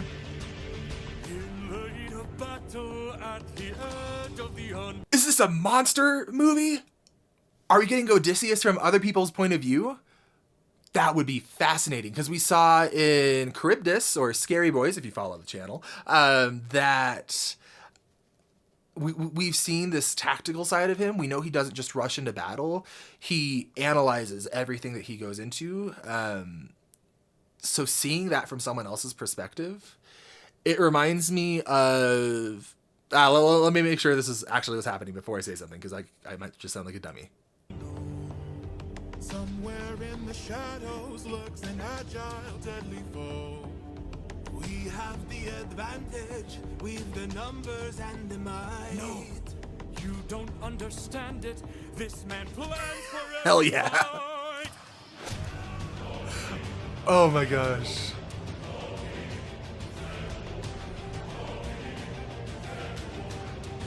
Are they saying Odysseus, like Deus, like godlike? I might be reading into it too much, but that would be kind of cool. One by one, he picks off suitors. Where is he? Where is he? Keep your head down, he's aiming for the torches. Our weapons. They're missing. He's using the darkness to hide his approaches. Oh, this is so cool. Empty-handed, up against an archer.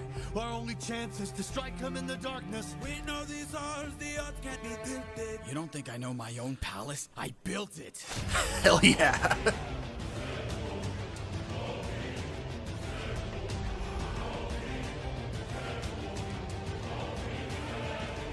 Oh my gosh. Our leader is dead. You've destroyed the serpent's head. Now the rest of us are no longer a threat. Oh, King, forgive us. No shot. They were all in So on it. that no more blood is shed. Let's have open arms instead. No. So this is so interesting. He's fully become monstrous here. To be honest, in a way that I feel like I didn't see last saga, even when he was brutalizing Poseidon. That's not how I was reading it. That doesn't mean that it's a fault with this, but I do think that this is going to be hard to land hard to land the love story that I think Jorge is going for here. But nothing would thrill me more than to be wrong about that. So I hope I am. In terms of tonal whiplash is what I mean. The door had been left unlocked. It's a trap! Damn, he's more cunning than I assumed.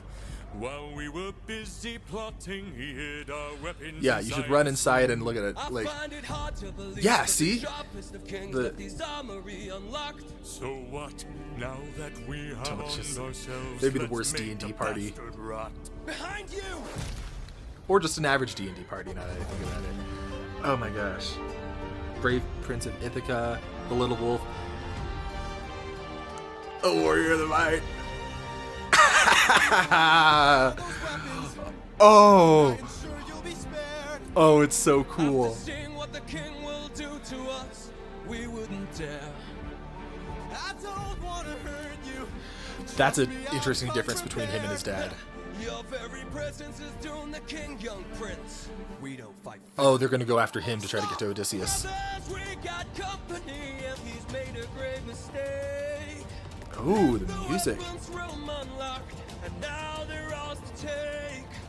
Brothers, come and arm yourselves. There's a chance for us to win. The most obvious trap in trap history. This has got to be a trap. We can still defeat the king if we all attack the prince. Ooh. Capture him, he's our greatest chance. Get off me. Get off me. Fight till the prince kills. He's a freaking god of combat. Oh, because he has Athena. Oh, that's cool. Cause if he won't, I'll break the kid's hands. Got him. Ah! Mercy. No way. Mercy. My mercy is long since drowned. Long since drowned, it's a direct callback. I think this is saying when he was drowning, right before he brutalized Poseidon, that was the death of the merciful side of him. So I think I misread that. Actually, I think I had a reading that holds up with how it was written at first, but I don't think it was the reading that was intended. So I was off there. And I think this is a direct callback to that and a confirmation that, yes, that was him becoming a monster. It died to bring me home. And as long as you're around, my family's fate is left unknown. You plotted to kill my son. You planned to rape my wife. All of you are going to die. Oh my gosh. You filled my heart with hate. I love the heartbeat sound effect. That's like a classic horror thing. This will be your fate.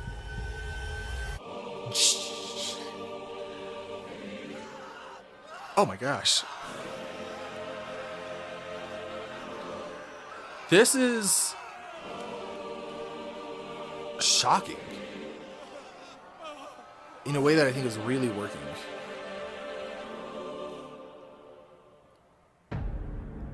Oh my gosh. 2 songs left. Let's see how we stick the landing. Everything in the saga has been working for me so far. I have some small critiques here and there, and it's contextualizing a lot of things that have happened for me, and adjusting my reading of how things have been. But I mean, everything is working. I do worry. No, this was set up. He's different than how he started. In the prophecy, No Longer You, I think is what it was called. We hear like he might make it back home, but he's going to be changed by what he's had to do to get there. My worry is that the last couple of songs aren't going to fully grapple with the complexities of what he's become. And it's going to be a bit more of a sweet, happy ending. And not that it can't have a happy ending for a tragic character arc. But I think if it's, like, obviously he's going to talk to Telemachus. I suspect Athena is going to come in. Because I think she and Telemachus are hanging out. And I suspect we're going to have a song with Penelope. My only worry is that those just feel like love songs, everything is happy, we've reunited, which I think would undercut the message that's happening here. But I'm fascinated to see how it plays out, and I'm not attached to that idea. I would be happy to be wrong. So let's see. This next one is by Dre. It's called I Can't Help But Wonder.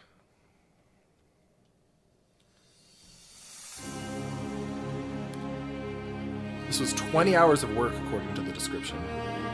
That's incredible.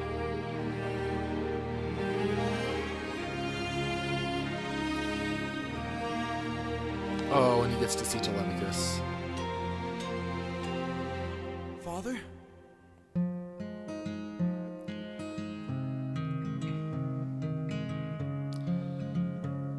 Oh. Son?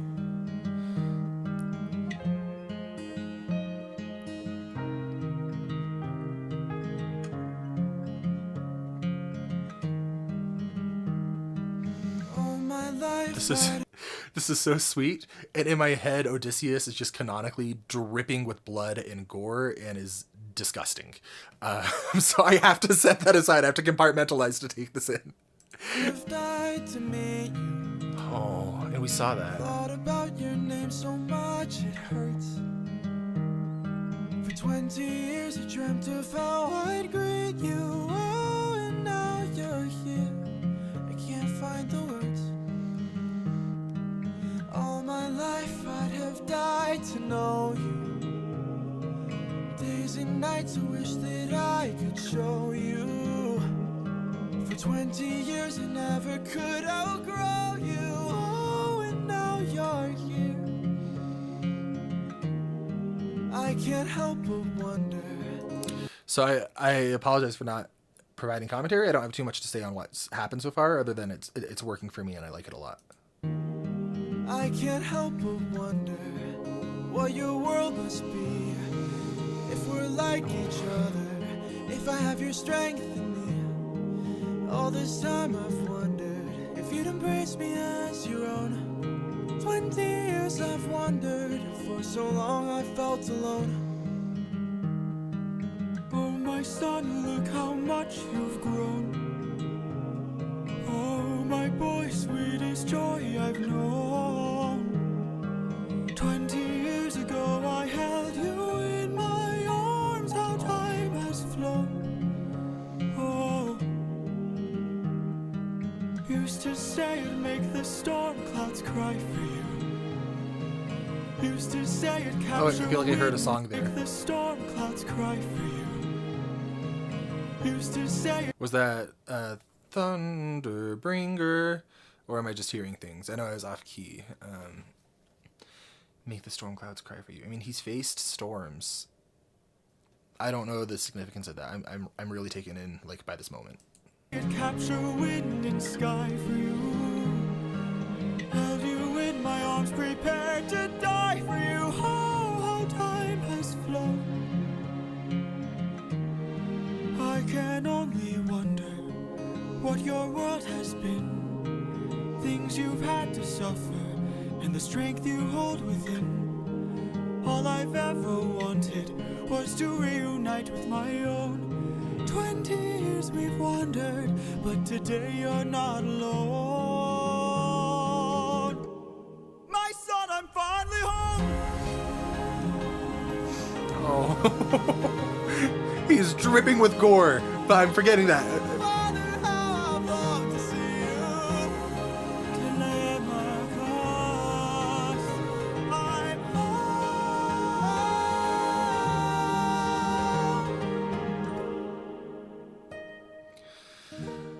Oh.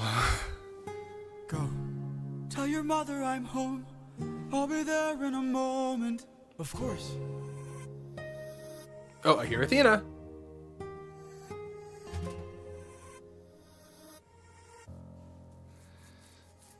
Show yourself. Ah. I know you're watching me. Show yourself.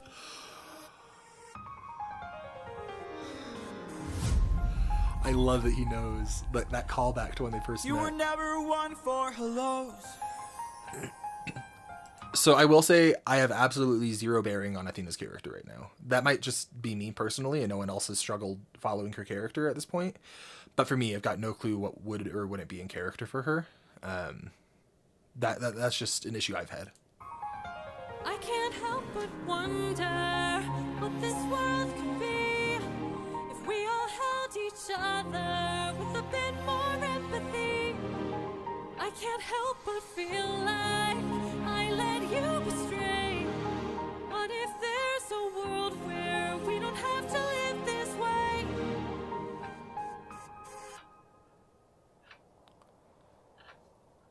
If that world exists, it's far away from here. Wait, there's a world where I help you get home, but that's not a world I know. Is that a callback to this, or am I overthinking it? I think I'm overthinking it. I like the silence there as he internalizes it and lets her words sink in. I guess I'm not surprised by what she's saying. I feel a little not rooted in her character, personally. Where we don't have to live this way.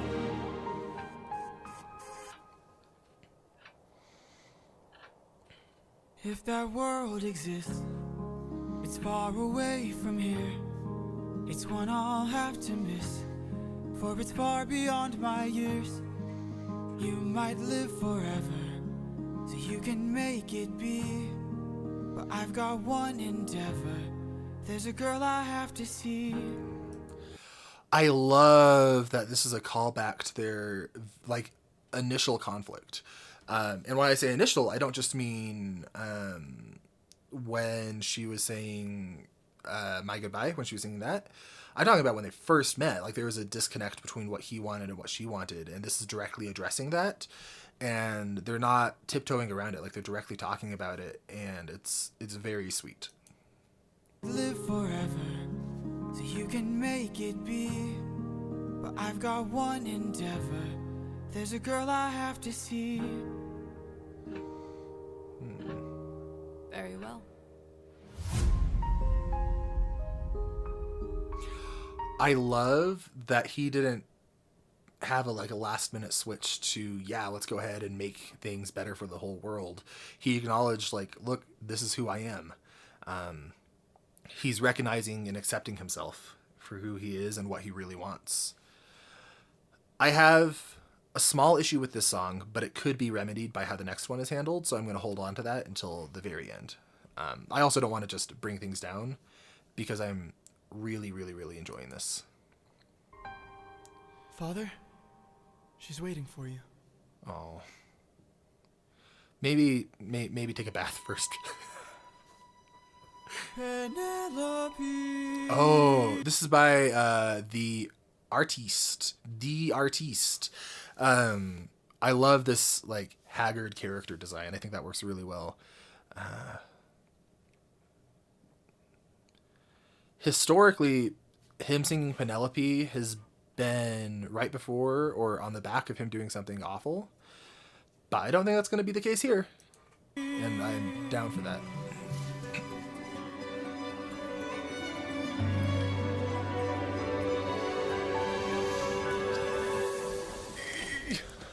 I'm nervous. Is it you? Oh. Have my prayers been answered? Is it really you standing there? Or am I dreaming once more? You look different. Your eyes look tired. Your frame is lighter. Your smile torn. He's been through so much. Is it really you, my I am not the man you fell in love with. I love that acknowledgement. I am not the man you once adored. I really hope he changed clothes, otherwise that's the grossest thing I've seen this entire musical. Okay. This is a sweet moment. Sweet moment. You once adored. I am not your kind and gentle husband. And I am not the love you knew before. So that's a direct fulfillment of the prophecy that he's not who he was.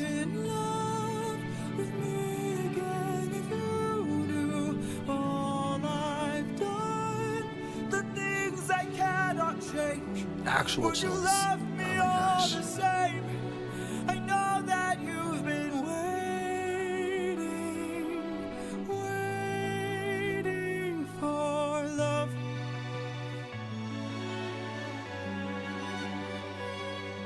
Oh, this is so sweet. What kinds of things did you do?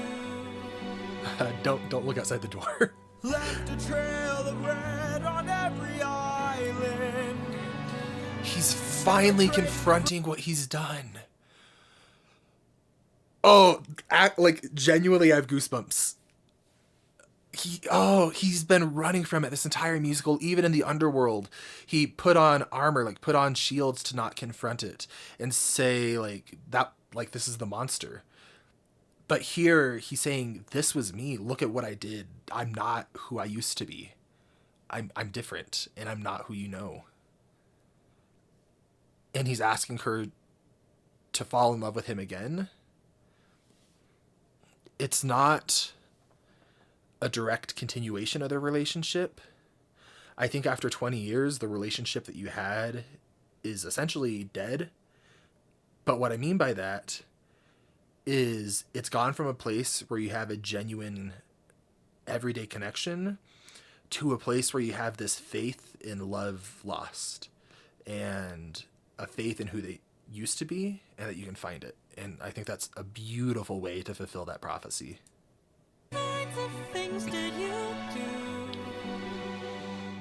Oh, I love that he has to face this. I hope she doesn't let him off easy. As I traded friends like objects I could use. I might be hearing things. This might ruin things, but okay. Left a trail of blood on every island. I feel like I heard Ruthlessness is mercy upon ourselves. And then I feel like I heard Thunderbringer after that when he traded friends like pawns that I could use or whatever he said.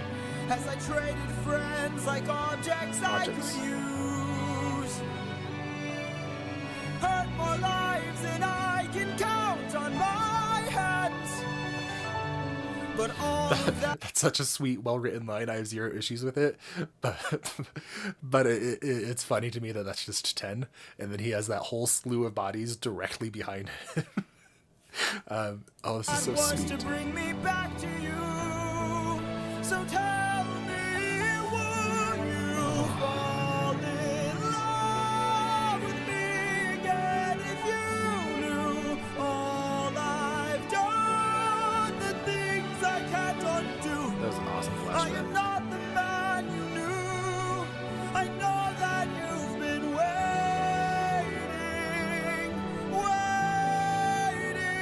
If that's true, could you do me a favor? Just a moment of labor that would bring me some peace. See that wedding bed? She's gonna tell him Could to you take a shower. carry it over? Lift it high on your shoulders and take it far away from here. How could you say this? I had built. She's testing him because she's just like him and they've had all this time apart, but we've seen she's also strategic and a warrior of the mind, you might say.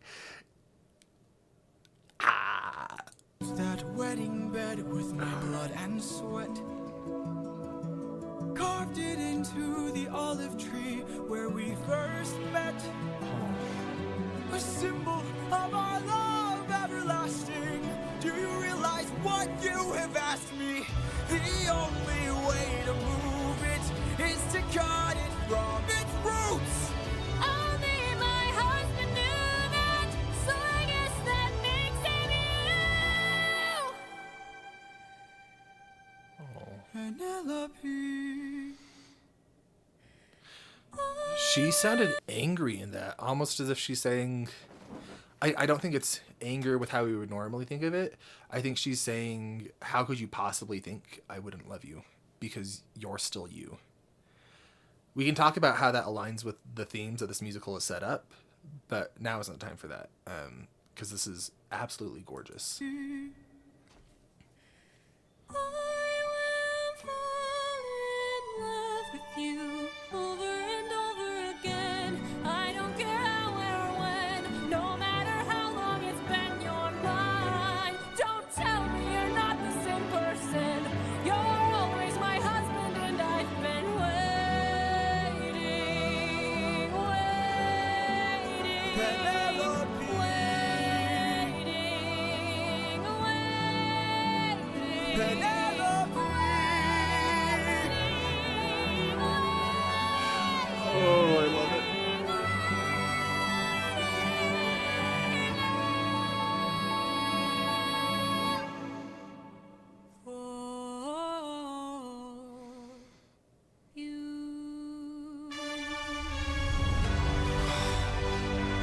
Oh, it's so cathartic.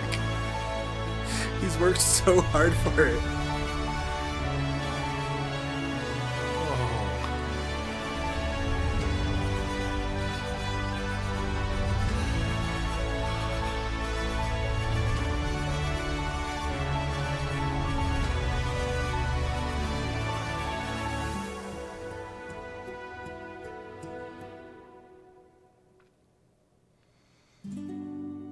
How long has it been? 20 years. Oh my gosh. I love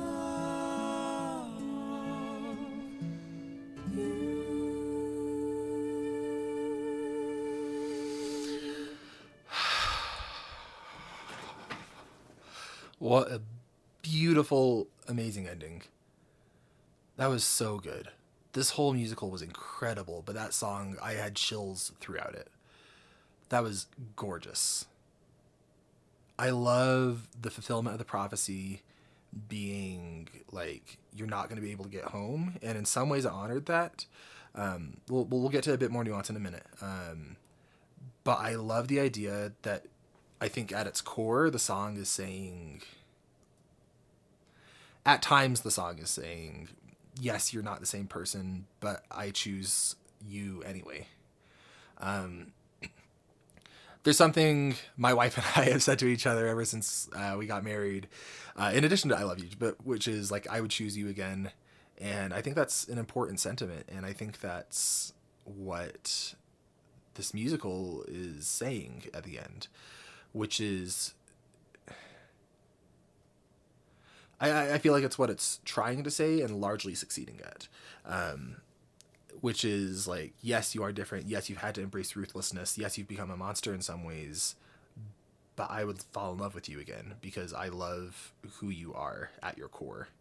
And situations may have changed, but you haven't fundamentally changed. Gosh, what a beautiful musical. I do have some critiques. Some things that weren't totally landing for me. And again, these are all just my personal opinions or critiques of craft. And I think it's important to separate craft analysis from personal enjoyment. I loved this. I thought this was incredible. That doesn't negate the fact that I think there's some places that could be tightened personally. So if you don't want to hear that, then click off. I loved the Odysseus song. I liked Hold 'Em Down. I liked Challenge for the most part. But going from Odysseus to I Can't Help But Wonder, I feel like it was tonal whiplash in a way that didn't fully land. And I think it was supposed to be. But it wasn't totally working for me because we just saw him be absolutely ruthless going to this very sweet song in front of his son, who his first exposure to his dad, as long as he can ever remember, was seeing him behead people and run them through and shoot them down.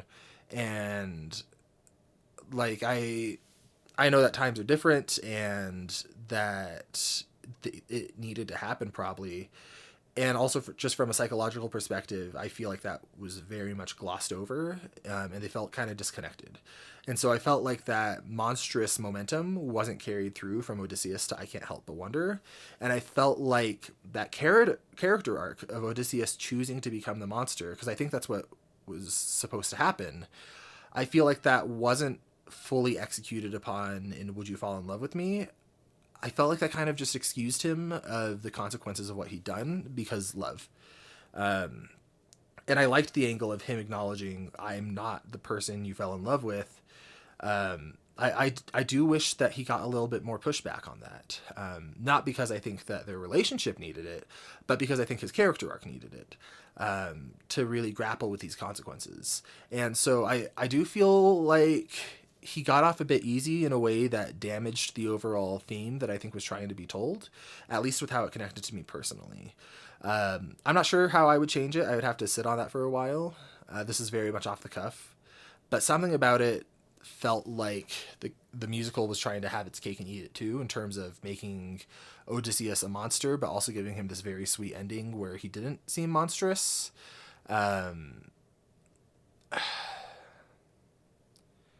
So yeah, it was beautiful. I loved the final song. It's going to be on repeat. It was stunning. It was gorgeous.